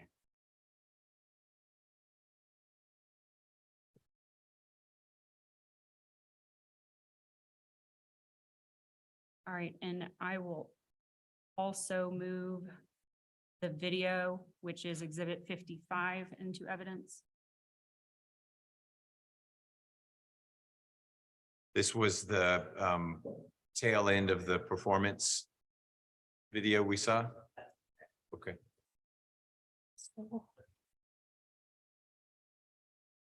Any objection? I do, Judge. And I know I've got a sort of standing objection to 4-4, but I understood it was more to the other emails. But her being given a mic and singing at the a club that she was visiting that night, I'm struggling with the relevance of what that could possibly be to the other postings. So I'm gonna allow it in for the weight that it may have. I think that Judge Peterson was able to put that into context and to separate it from the Christina J. Candy P? Candy P. Candy P, not the same event. And so we'll weigh it for what it was, which was basically a post-performance introduction. And go from there. Okay, thank you. Sure. And Judge, the last exhibit I want to move to tender related to the social media is the transcript of the February 19th, 2021 investigative panel. This is what you have been using as part of your examination. I think it would be helpful for us to have the whole thing. Any objection to that, Mr. Tate? I don't object, but I do feel like I have to put something on the record that cautions this. She's been allowed to question that, and I think seeing the whole thing and I have some other questions is probably valuable. I get that, but the purpose of this is not to just put the get questions and answers that were not subject to the rules of evidence or subject to cross-examination. Okay. I think the context will be helpful too, because we just got a few snippets of it.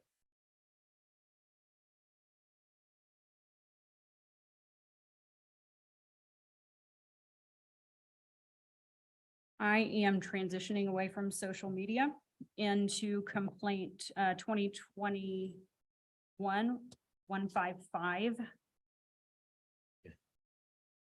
So tell us what that topic is, and then we're going to take about a 5-minute break before you get into it. The weekend wedding records. Great. What was the number? 58. Hold on one second before we break. Will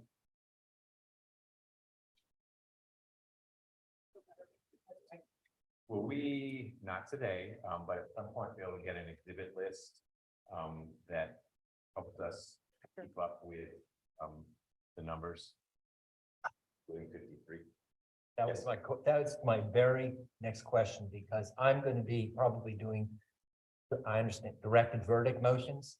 And so what I was wondering whether, for the record, we could say that she's closing her evidence, and I was going to read the counts and the charges that this evidence was all supposedly submitted for, to make sure I understand what's been submitted for it. So you can talk with Ms. Veal about that, but Okay. we're not gonna limit ourselves to, oh, well, 52 was only as to count one.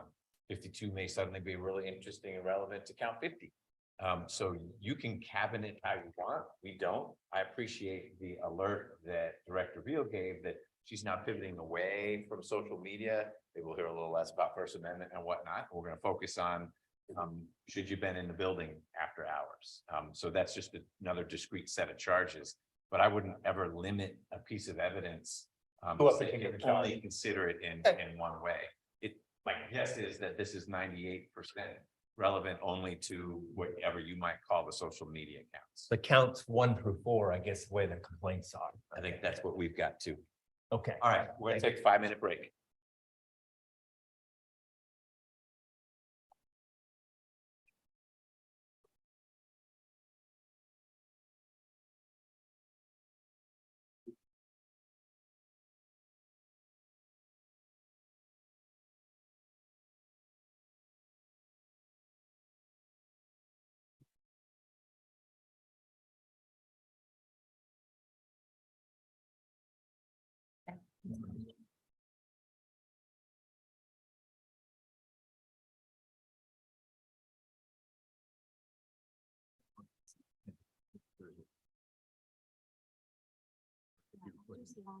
All the social media. Yes. Yes.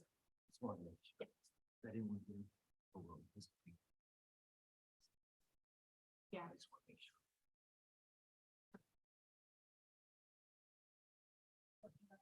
Okay.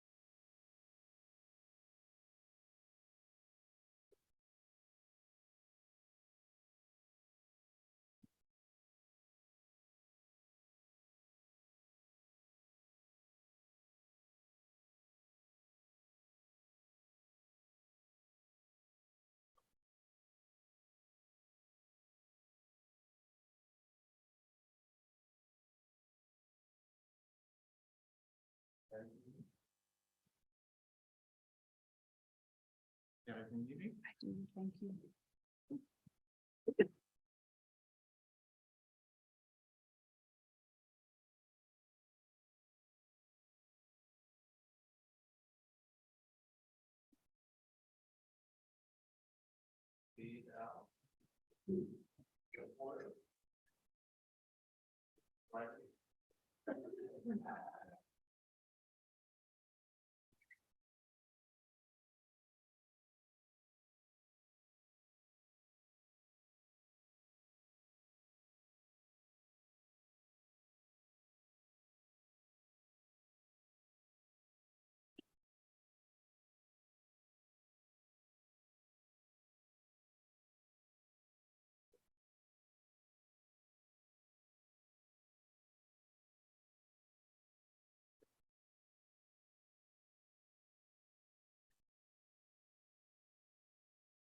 Okay, testing 1, 2, 3, 4, 5, 6, 7, 8. 1, 2, 3, 4, 5, 6, 7, 8.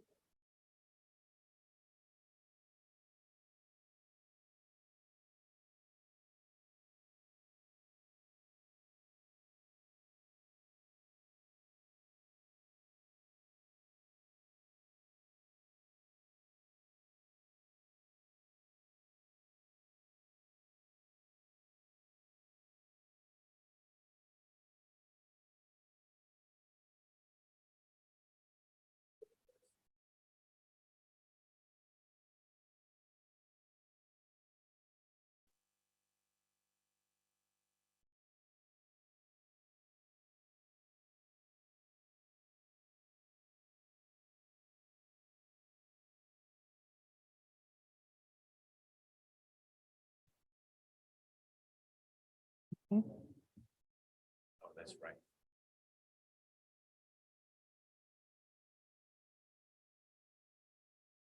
Director Veal, if you could, as best you can, stay near a microphone. Sure. Folks who are trying to follow this from not in the room, have trouble hearing you when you're away from, and I know you're approaching the witness and that's all good. You don't have to stop speaking, but the more you can be near a microphone, the better. All right. After hours wedding. All right, Judge Peterson, I want to direct your attention to April of 2021, specifically the wedding that you were scheduled to perform at the Douglas County Courthouse on Saturday, April 17th of 2021, okay? Okay. There was some confusion regarding what time that event was actually to occur. Fair? Yes, I suppose. Okay. The sheriff's deputies that were assigned to be there to screen the civilians you were bringing into the courthouse that day arrived just a bit before 11, correct? I don't have any firsthand knowledge of that. Okay. You had several conversations with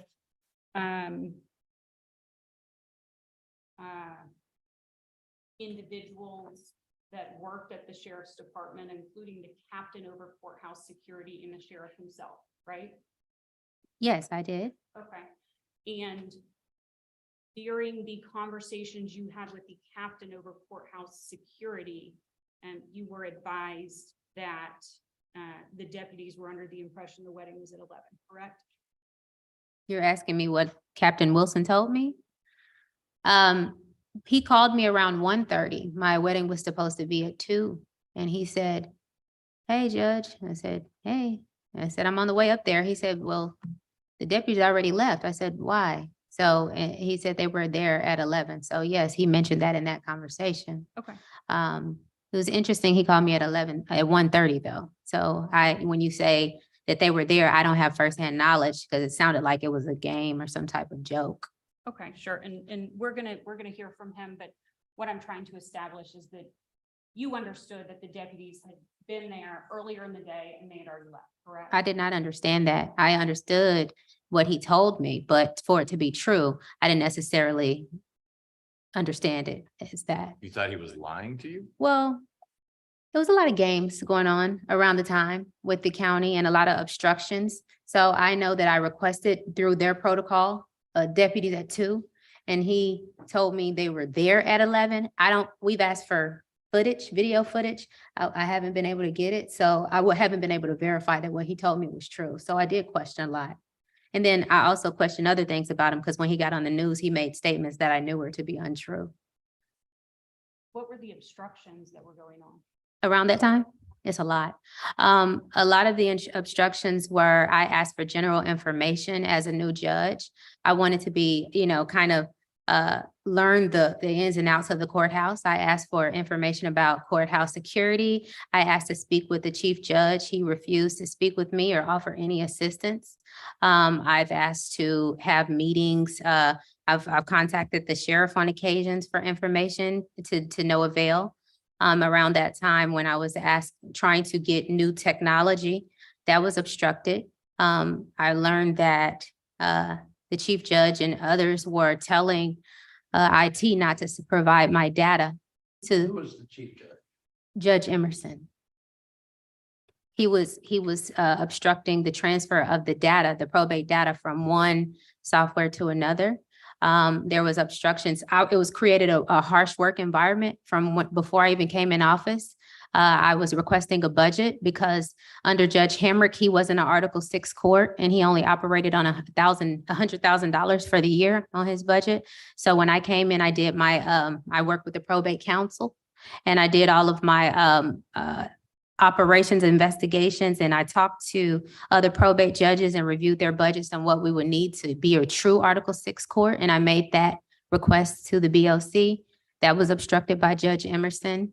I requested a salary to be paid or compensated at or around the compensation of the other judges who had the same qualifications as I. That was obstructed by Chief Judge Emerson. When you say obstructed, there's someone could oppose it, as in not agree with it. Does that in your mind qualify as obstruction? Or what obstruction says to me that they're standing in the way of for kind of no good reason?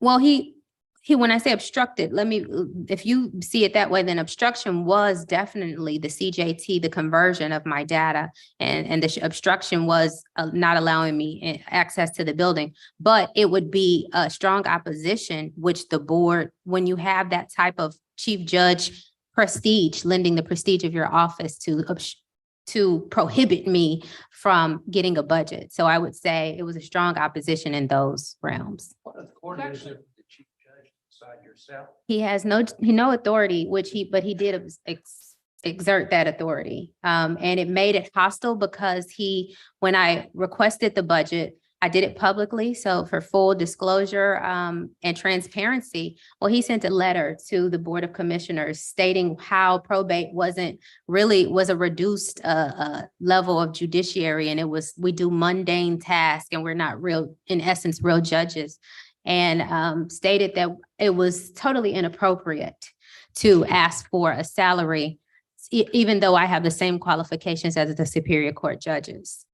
So, but he copied all of the other judges in the courthouse on this. So he's sharing his opinion about me and my request, and then he's copying them. So when coming in the courthouse, I couldn't ask a judge any question. If I had a question about after hours access, if I had a question about, it was a hostile environment was created before I swore in. But did you consider the Superior Court judge in your chain of command, for lack of a better term? I did.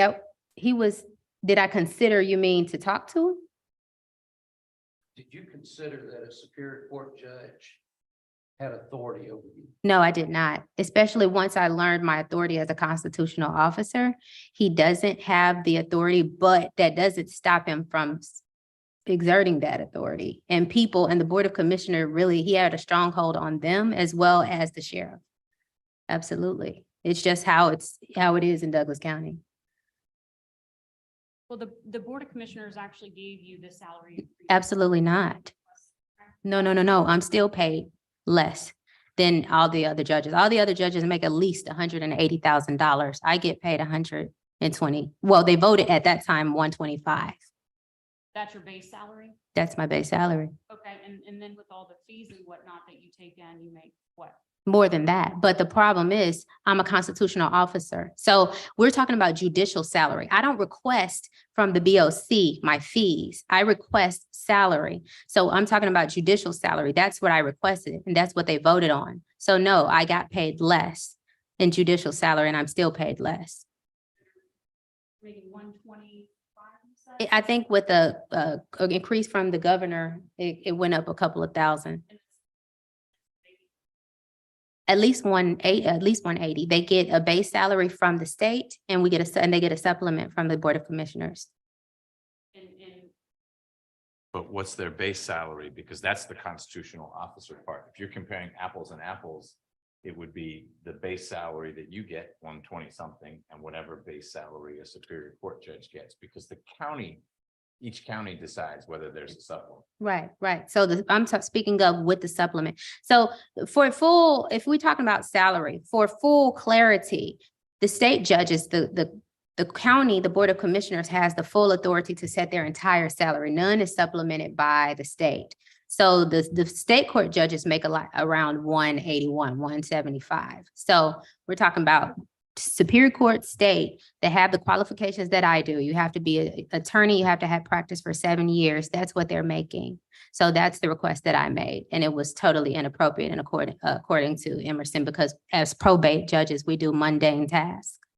But your salary is set by the state by population, right? There's a chart. It's set by population, but as the Superior Court, State Court, and other judges, the county can supplement, and they do supplement all the other judges. But state court and Superior Court judges don't earn anything off fees. What do you earn in a year off of fees?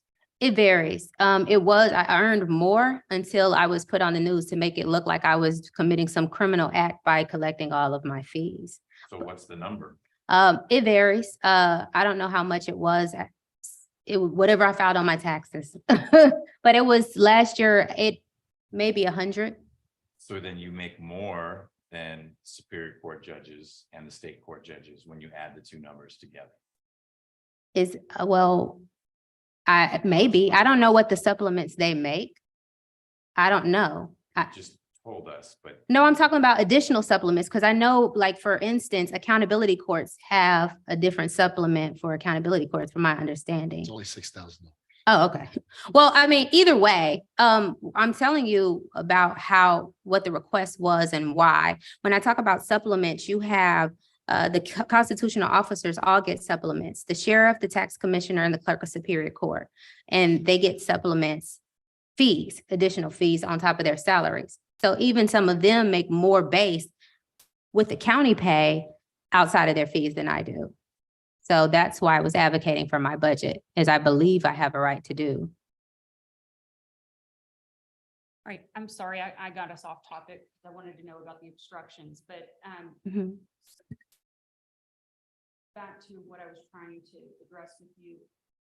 You were told, putting the truth aside, you were told that, hey, my deputies were there, we thought it was at 11 and they left. Yes, Okay. And you said this was around 1:30 p.m.? yes. Okay. I was on the way to the courthouse. Okay. And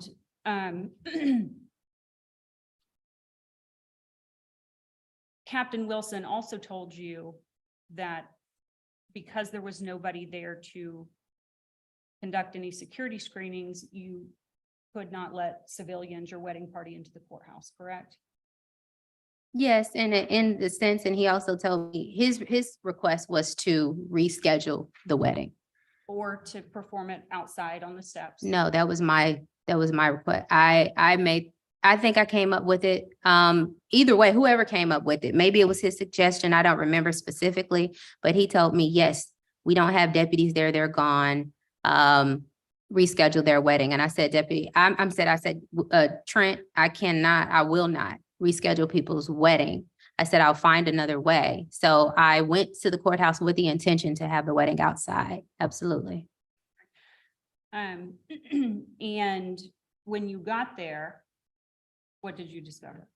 When I got there, I discovered that there was a deputy there, to my surprise, because I was told that the deputies have left. So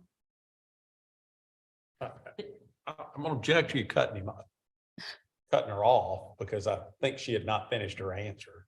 Okay, Judge, there had been a long pause, but I want to be clear. Sure. Neither party, questioner, questionee should cut each other off. Full question, full answer. So if there was. And I didn't mean to say she did that intentionally. I just heard a pause and heard more coming. Okay. Well, what we know is that when Judge Peterson got there, lo and behold, there was a deputy somewhere at the courthouse. Why don't you ask another question and then you should feel free if there was a Okay. part you didn't get to weave in there, weave it in. That was Deputy Alan Clayton, correct? yes, He was there off duty performing his own separate wedding, right?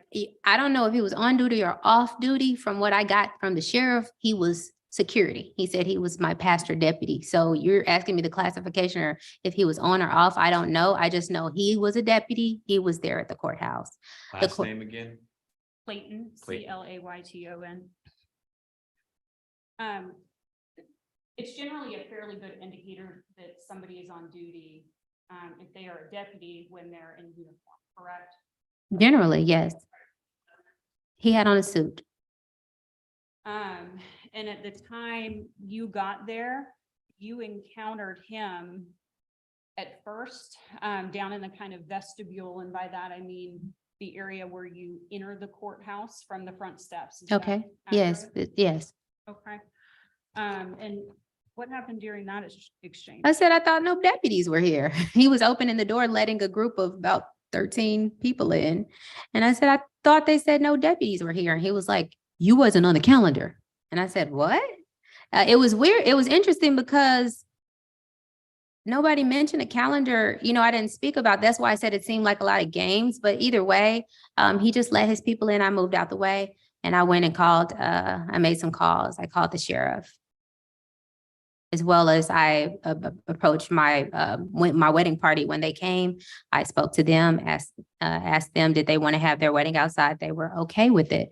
But while we were outside talking, and they spoke Spanish, they didn't speak English at all. They had 2 children with them, and the daughter was older. She was translating for them. So I asked them, did they want to have the wedding outside? They agreed. But while we were standing out, more people came inside under the sheriff's direction, and the daughter said, hey, why are we being treated differently? Why are they going inside? And you could tell they had a wedding. They had a big limo outside. They had a wedding dress, real nice clothing. So they said, why are we being treated differently? So at that point I called the sheriff and I said, Sheriff, we have a problem. I said, I was told by Trent Wilson to not let these people in to do the wedding outside. You have Clay, I didn't know his name at the time. I said, you had this deputy that is doing weddings on his own. He's let people in. He said, well, he's security. He's my pastor deputy.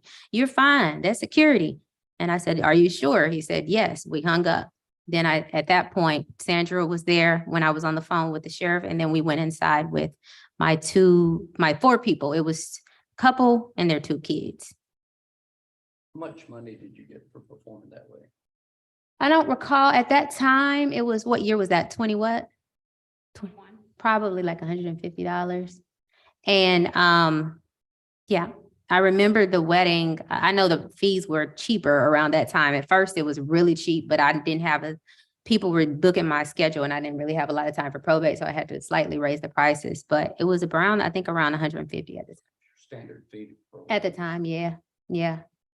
And then at that time, I had to learn, I was letting people schedule free weddings through my clerk, and they could just pick any time on the calendar from between 8 and 5. And I had to cut that out real fast because I didn't have any time to really do work. So I allow free weddings, but I do groups now, and I do individuals sometimes, but they'll be all coming at the same time, but do it individually.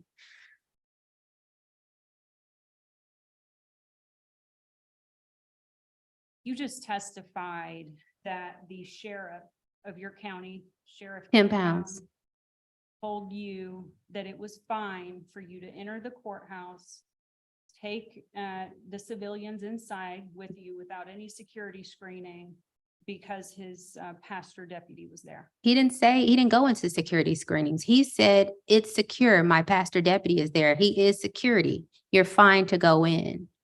That's what Sheriff Tim Pounds told me on a phone call. Okay, I just want to be clear. Yes, about what that's you're- exactly what he told me. I wouldn't have taken the couple in otherwise. He's above Trent Wilson. Trent Wilson is over him, is courthouse captain. He's the sheriff, the elected. That's who I called.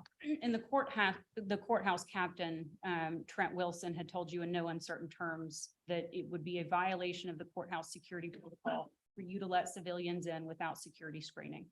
No, he didn't. He said it would be a violation. He said, they can't go in without deputies there. That's what he told me. So he said, ask them, could they do it outside?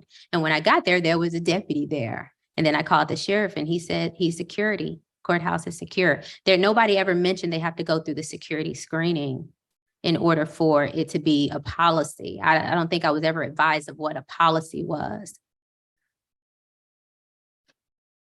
So again, I want to make sure I understand. Your testimony is that Trent Wilson never explained to you that allowing civilians into the courthouse without security screening would be a violation of the courthouse security protocol. He did not. No. Did you know there was a courthouse protocol? No, I didn't know that there was a specific protocol. Like I said, I can only go by what I'm told. And I called the sheriff and he told me I was okay to go in. So, I mean, I haven't read any courthouse security policy. I wasn't trained on anything.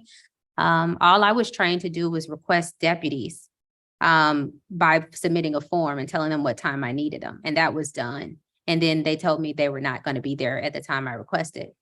So then I got to the courthouse and a deputy was there. So. You understand just generally the rationale for having security screening at courthouses? Of course I do. Okay. And I think What is that? What's the reason for that?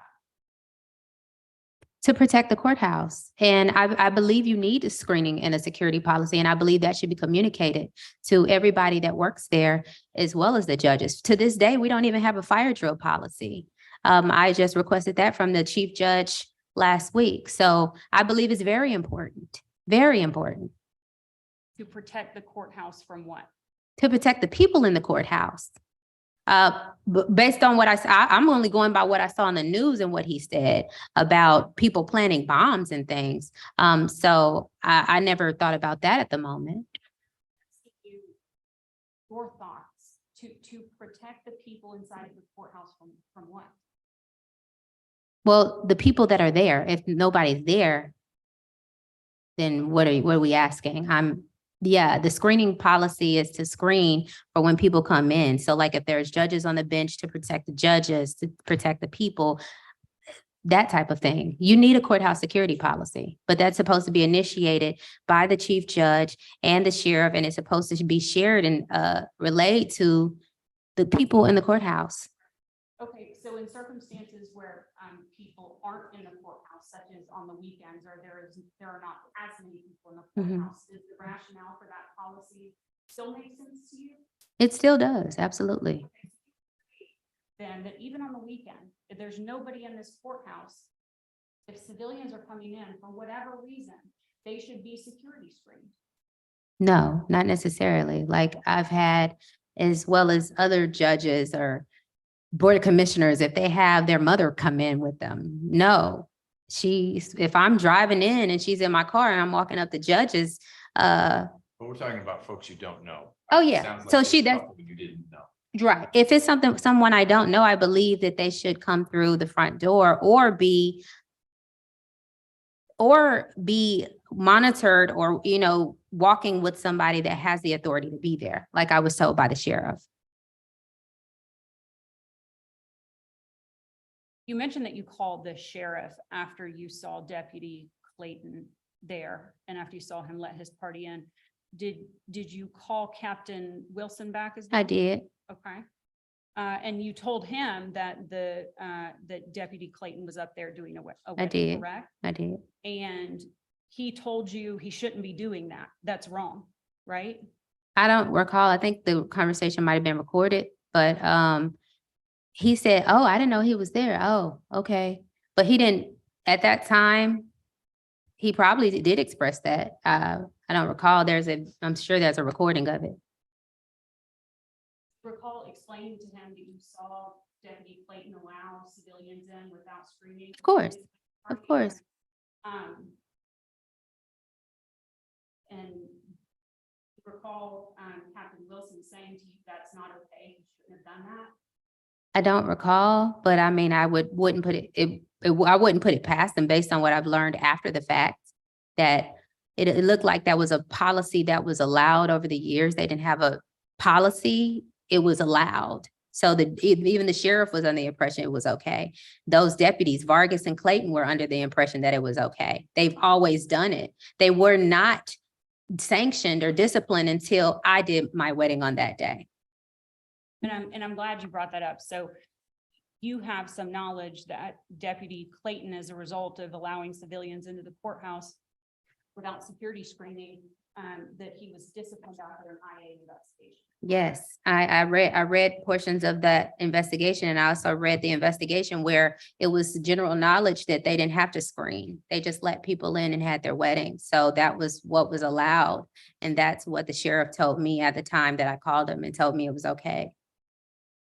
You're saying in that report somewhere it said it was general knowledge? It was done. It's always been done. In Douglas County, there wasn't a policy that after hours, you have to screen people in order to have a wedding. If a deputy was there, the deputy was able to be there and let people in and escort them to do the wedding. And when I told sheriff deputies here, he said, that's security. You're secure, you're fine.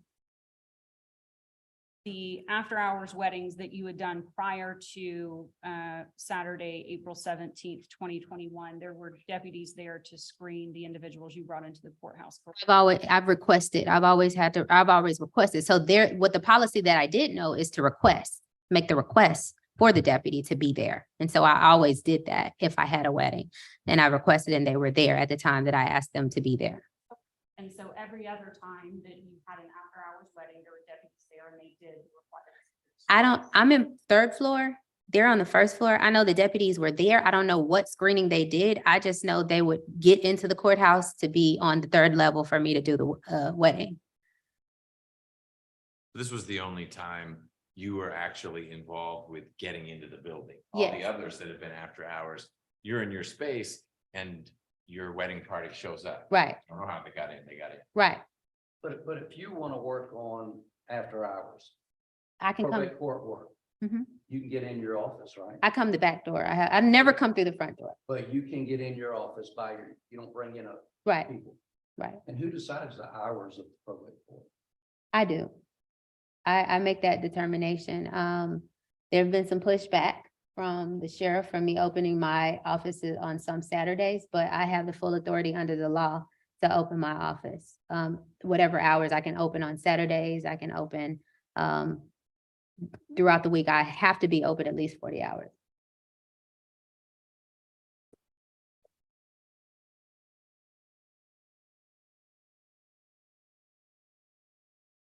So after talking to the sheriff, you let your wedding party into the courthouse without any security screening, correct? After talking to the sheriff and he said it was secure because the deputy was there, I let my wedding party in and escorted them to the third floor where the deputy was conducting his wedding. Okay. Did you all come in through the front entrance or Yes. through the back end? The front. How do you've got a way to get through the front entrance? The door was propped open by the sheriff. It was open. I didn't even have to scan a badge. It was already open. Okay, and when you say propped open by the sheriff, do you mean actually the sheriff? The or by deputy, Deputy Clayton. Yes, it was held open. So I didn't even have to scan in to get in. Okay, so, but at one point Deputy Clayton walks off and goes up with his wedding party, correct? Yes, I would Okay. assume so, yeah. You remain downstairs. And in addition to letting your wedding party in, you let individuals connected to Deputy Clayton's wedding party in. Well, the door was already open. It was propped open, so they were coming in. So because the sheriff cleared it, I believe my assistant was showing them where to go to get up to the wedding. Who was your assistant? Sandra Hall was my assistant at the time and she was present with me. So you're assistant in probate. Yes, she was my, yes, she was a clerk at the time. So she was coming in on that Saturday to do weddings also. No, she was coming to assist me. She usually comes to take pictures for the couple and things like that. Sometimes they don't have witnesses, so she'll come and take pictures. She was bored. She lives around the corner, so she What does can. she get? She doesn't get paid anything. No, she didn't want anything. I would sometimes give her portions of, just give her a donation or something, but it wasn't required. It was like for your time, but she's not getting paid off the service. She just wanted to volunteer. I would take her to lunch or something.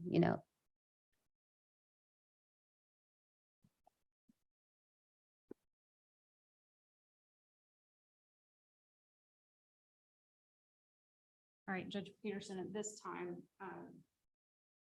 or actually, at this time, I am going to enter the JQC exhibit 15, which is the video. Okay. Video 17, and that's.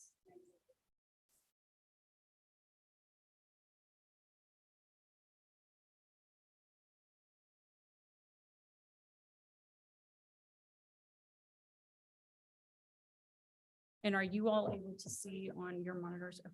Yeah, for some reason, one of them didn't play, but this one is on our screen.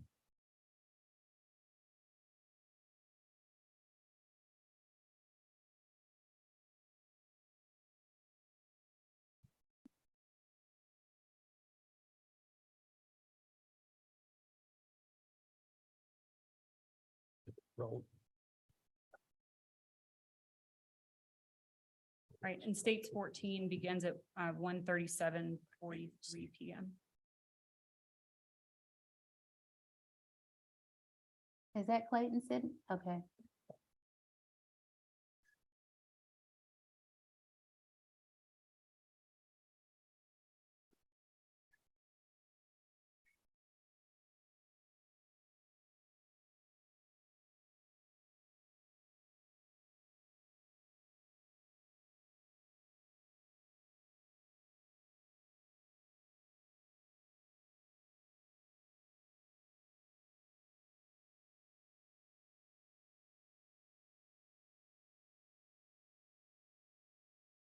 That gentleman was Clayton. Yes.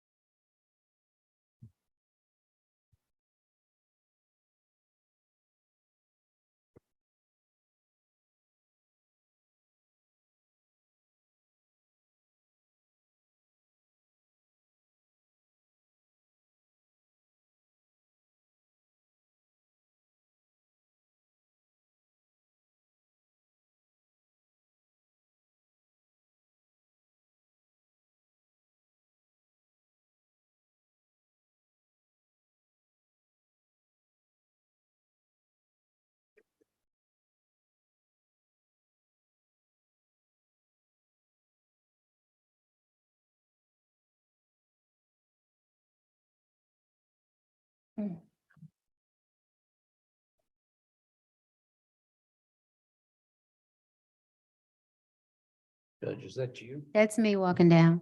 So you're coming in from the back entrance? Yes, I come in from the back and then I have to walk through my office and then come downstairs. And at this point, have you already talked to The captain? Oh, yeah, he would have called me around 1:30, and he was really trying to get me not to come to the courthouse. Right. He was Reschedule. trying to get me to reschedule with them and not come. What time did you get there? That, around that time, it would have been right at 1 or maybe 1:55. It's saying 1:57 at the bottom. I would say 1:55 because I would have had to put on my robe and then walk down. If you can see right by this scanner, these things, that's where employees come in. And if you see this little, it's supposed to be closed off. It's not closed off, so I'm assuming Clayton opened that. This is the judge in Clayton Yeah, in there. yes, I'm talking to Clayton there when he's letting his party in. That's not your group. No, and that was on the news and it was represented that I let all those people in.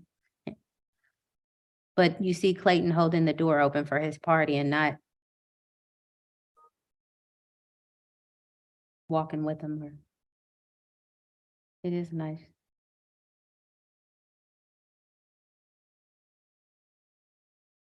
So I'm making my calls.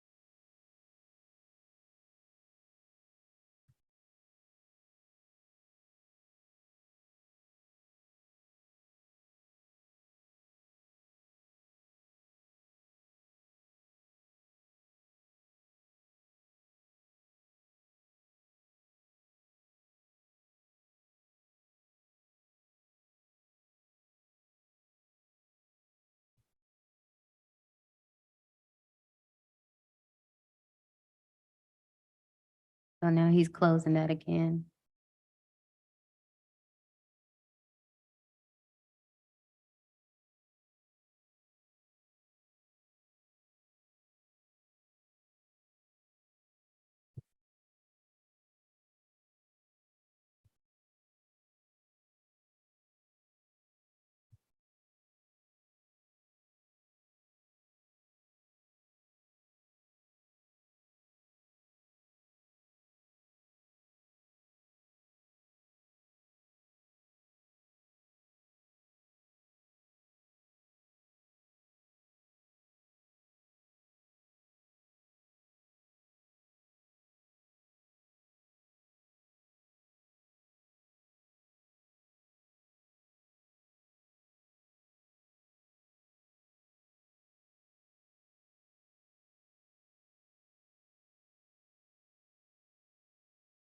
See, it was propped open.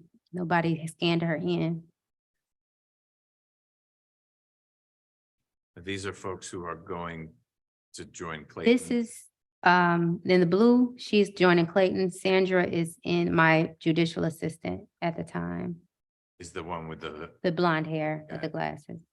And she's showing her where it is. But that's not the lady you're waiting on. No, I'm waiting on a couple, a Hispanic couple. Two, a Hispanic couple with 2 kids.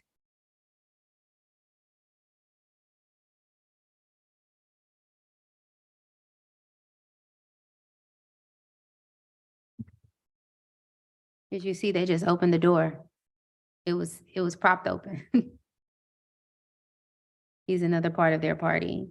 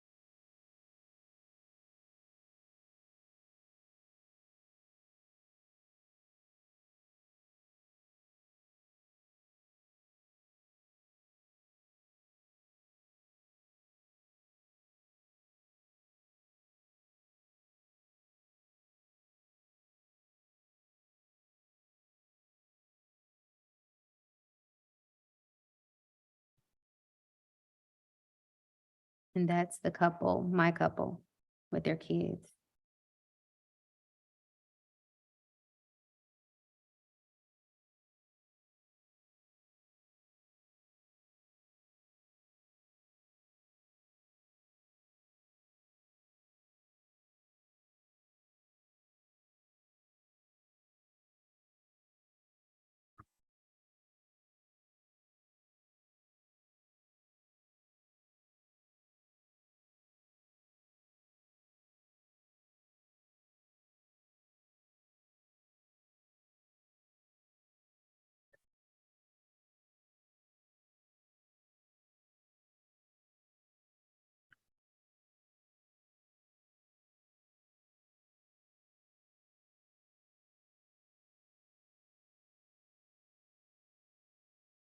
But Deputy Clayton himself would perform weddings? Yes, He's not just letting people in the building, but he conducted that wedding. Um, I think he's a bivocational pastor of sorts.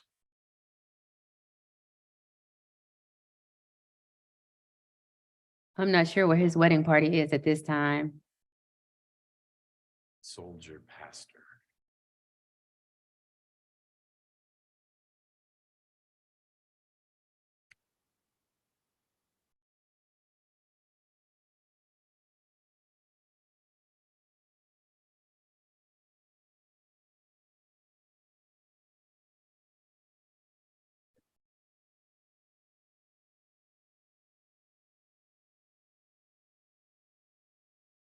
Ms. Veal, is there? Looks like there's still a few more minutes. Is there anything we need to see in the remainder? No, Judge, a short time after this party exits, Judge Peterson comes down with her party and they exit. That's accurate. Judge right. Peterson, correct? Okay. And I'll go ahead and stop this video at 2:13 p.m. Jumped a lot. Think- It doesn't. I think I will say this, I do think the video, because and my understanding is the sheriff's deputy, the pastor, sheriff's deputy is a courthouse security officer. So, he's not just a random road deputy or an investigator or whatever else. And I think he stays there until Judge Peterson leaves. And I think the video does show that. I'm not asking you to watch the bitter end. I just wanted to make sure that I was clear about that. Got it. He does. He waits for us to exit.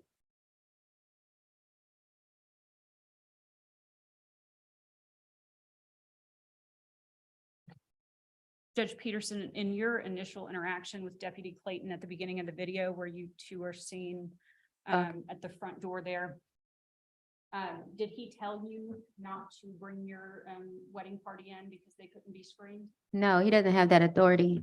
He told me, you were not on the calendar. And that's why I thought it was weird. I'm like, what are you talking about? If you knew about a calendar, then you should have known I was on there. But I didn't go back and forth with him. I called his superiors. I called the sheriff. So I don't go back and forth with a sheriff's deputy. He didn't give me any directives. He just said, you were not on the calendar. And I said I was, and called the sheriff.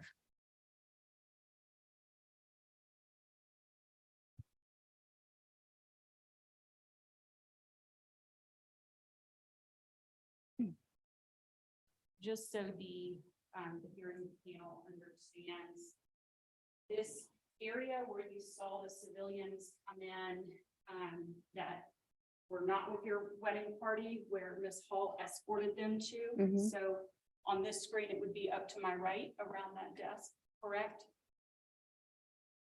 Meaning behind where Deputy Clayton is standing? Is there a pointer up there? I didn't see her escort them that way.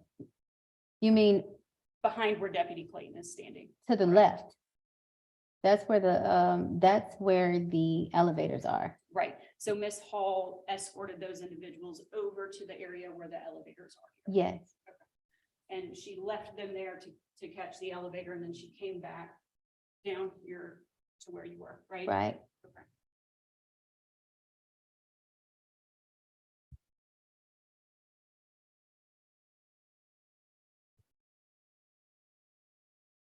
And Ms. Hall was your office manager. I think at the time she was a clerk, she was going, she was put into that position after around this time after this, but she was just a clerk at the time. Okay. And she was promoted after this event occurred? Yes, she was, Okay, why? because I felt like she would be a good fit for my judicial assistant. Okay. She liked to assist me. She took initiative. She was on it. She was willing to learn all the tasks we do in probate that are not mundane.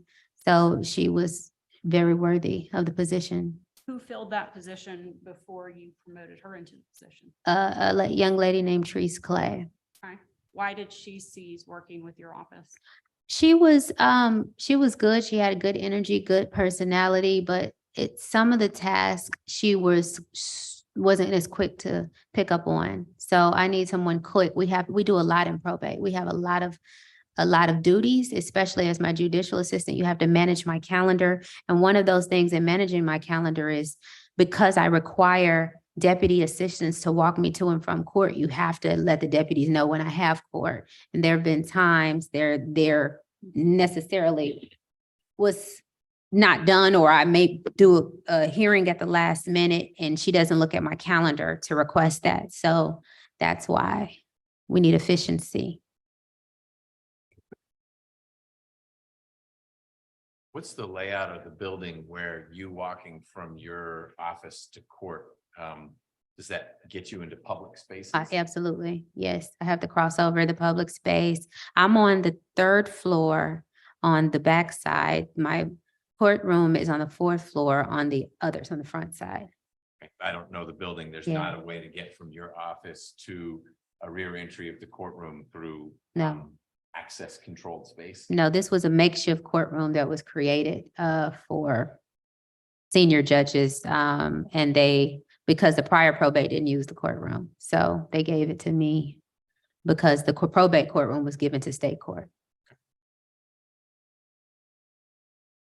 Part of Ms. Clay's ceasing to be employed with you in your office related to what you believe to be an error by her in the scheduling of this wedding on April 17th of 2021, correct?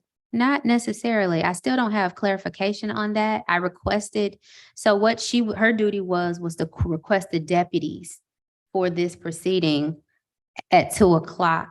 So I asked her to produce me the notice that she gave to the deputies. I've never gotten that from her, nor have I ever gotten it from the deputies. So I'm still unclear. My issue with her is when I was requesting it, she was taking too long to turn it over. So I had an issue with that. So you said, hey, I'm sorry. Mhm. Were you finished? No, I was finished. Okay. After this event occurred, April 17th of 21, you went to Ms. Clay and said, where is the request you made for the deputies for April 17th? Yes, I did. I Okay. did. And she never got you that? She never got it to me. Never. She never turned it over. And it was like, at that time I was in training, so I was communicating by email. And I never got it. So it was just too much delay. And I need someone who's able to show me what you did when you did it. And the request that was made, and that wasn't done. And I requested it from the deputies, still haven't gotten that. So I don't know what time was ever requested or what date. I'm still unclear. But we agree there was obvious confusion with the. time. Yes, Okay. it has to be. I would hope.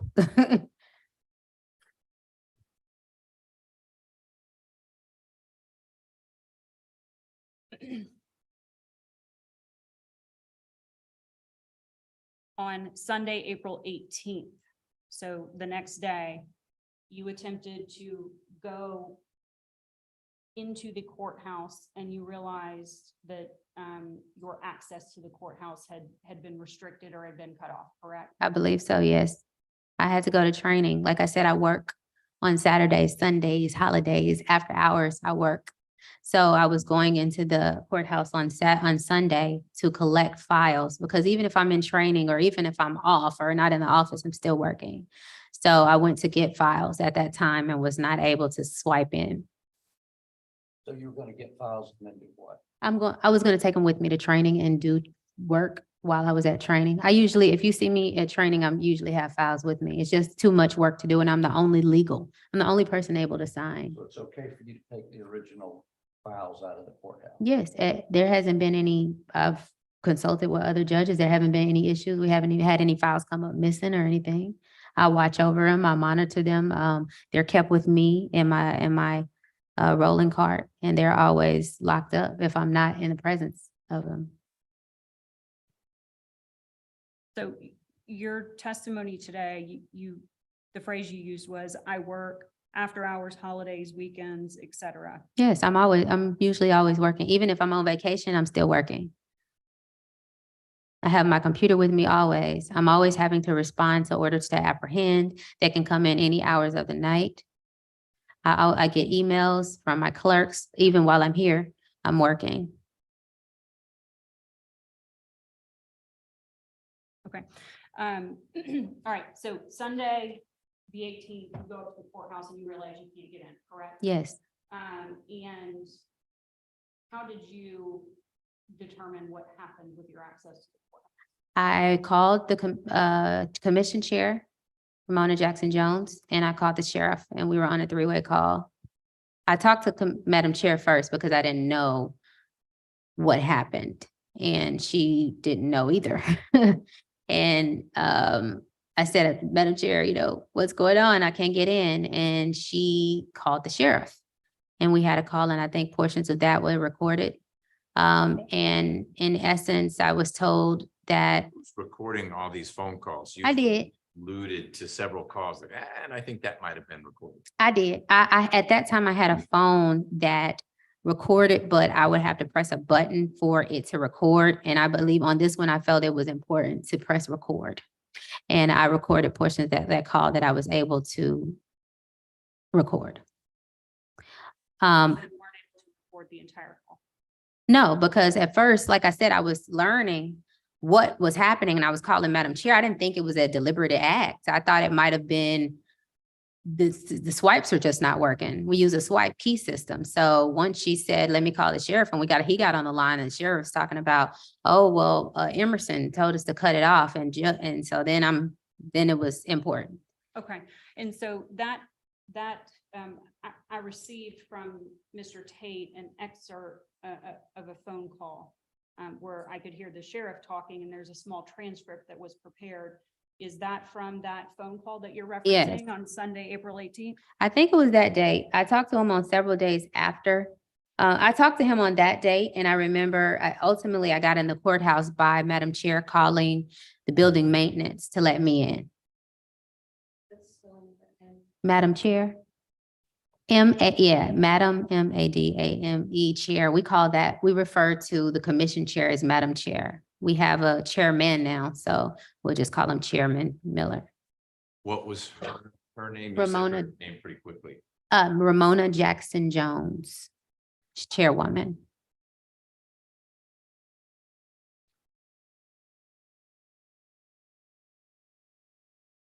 Right. So through that phone conversation, you get information that Judge Emerson had made a decision to restrict your courthouse access, correct? Yes, I think it might have been that phone call. It was, like I said, it was several calls made throughout that time, people calling people on three-way. So within that time frame is when I learned that it was restricted by Judge Emerson. That was for after hours access, which would have included the weekend. At that time, I didn't know what access it was. I thought it was restricted altogether.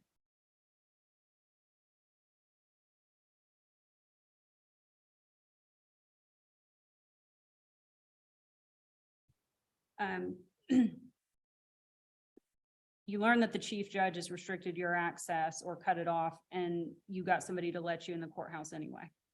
Madam Chair, Chairwoman, Madam Ramona Jackson Jones called the sheriff and she called building maintenance Mark Price to let me in. She made that call and I got into the courthouse and got into I had my keys, so I was able to get in my my actual office, but he had to let me in the door. Right. And you've mentioned a few times you were out of town around the time that this occurred. So would that have been out of town at the probate court judges spring conference that ran April 19th through April 22nd? Where was it? Yes, I believe so. Was that at Great Wolf? Correct. Yes, All right. So that would have been, you said you went to the courthouse Sunday, the 18th to get files.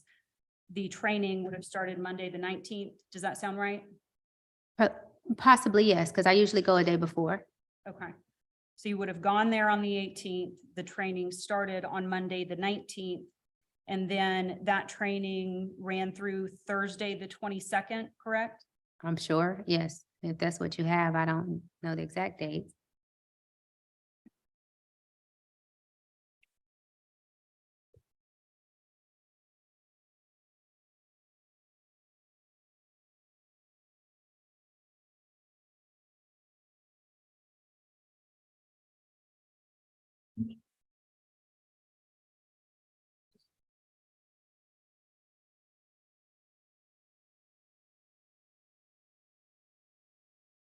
Judge, would it help us pressure actually all dates at that conference?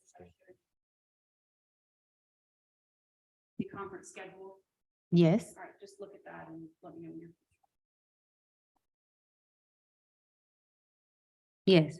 It says through the 22nd at noon. So it would have started Monday, the 19th and Monday, Thursday, the 22nd. Yes,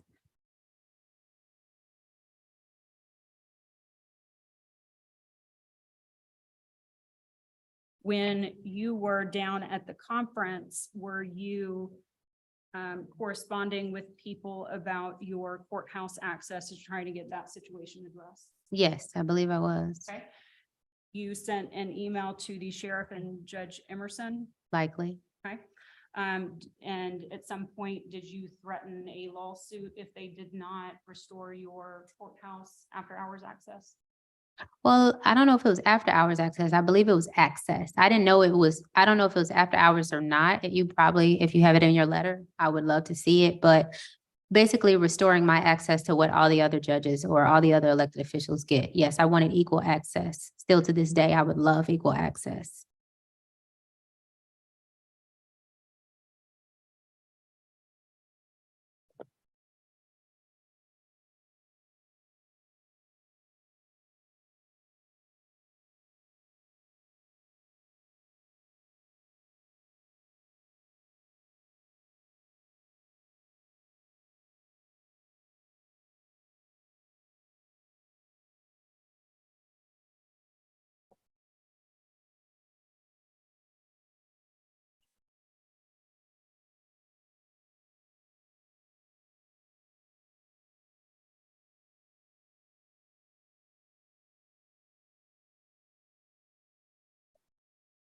Judge Peterson, I'm going to show you a document and ask you whether or not this document touches your recollection about whether or not your access was restricted just to business hours or what the access restriction was.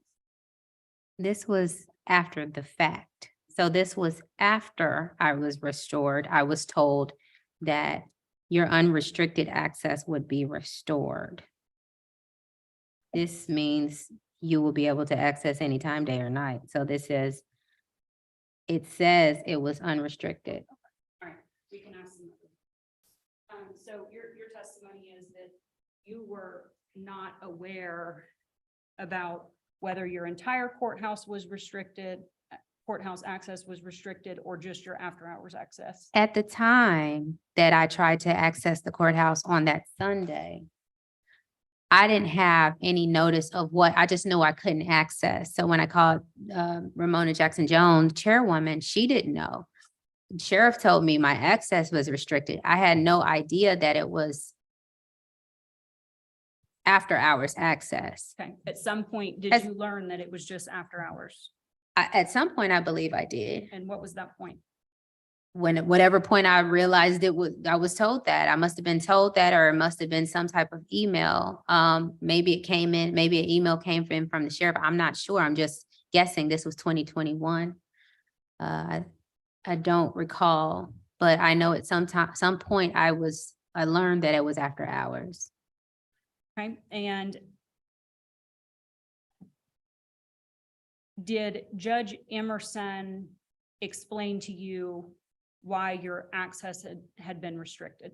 He didn't explain anything to me. I think he sent an email, but Judge Emerson made it very clear that I could not communicate with him and ask him questions or have conversations about anything. So he might have talked at me in an email, but he did not communicate. We didn't converse back and forth. It was a one-way dialogue, Okay, monologue, if you will. you said Judge Emerson had made it clear that you could not communicate with him. That's right. All right. In what way did he make that clear? I requested meetings with him. I wanted just clarification on courthouse policies, procedures. I know he does courthouse security, just things, trying to get acclimated to the county and what I should know about being a judge, what every other judge got from him. I was not allowed that. He denied my meeting requests, and anytime I wanted to have a conversation, I was denied that. So I've made several attempts via email to communicate, but they were all kind of pushed off. How many times did you request a meeting with him? I believe maybe once or twice. Once you're denied, you kind of don't do it again. You don't want to offend anyone or upset anyone. So I kind of got out of the way. You keep using the word denied. Isn't it true that you had a meeting scheduled with Judge Emerson? It was canceled, and then it was reset to include other judges. He set a meeting for me to ask questions and talk to him, and he canceled it. And then there was a meeting for all judges, but it wasn't a space where I could talk to him and ask questions. It was a space where he was giving information to the judges about, I think it was COVID at the time, and they were talking about different things that concerned all judges, not me as a new judge wanting to be acclimated into the county. And that meeting for me was never rescheduled. No, it was not. Not the form or the request that I was making. You mean acclimated to the county? Well, when the other judges that are coming to the county, they generally have assistants and they are able to talk to their chief judge to learn what's the courthouse security. You issue that policy. What's that? How do I request certain things? Like I wanted to know things like, well, when I started doing the weddings, I wanted to know, well, if I'm doing them after hours, do I need a deputy?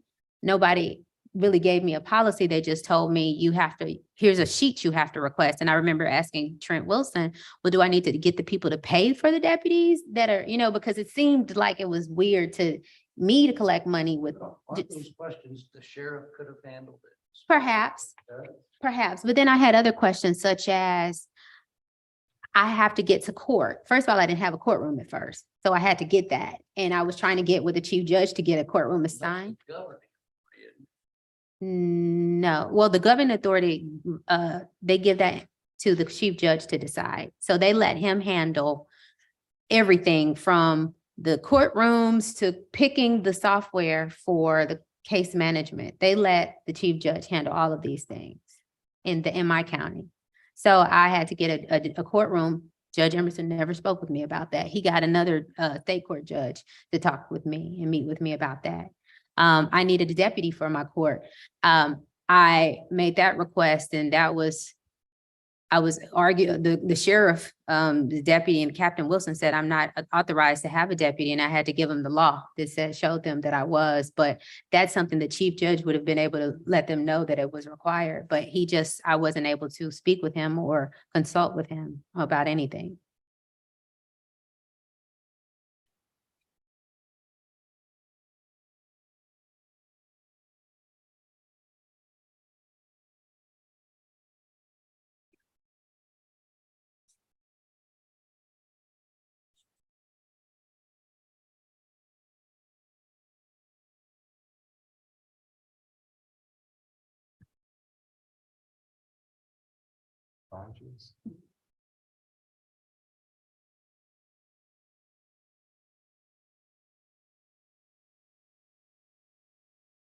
But no, is it 12?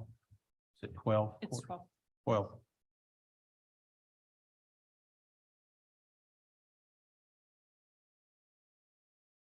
Judge Emerson sent you an email containing a memo on April 20th of 2021 explaining why he limited your courthouse access, correct?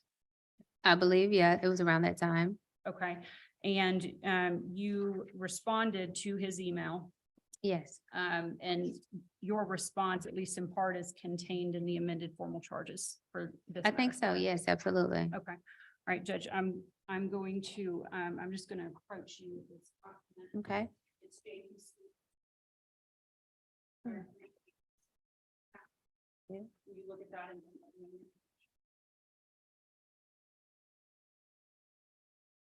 Yes. I'm finished. Oh, the first page, my email, right? You don't want his email? All three pages.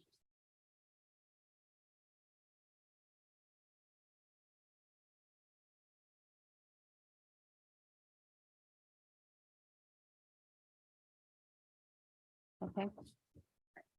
Does exhibit 12 clearly accurate the exchange between you and Judge Emerson via email that I just asked you about? I believe there are more emails after that that are left out, but to that point, to date, at that point, that was the last email, but there are emails after that are not included in your exhibit, I believe. And and Judge, if you have any emails you'd like to add, you can always. Okay. I'm sure my attorney has it down. Okay. At this time, I'd move to tender or to enter JQC exhibit 12 into evidence. Any objection to 12? Objection. Admitted.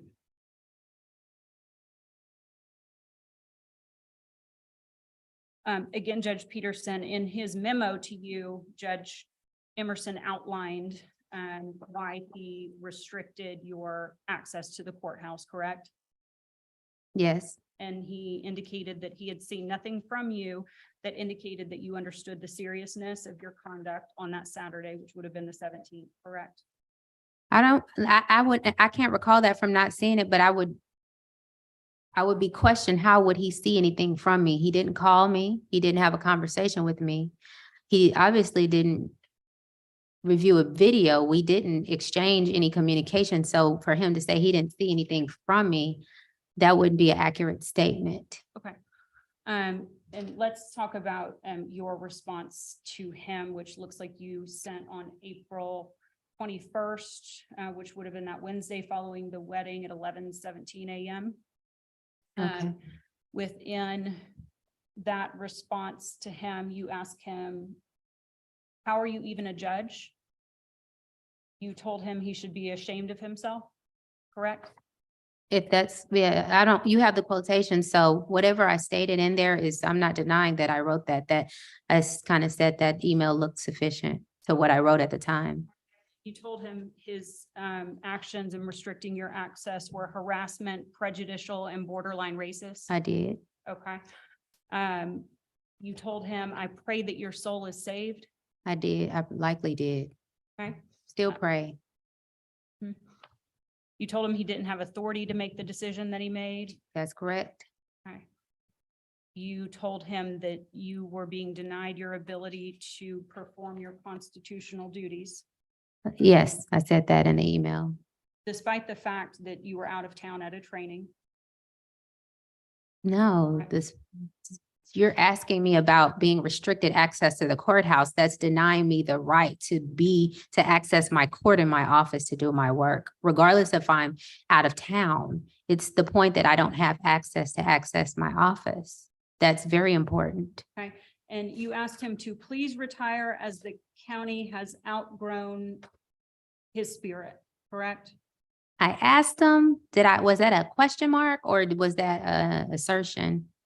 Please retire as this county has outgrown your spirit. That was a statement or a suggestion, yes. Can I ask a question about the April 20 memo? Judge, it seems the April 20 memo from Judge Emerson. to you, Okay.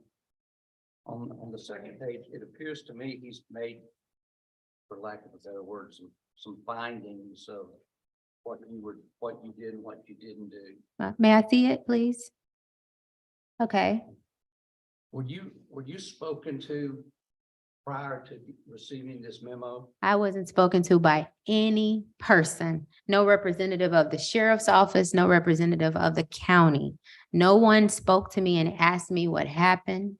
Nobody got any side of the story from me, not one person. So when he's speaking of findings, I'm like, I know what judges are supposed to do. They're supposed to hear both sides, look at evidence. And for him to make a determination and in essence convict me, I was questioning, is this how you handle your people in your courtroom? It was really, it threw me back.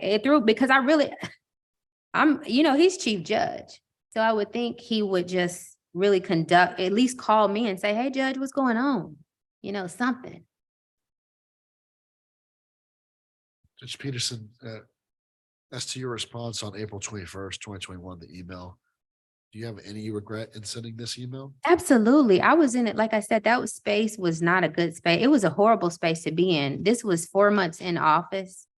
I was going through a lot of complaints and attacks from the JQC. I had a lot of obstructions or attempted obstructions from the county. It was a hostile environment created. I'm trying to train my people. I'm trying to hire people. I'm trying to learn the job.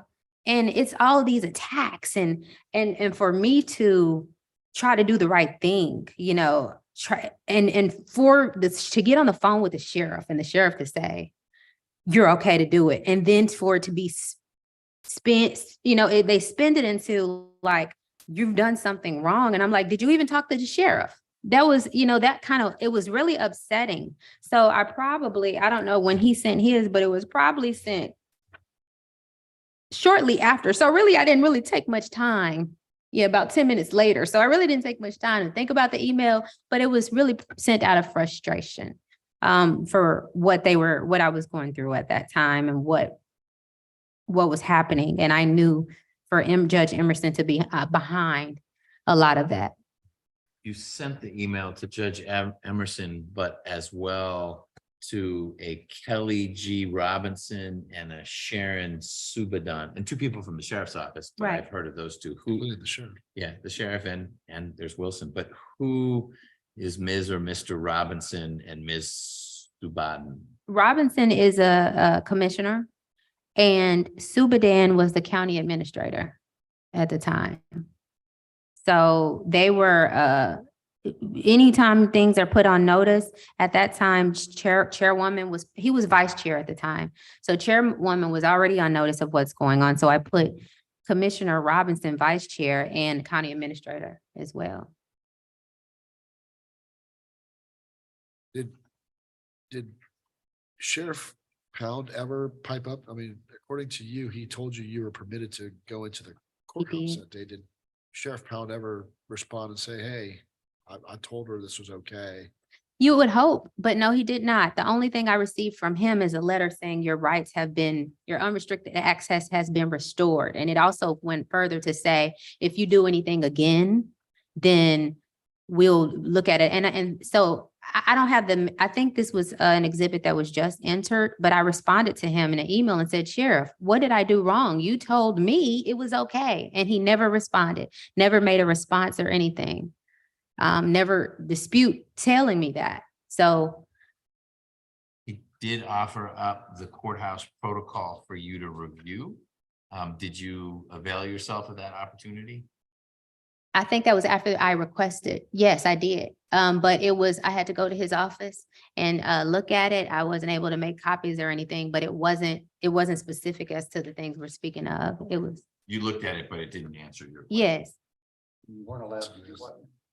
Make copies. I had to go to his office and review. I couldn't take a copy. I couldn't make a copy. I just had to read what they had on. You asked to have a copy? Yes, and I was told, no, I could only review it in the office. In Did I his, say why? no, I don't. It's in the letter. But it's sensitive. If there's no objection, I'll just go ahead and move under JQC 11, the letter from the sheriff. Great, we just read it, so hopefully Mr. Tate doesn't object. Oh, but it's exactly what Judge Peterson said. Yeah. You can come read this thing, and you can make notes, but you can't copy it. because it's The a- reason I hadn't read it because it hadn't been. Yeah, I you're apologize. you're a much better panelist. I'm looking over. That was his sent, shoulder here. that was sent in an email and I responded via email as well, asking him, he was making a lot of assertions in there saying, if you don't do this again. And I said, well, when was the first time? Because you gave me the permission to take my couple in there. They were willing and ready to have their wedding on the steps outside.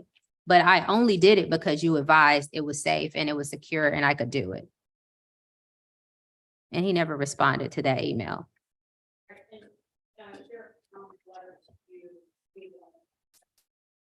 Said that as of yesterday, which would have been the 21st, he had revised the protocol to restrict all special events held at the courthouse to only events hosted by the Douglas County Board of Commissioners, correct? I think so. I remember receiving a notification that there were special events. It's only to special events, yes.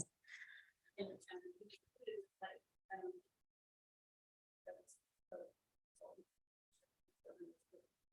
access to that in the business when the courthouse is open. And that was the concerning part for me, because he said a dish, any other, like I did it in the first place, was a real concern for me.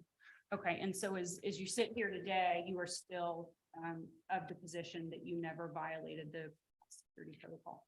All I know is to go by what the sheriff says. If the sheriff, knowing the protocol, has it in his office for his copy and review, tells me it's okay, it's secure, my deputy is there, you can do your wedding. I go in and do my wedding. Absolutely. I do what the sheriff told. I wouldn't have never thought he was telling me to do something in violation of a policy or a protocol, ever. Okay, so I gather that your answer is no. You are of the opinion that you did not violate the courthouse security protocol. Right. I was of the opinion that I was doing everything in accordance with what was allowed.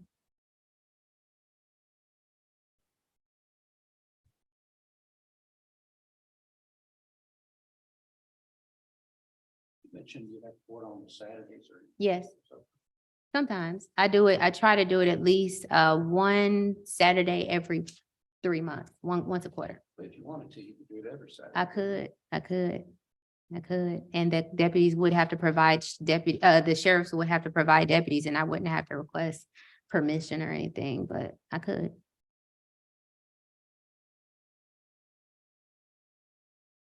In light of your restricted access, you had Ms. Hall make multiple requests to the sheriff's office to provide you with deputies in the courthouse pretty much around the clock, correct?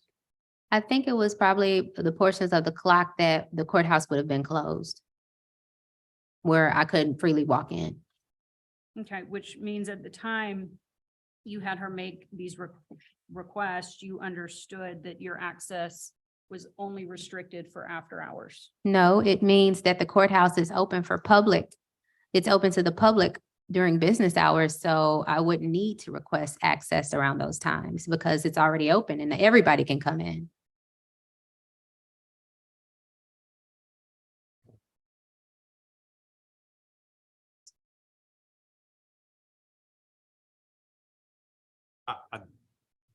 I guess I should wait for you. Okay, I had a question about access. So Judge Peterson, you've got access. I don't know where you park, but you mentioned you can get in the back of the building. The public can't do that. I can if I have access. Right. So if this situation happened on the 17th of April, and then it sounds like the next day your swipe card didn't work, then you made some phone calls, you got in the building, you got some files, you went to training, you were back from training Thursday, so maybe you went to work Friday, maybe took a rest day, but soon enough, you're back in the building. Were you able to get in from the back side of the building? I don't recall. I don't recall. I think ultimately when I got a notification from the sheriff, whenever that was, is when I was notified that it was restored. Okay, so the 22nd, that's this letter we've been looking at.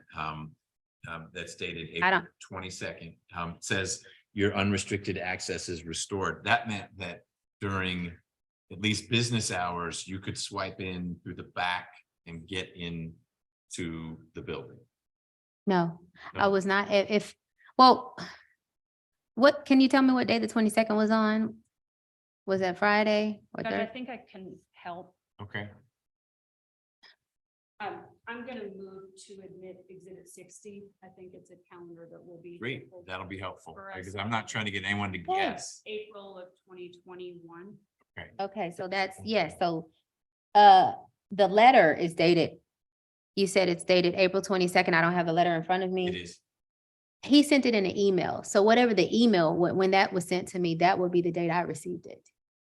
So if you don't have the letter attached to the email, I wouldn't know what date it was sent. But the letter says you and you alone can go through that without being sprained. So your staff, if you need them to work after hours for whatever, are they allowed to go in with you? They have their own access badge. That has the same access you do? They don't have access to the judges, the back door and the judges elevator, but they have access to come in. That door you saw Clayton coming in, they can come in there and they go through the turnstile thing. They can scan through there to get in. They could. They don't go through security. So they could come in on a Saturday, if you were able to Yes. get in on a Saturday and said, hey, Ms. Hall, I need you to come in, or Ms. Clay, Ms. Hall, I need you to come on in. She could get in too. You wouldn't have to let her in.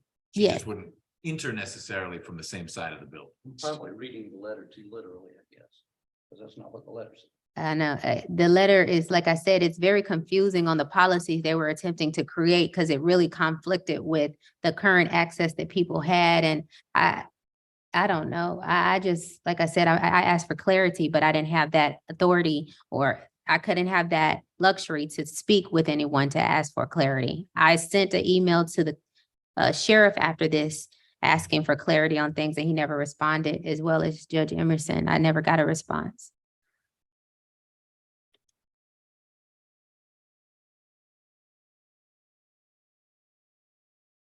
Right. You left for training on Sunday, the 18th. Yes, Training ended on Thursday, the 22nd. yes, You did not come back to the courthouse until Friday, the 23rd. Is that correct? I'm not sure. Usually, if I would have taken files, I would have tried to come on, if we were done by noon, I would have tried to come, generally. I tried to come back the day I come back to return files, if I took files. So right when I'm in town, if I came back on that day.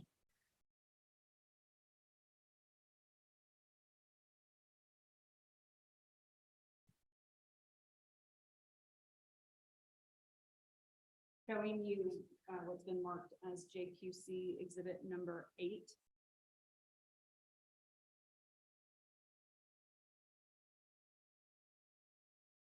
Can you see that clearly? I can. Okay, can you tell us what exhibit 8 is? It looks like this is the worksheet that must be completed to have deputies or after hours. So this was thank God that's not my current number. But that is a request that Sandra Hall filled out for a deputy for, it appears, when I would have been back in town, 4/22. So I'm thinking I came back that day. If it was over at 12, I would have been back by 5. Because had you made a request to be or to have deputies at the courthouse so you could be there from 5 PM to 8 AM, certainly you intended to be at the courthouse during that time frame, correct? Certainly, no, I intended to have access like every other elected official has access and every other county employee has access. So it was for access. So my line of thinking was, if the sheriff, the chief judge is requiring me to have a deputy there at all times to watch and monitor me, then you need to have a deputy there at all times. Because So they just had to wait around till you decided to come in? No. Like at 3 in the morning? How No, likely no. are you gonna show up at 3 in the morning? well, I wasn't understanding the policy for starters, but if they're saying if there needs to be a deputy at all hours, because I don't have my badge, then there needs to be a deputy at all hours. That's a policy that I'm not sure of what the policy entailed, what who, what, when, where. I don't know what the policy is. I'm trying to get my access as I can go into the building at 3 a.m. I can go into the building on Sunday. I can go to the building at any time. So I knew that I would have to access the building and I go at various times.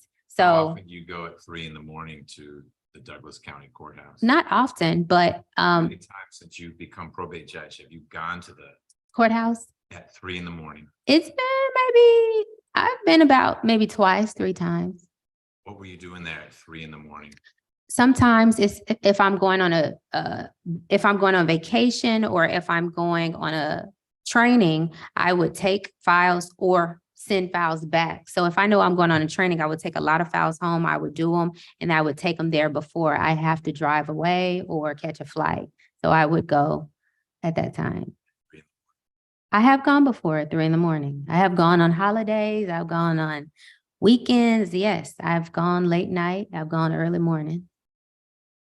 Does this letter from the sheriff's office contradict the form you're showing us right now? Are you asking me? No, I was Oh. asking Ms. Bill.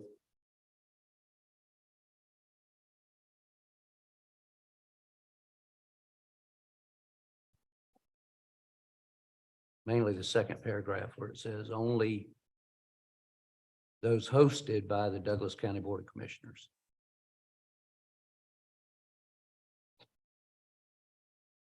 So I want to make sure I understand. You are asking me whether the updated security protocol for the courthouse, which provided that all special events held at the courthouse.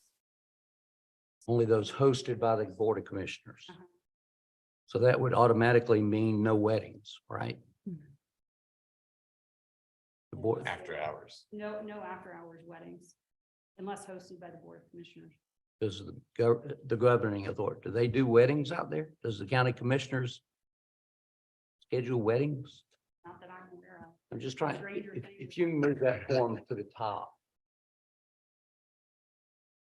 All I'm asking is, does this form contradict paragraph 2 of the sheriff's letter?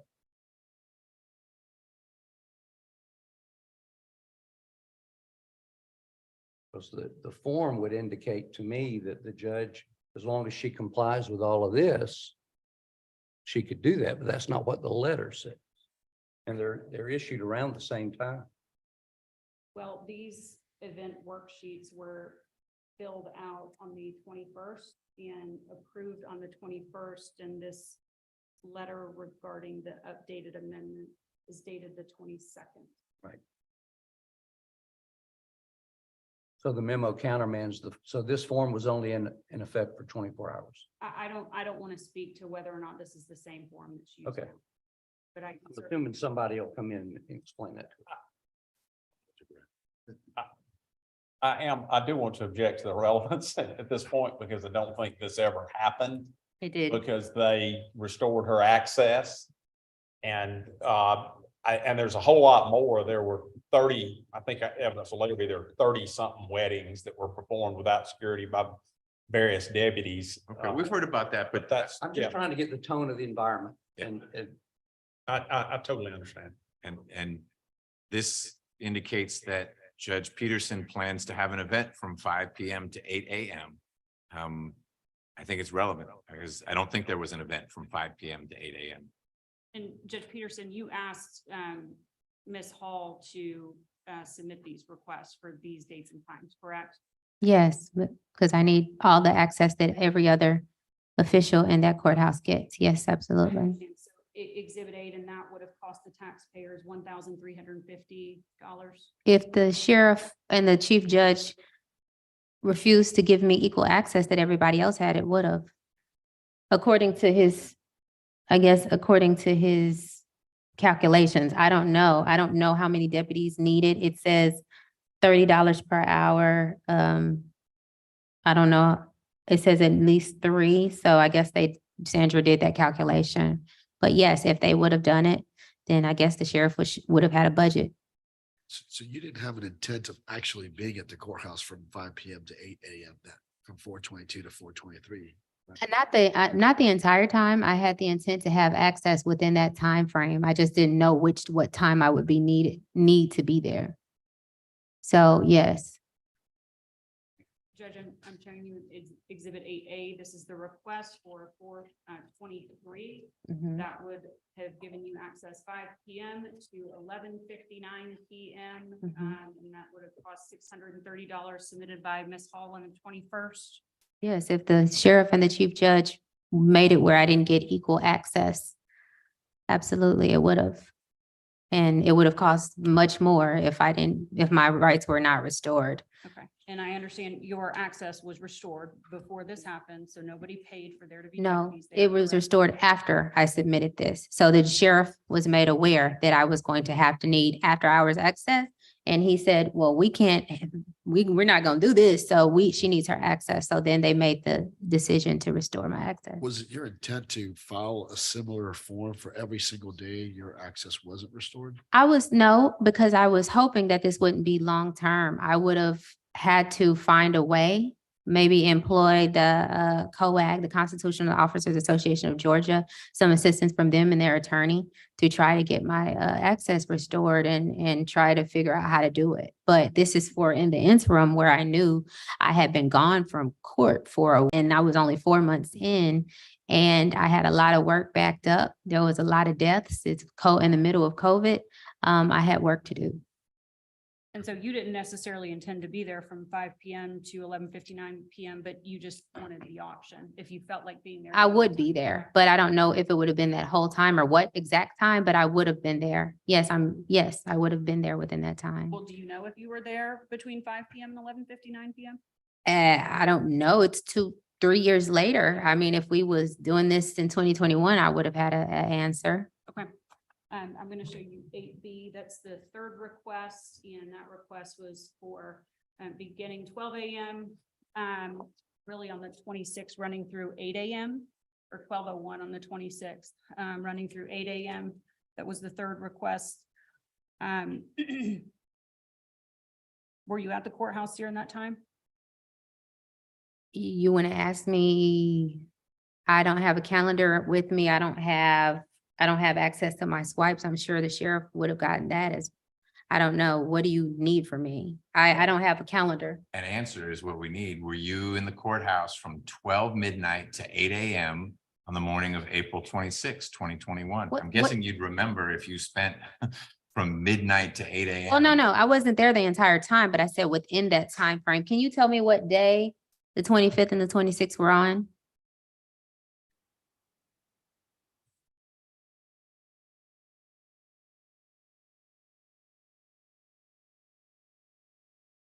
Okay, so for me to, can you go back to the request? 25th was requested. So what time was it? The 25th? I can't see the date, the time. It's cut off. You can pull it down. So if I requested it at midnight, it appears that I didn't know it was only, after hours. Well, that was still after hours. The 25th was Sunday. So yeah, it would have been sometime within that time frame. I do go in sometimes. We got myself and Bonnie, if we go at 7:30. She's usually there early. So I don't know if I probably wouldn't have been there at 12 AM. I just told Sandra, I directed her to get me access. Those times were something she wrote, but I approved ultimately. So if a judge goes into work, Yes. that's considered an event? It's not supposed to. That's the problem. It's supposed to be work. And I was advised by my county board of commissioners that I could have access. I just didn't have the access. So when I'm calling the commissioners and I'm calling the sheriff's on the line and he's in the recording saying, Judge, we messed up, and we're going to fix this. And so in the interim of it being fixed, I still have to do my work. I still have to access my office. I don't stay there all that time. There's been times I stayed after hours, but I know I needed access. So that's what I requested until they could figure it out. And they figured it out once I submitted it. The courthouse is open from 8 AM to 5 PM. Okay, so on any of those days, you could have been there between 8 a.m. and 5 p.m., no problem. I don't, well, if I walk through the public access, but I wouldn't been able, from my understanding, I would have been able to park in the judicial parking lot, and I wouldn't have been able to swipe in the back until I got access. That's the door I go in. I don't go in the front door. So yes, I would have, during public hours, obviously I would have been able to go to through the scanners, through the front door, but that's not where judges go. You could have been inside of the courthouse during the normal operational hours to perform your constitutional duties, correct? I'm sorry? You could have been inside of the courthouse during normal operational hours to perform your constitutional duties. When? You said I could have been? During the time that your access was restricted regarding after hours. No, not to my understanding. All right. At this time, I'm going to tender JQC exhibit 8, 8A, and 8B. I object on relevance grounds. It's something that never happened. They're obviously mad at one another about everything that's gone on. And I understand that part of it. But I don't think it's particularly relevant because nothing ever happened. You know, her access got restored and things went back to more or less normal. The request happened, overruled.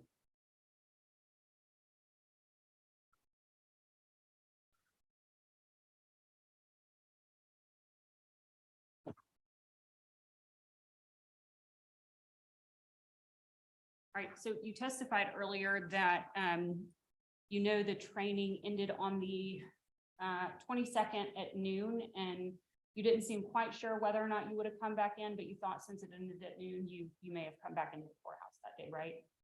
I may have, I don't have my calendar with me, or maybe it's an indication of when I came, when I went back. I don't know. All right. I'm moving into the portion of the formal charges that relate to an attempt to obtain copies of or viewing access to records that were within Okay. probate court office. Okay. And do we agree that Let me pause you for 1 second. Mr. Tate, I'm sure you've talked with Ms. Veal about this. I want to make sure we don't create a witness issue because Ms. Veal, as I understand from reviewing the pleadings, is in effect a witness to the events that we're about to discuss. And I want to make sure you're able to navigate it fully, you or Mr. Chamberlain. But I don't want to create a problem where we've got an advocate who's also a witness. Well, I filed a motion on that, which was denied. I'm not sure what you're asking me right now. Are you asking me, might I call Ms. Veal as a witness? I am. That's a possibility. TBD. Okay. That just may affect how I would not do that just to upend the proceedings just or to make the request. make the request. I would not. And I doubt I would have gotten a different result if I had made that threat, as has happened otherwise either, but I just have to see. Okay, fair enough. I just wanted to know if you all had worked through that. That may limit the way we will ask Judge Peterson questions if we've got them. We may not ask Ms. Veal from her position as not being sworn in just for this exchange. That's why I asked. I understand. And to be perfectly honest, Ms. Veal and I get along very well. And as I've said earlier, she's a consummate professional. I don't think we've discussed it Okay. since the ruling. That's the ruling. The ruling on that. And so that's sort of where we are. Got it. Thank you. And Judge, obviously, Mr. Alford will be here and testifying about Right. this piece of the puzzle. Judge Peterson, does it sound accurate that the date on which myself and Mr. Alford went to your court was April 22nd of 2021?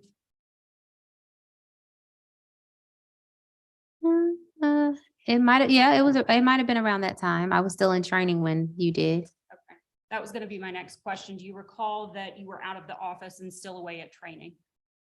Yes, because I recall watching when you were at the office on my cameras.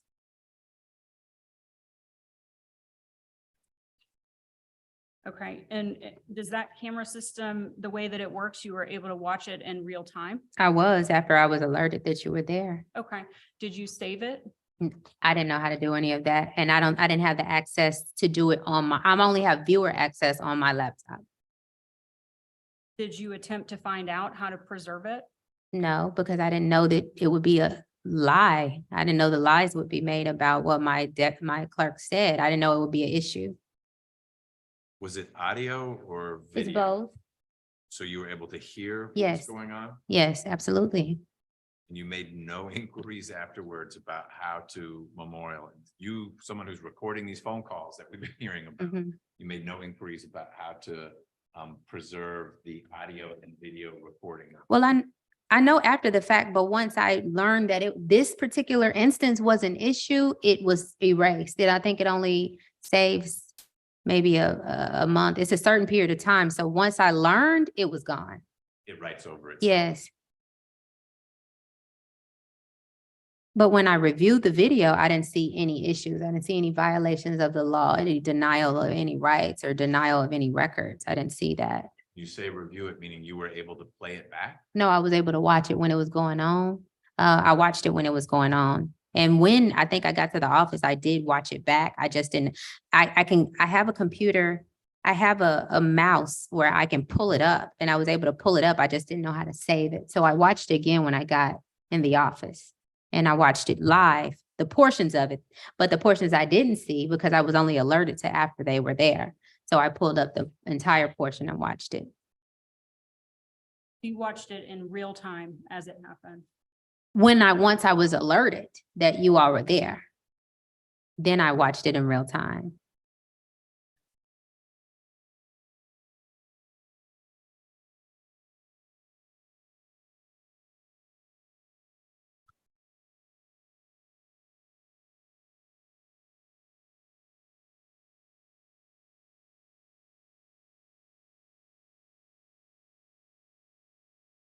All right,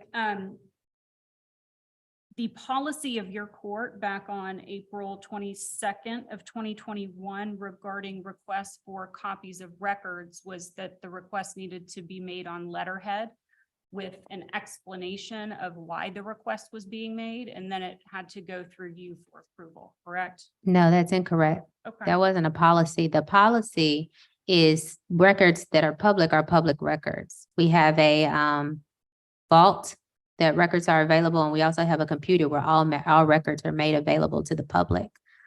The issue that you all had when you came in my office is you didn't know the records you wanted pulled, and my clerks don't have access to my calendar, so they couldn't give you the name of that record, nor is it public record. If I do a wedding and it's on my personal calendar, my clerks, it's not public record for them to go to look at my calendar to figure out what marriage that is and pull it for you. So if you wanted assistance from the judge's calendar or something that is judicial or not public record, yes, I told them they can always get an agency to submit it, and I will help them with their request. So yes, that was more, it's not really a policy, but it's more of an option to get records that are not necessarily public, where you don't have all the information you need. Okay, so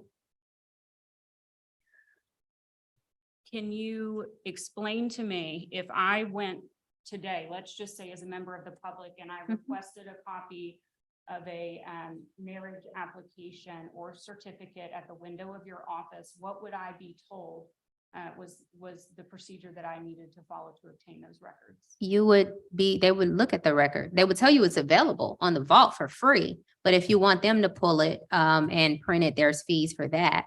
But if they pulled it or they tried to pull it and you don't have the correct name, they can't give you a record that they don't know exists. And the information that was presented was not accurate information. Okay, well, since you said that you watched back the video in lifetime of the interaction, you agree with me that your clerk never at any time said you don't have the right information for me to pull this record, right? I don't recall. I know he told you that I don't recall specifically what he said. I just know that you all kept asking him, was he denying you records? And he said, I'm not denying you records. He said, in order to find the record, you need to contact the judge and she can assist you. That's what happened. And you kept asking, were you denying me records? And he kept saying, no, I'm not. Okay, you agree with me that your clerk never at any time on that video advised that there was a public vault where we could just go and pull the records ourselves? I don't recall, but there's signs in there. Surely he would have told you. I don't recall if he told you or not, but there are signs in my office pointing to the vault. The vault is there's an open door. There's the record. It's a record room. And you all have been in my office before, so. Why would there be, and maybe this is what you were alluding to with your private calendar versus a public calendar. Mhm. Why would there be records that your staff couldn't find and only you could find if they're public records? Well, it's not. So if a person is coming in and asking to see a wedding, I want a wedding record for Courtney Veal. I might have Courtney Veal, especially if she's Hispanic, she probably has 2 last names. So they were asking for records that were on my calendar because I only put 1 last name. It wasn't when I make my calendar, I just put, I'm doing a wedding for certain person, maybe first and last name. But in the system for the public, in order to pull it up, you have to know both of those names. They have 2 last names. So they were asking for a single last name and that wasn't found. So they don't have access to my calendar. So I can go research who I married and their name. They don't have access to that. So I would have had to assist them. Okay. And it was a Hispanic couple and they obviously had 2 last names. I do remember because that was the only wedding I've done in Spanish. Were you So, yeah. contacted by any member of your office during the time that those records were trying to be obtained? They contacted me and told me you all were there and you didn't know you didn't have the correct information and what to do. And I said, have them contact me because I don't know what they're requesting. I could look it up for them. I didn't have immediately the name of the couple I had. Like I said, my calendar said one thing, and I think that's what you all were going by, what was submitted on I'm assuming what was submitted on the sheet requesting a deputy. I don't know where you got the name from, but you had the wrong name. But you're someone from your office, by the way, who was it that contacted you when you were there? Sandra Hall, Okay, and she was overhearing the conversation as well. okay. And so she was able to reach you even though you were away. Absolutely, always. I'm always working. You had access to your calendar and that information, correct? I had access to my calendar and that information. Absolutely. So you could have given her that information. It's not public. I'm not going to give anybody, I'm not going to go through. If they want information that's not public, we have a judicial order in our, that was drafted by Emerson, that certain information is not public and not required to turn over. So if you don't have the data, you don't have the data. I went out of my way to say, hey, let them contact me and I'll help them get the information. But I'm not going through my clerks. Could somebody have come in and said, we'd like a list of everybody you've married since you've been in office? Would that be appropriate? I don't think it's, I would have to inquire, but I don't think that's also a public record, not necessarily. I mean, you could pull the names of people that you can go on public record search and see if you had their names, but I don't think it's a list that has to be publicized of who I married. I don't think that's a record. That's not a record that's drafted in the normal course of business. Would you object to that list being out? Yes, at this point, yes. But Why? just because of what we've been doing here, it's not been, these proceedings in the JQC haven't been something that'll try to show me how to do things right or within the confines of the canons and the code. It's kind of, here, I got you now. And let's see if we can find something. Let's go call your former clients. Let's go call the band where you do your performances. Let's call these people and see what we can gather. No, I would not I would not be comfortable with that because I just want to be able to do the work of the probate without any extra. I think you answered it, but my question was, can a member of the public come in and say, I'd like a listing? Does the public have a right to know that you, a public officer, conducting weddings, when and where and how? I don't think so. I don't think it's ever, I mean, other judges may be more knowledgeable. If I have questions about things like that, I ask other judges. So I would have to call other judges and ask, but I'm not aware of this. I'm not aware of there being a list that's saying, hey, I do weddings and I have to publish the weddings I do at what time. We have to prepare a list, information of how much we collect over the year, but we don't publish who we marry and post it anywhere. So you said that you wouldn't have given Ms. Hall the information you're alleging was missing in the request because it was not public information? No, I said first of all, the information wasn't requested of me at the time. She told me what was being requested. And I said, if they need help, further assistance that you can't assist them at the counter, have them email me and I could research it at that time. So usually when agencies come in, because you came in and you flashed your badge, and they're already thrown off and kind of intimidated. But I said, hey, if they want more information, I'll definitely be willing to help, have them send it to me on probate court judge fax. I'll waive any fees because usually there's a search fee to search records. And that's when I work with agencies, generally I waive the fees of searching and I do my best to assist. What's the search fee if you're not an agency? Well, the search fee is usually, with vital records, it's $25. I believe other searches is $10. When I work with agencies like the DA's office and DHS, they usually come in, I was asked when I came in the county that when I'm working with agencies to try to be lenient because they're county services and things like that. So that's what I was told. I just try to, comply with how it goes or how it usually goes with that. That money goes to you or to the county? It goes to the county. It's county general fund. So your testimony is you told Ms. Hall, just tell them to email me and I can help them, correct? I said, if they don't have the records where you can just pull them, if they don't have the information so you can get the records, then yes, have them email me and I'll work with them and I'll help them get it. Yes, that's what the information that I told them to give. So had Mr. Alford emailed you that afternoon, you would have just assisted us and we would have walked out there with the records. If he would have assisted me and I had time, remember I was in training, if he would have contacted me, but I would have had to research it because all I have is my calendar. So I would have had to go and research.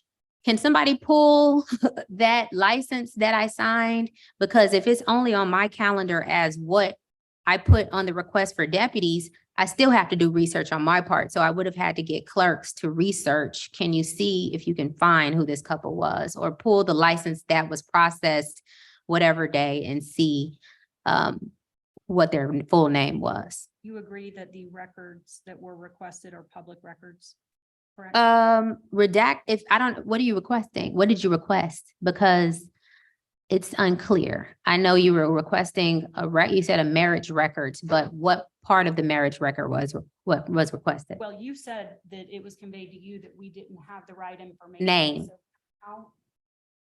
The right name? Yes, you have to have a name to pull a record.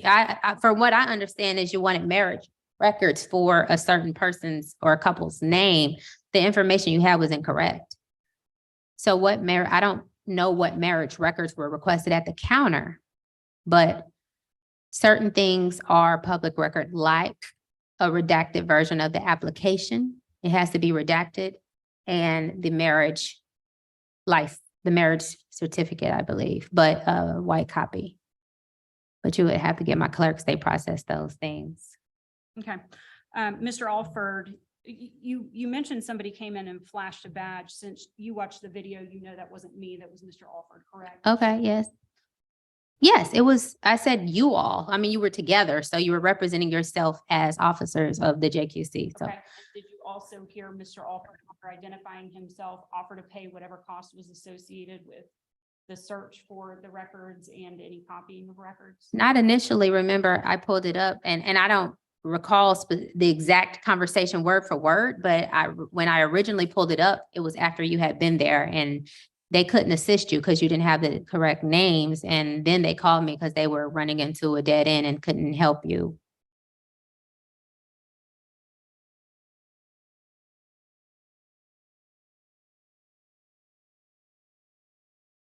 Mr. Alford left his business card for you, correct?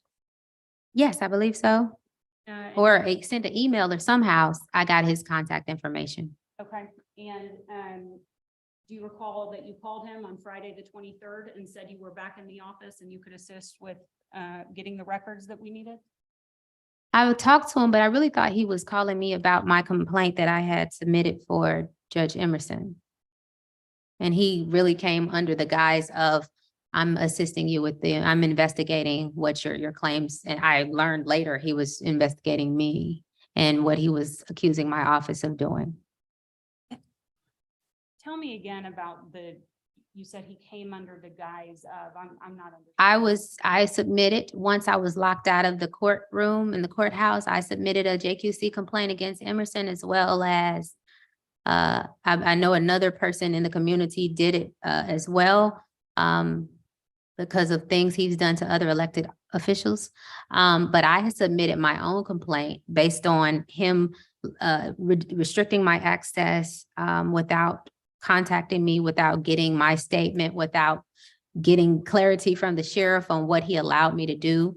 So I submitted complaints about it as well. I might have included all different other obstructions. I'm not sure you will have more information about what I included in that.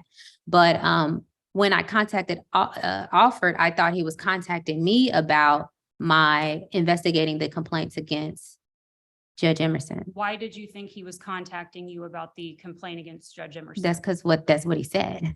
Your testimony is that he told you he wanted to speak to you about the complaint against Judge Yes, Emerson. yes, absolutely. And he came in my office and that's what we were talking about. I submitted him letters, emails, things like that. And then after that, he went into, hey, so this wedding that you did, can you get me the information? And I gave him, and I had the clerk's research based on the information I had, and they had to really get the full name and pull the records for him. So Investigator Alford comes to your office the very next day after he's been at your court trying to get copies of, or just asked to view the records, right? He comes to you the very next day, walks in, you guys talk, and he gives you the information and you're able to pull up and provide those records.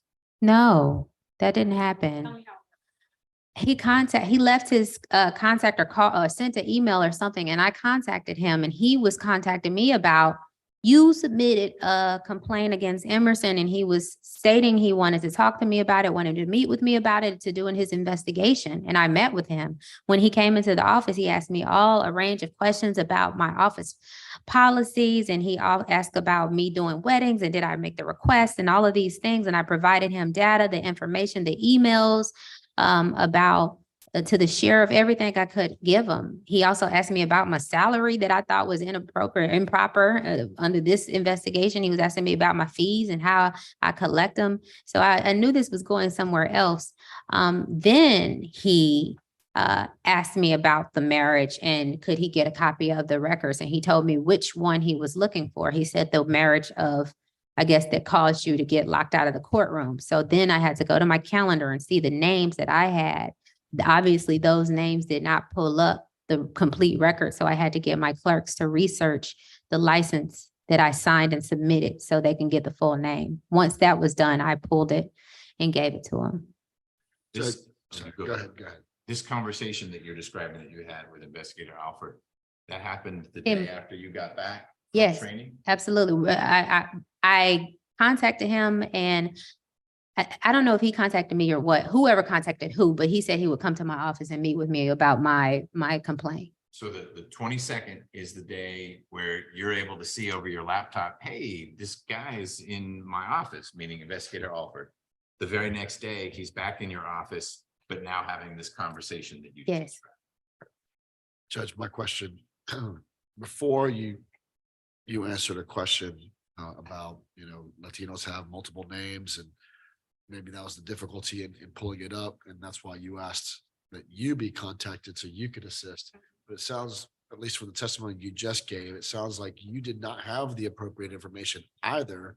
That you said you had to have your clerks go look up what you had signed. Why couldn't your clerks have done the exact same thing when Director Veal and investigator Alford came? Why couldn't they have done the exact same thing, since it turns out that that's what ended up happening? Yeah, I don't know well, I don't know exactly what information they had, but I know I had to confirm by looking at my calendar exactly. I think when they asked for the records, they asked for the marriage that the judge did on Saturday. They wouldn't have had access to my calendar to get that name, if they had a name. So I had to go in my calendar, look for the name. I can go back and look, but I believe they had to do extra searching to determine that. But the clerks wouldn't have had, depending on the information that was given, they didn't have enough information to pull the record. They wouldn't have been able to pull it. So you can't search by date because it sounds like you only did one marriage on that Saturday.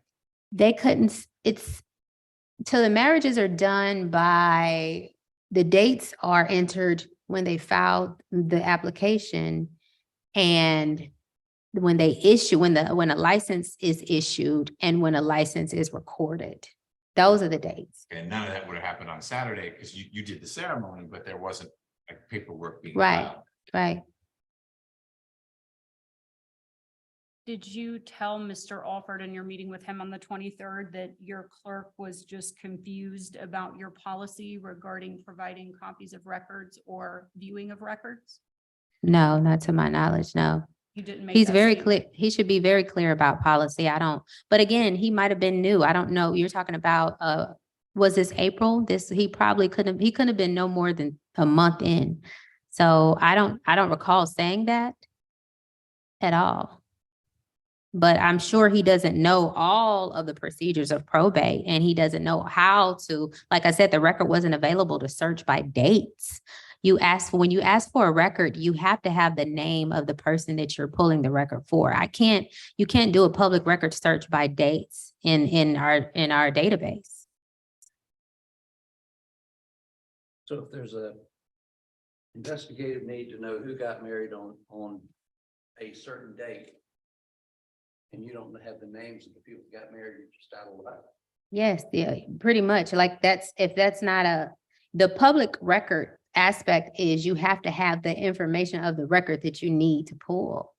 It's when you have to go into, I got to search the judge's calendar to figure out that's getting into things that are not public. So if somebody from the public, one of your people that hired you to be the probate judge, want to come in to see how you're doing their work, Mhm. and they say, I'd like to see everybody married in February. They're just out of luck. Yeah, they would make the request to the county open records, Aubrey Britt.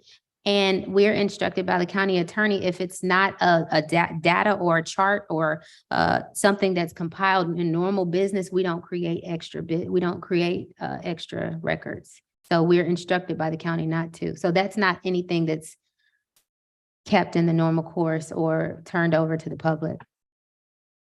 You don't keep marriage licenses and certificates and applications in the normal course of your business? I don't. He's talking about what I've officiated. The question was posed to me on, do I keep the licenses that I officiate? No, when I officiate a marriage, I have to turn the license over to the county that holds that record so they can turn it into state office. Right, but you have a clerk's office with files that relate to Douglas County probate. Right.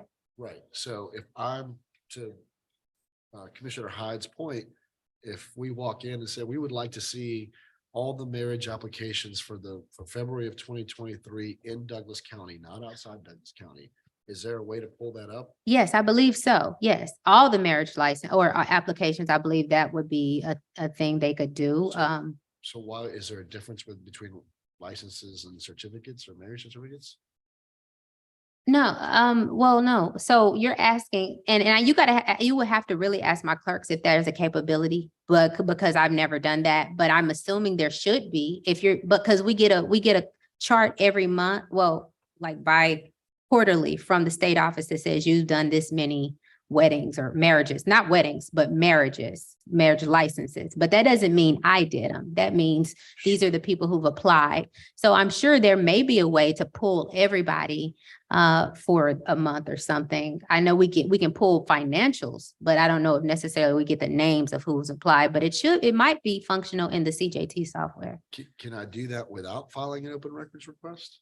Yeah, if you, for that type of thing, that's not going to be made available publicly. So everything that's made available for the probate court will be on georgiaprobaterecords.com. And that's where you can pull up everything. And I don't think there's a thing that says Douglas marriage records in February 2021 and pull up everything. I don't think that's how it works. I think you have. On all of your records, digital or some of these old fashioned paper copies? Well, at that time, they were digital available in office, but they were mostly paper. The only digital that was made available was in my office, the public vault.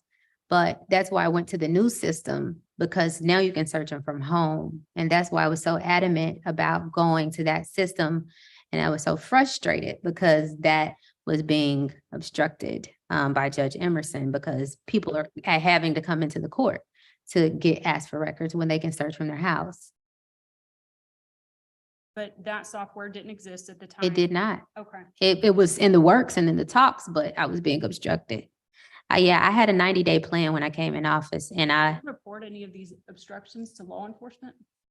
law enforcement, would they be the appropriate party to report?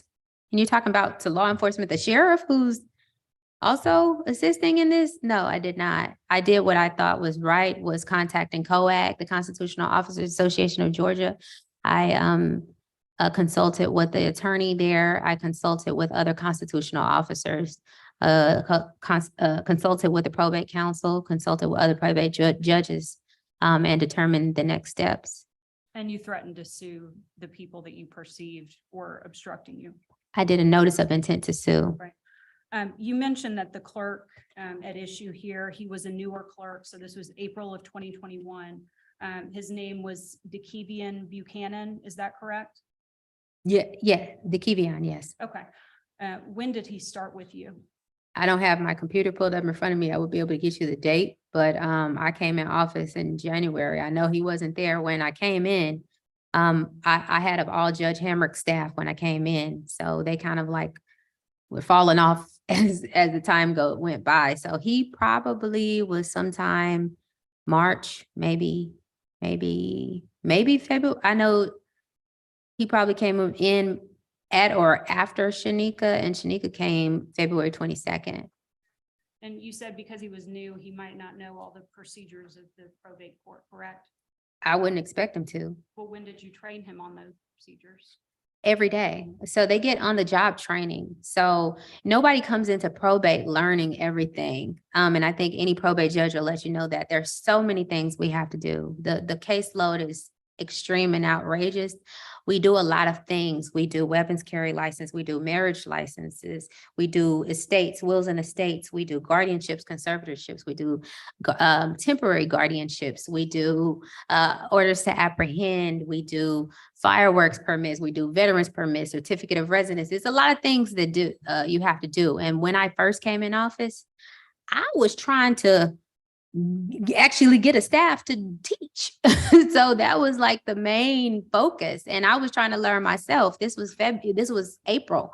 So I'm learning and teaching as much as I can. The law requires that the court be open at least 40 hours a week. So I couldn't close my office for a week to train my staff.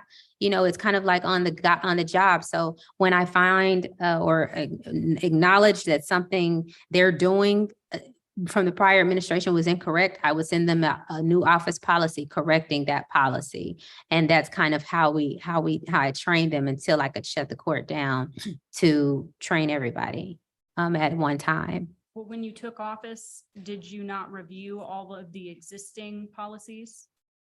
They didn't have policies in the probate court in Douglas County. He didn't have one written policy. Not one. So I'm assuming then you created your own. I had to. There was only things that they were functioning. They were functioning as a court, but from when I came in, the word was, I was gonna have to correct a lot. And I think Judge Emerson was actually on a BOC meeting saying she's got a lot of work to do over there when she gets over there. So that's kind of how it was. There was no written policies, there were no handbook, there's no manuals, there's no training material. It was institutional knowledge. Whoever knew it, it was their information, and most of that went out the door. The only person that stayed was my chief clerk, Bonnie Fasek, and she was only a clerk. She didn't know the back end stuff that she's doing now. So Judge, I'm not suggesting that you did not have a lot to do, but what I'm trying to explore is what did you do to learn how to operate in one and run your court? And what did you do to equip your clerks to assist you in operating and running that court? What I did was I signed up for all the trainings that were going to be made available by probate counsel and whoever else is going to train. But they're only offered certain times of the year. I did the NJO training. That was before I swore in, but that was kind of limited. It wasn't extending to Article 6 court. So it taught us nothing about my job duties under Article 6. So I read as much of the law as I could. I had contacted and consulted with other probate judges. My go-to judges generally was Judge McCoy, and I think he's in Evans County. I would contact Judge Walk here in Cobb County. Those are and sometimes now Judge Wood, I've met him over the training since he's very knowledgeable. He's in Cherokee. But those are people that I would kind of like, if I had a pressing question, I don't have time to really research things. Hey, Judge McCoy, how do we do this? Tell me this. We also had a listserv, kind of sometimes helpful, but I would send emails to the listserv if I had questions. Sometimes they were answered, sometimes they're not. Okay, so Of this state-sponsored training you mentioned, Hmm. how much of that ballpark hours or days dealt with the code of judicial conduct for this state? Maybe 1 hour. Out of how many hours you think? Oh, since I've been in office or that first training? Prior to April of 20. 1 hour. I think it was briefly, it was a brief presentation at the NJO. And who did that? You remember? I think it was Chuck Boring, I believe. that's And I the think only it was ethics virtual. training you- At that time, yes. Yes, and that was virtual. He didn't appear at the training. He was on Zoom.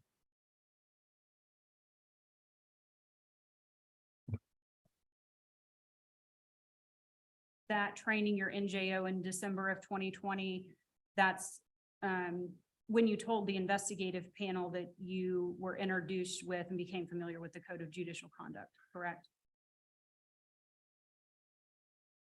I'm not aware, but if I did, I'm going back on memory, because I know I had whatever training that was. You probably have more knowledge than me, but I believe it was NJO that they would have talked about a portion of ethics.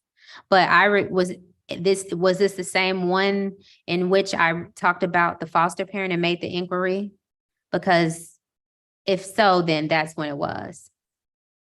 Okay, then yeah, that would have been that one. And I believe it was Melanie. It wasn't, I think it was a judge that did that training. Yes, That's a probate judge. yes. And a portion of that ethics training at NJO, there was question and answer. Yes, absolutely.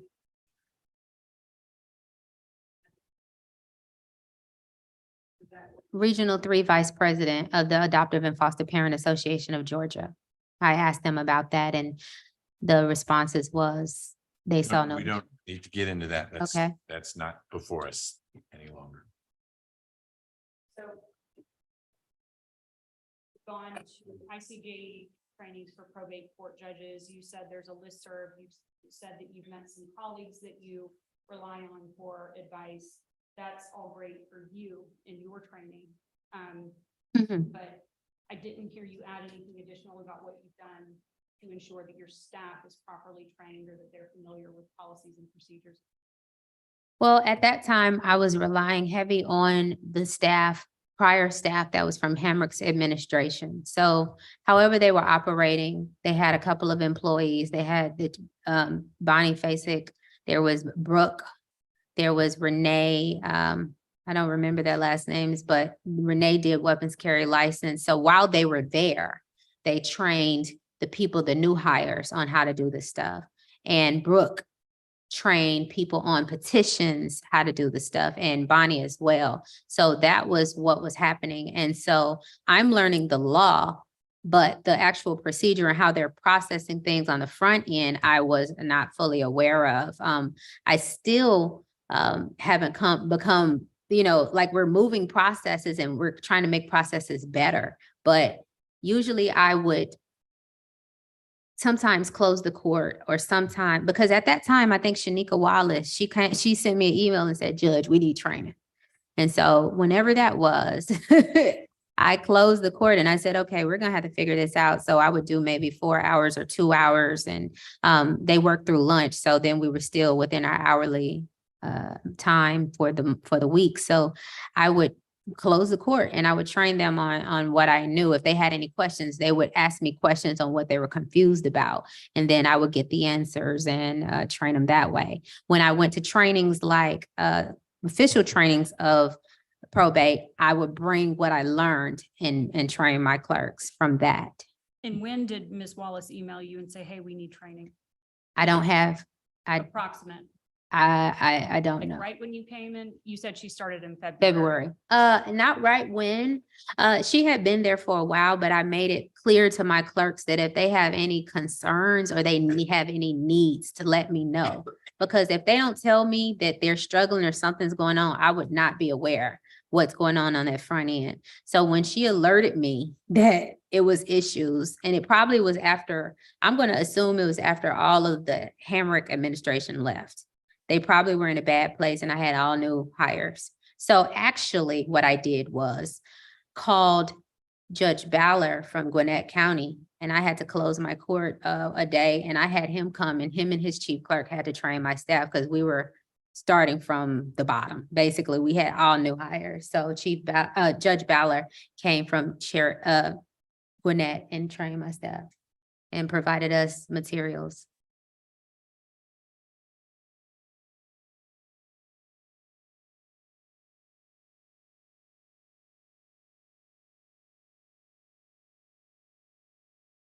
Ms. Veal, how much do you have left on this topic, the visit to probate offices by Investigator Alford? Judge, if I could just have one moment, please. I think I'm about finished. Judge, the judge that came from Gwinnett County, how much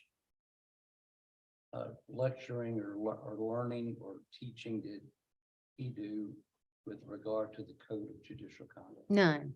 None of the code. Nobody's ever really given some in-depth training on the code. When we're training, we're talking about like procedures and how to process letters of administration, solemn form, what kind of notice is required, what's required of my clerks, services required. We have this restricted delivery. No one else can sign for it. Those are the things that he's telling us, they're teaching us. There was never much information. And when we had ethics training, it was real general. Nothing ever about social media around that time, nothing about it was just like, it wasn't even do's and don'ts. It was like, this is the code. This is code number 1.2 and just generalize. I think now when I've been to the later trainings, they're trying to put in more specifics and things like that, but it's still unclear on things like social media and what's accepted and what's not.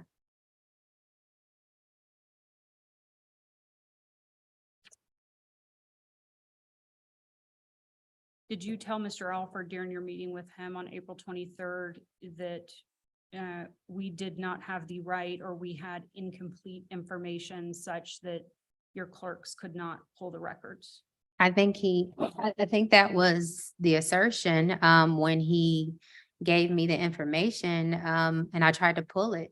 I couldn't find it. So I had to look for it. So I don't know if I said, hey, you don't have the information, or I'm sure something came out to that effect of the information provided is incorrect. I can't pull it from that. So let me see if I can get a little more information or pull it for you. Did you direct Investigator Alford to your public vault? Yes, we did walk him in there. And he tried to pull it and it didn't come up. So I went in my office, I took them in my office and did more further work and looked at my calendar and got the information. I don't have anything further on this topic. Okay. Well, that's a natural break point. We're about 5:15 on Tuesday afternoon, so we will pause for the day. Let's all be back as close to 9 as we can make it, so we can recommence. For everyone's planning purposes, how much longer do you envision your direct examination, your cross-examination to go with Judge Peterson? Judge, I've got 4 additional topics to cover with her. Okay. Do you think those are longer or shorter than the social media topic? 1 is longer. I think the remaining 3 are shorter. 1 is much shorter. Okay. You have other witnesses to call, so I'm wondering if we can let Mr. Tate know that he doesn't need to have any witnesses here because there's not a chance that you would be resting. And if you did, we could take up directed verdict discussions, but just to free folks up for tomorrow. It sounds like you'll be able to fill the day. Correct. And then some. Correct. Okay, so you're welcome to have witnesses here, but if you can free them up, they would be 14, 15. Okay. Does that include the probate court witnesses? Because they're not my witnesses, but we have probate court staff here and they're trying to keep the probate. Oh, court open, so- I was referring only to people that you have requested or subpoenaed. If there are folks that the director needs here, you all should confer and maybe she can. And I'm happy to do that. I just was trying to make. Yeah, my point was simply, I've heard about a witness list you have. None of those folks needs to be here tomorrow because of the rule of sequestration. They're just going to sit out in the hallway all day.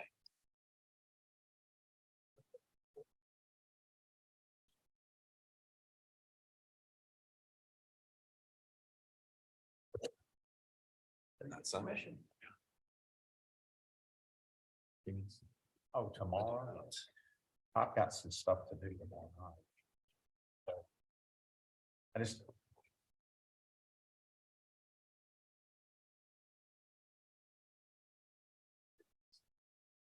Yes, ma'am. I am available to and open to being here earlier or a little bit late if that were an option. But I understand that.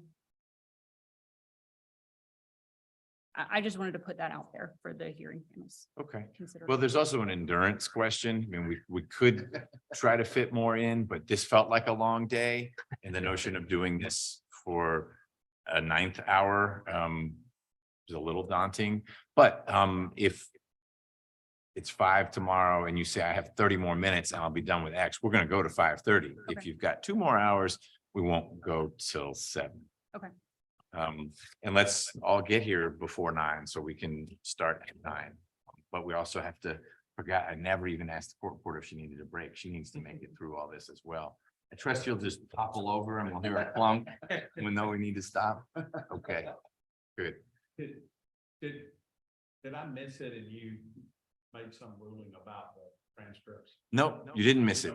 We forgot to talk about it. Do that, that's fine. No, I just want to make sure I didn't miss it. you didn't. I noticed when we came back from lunch, we didn't talk about it at lunch.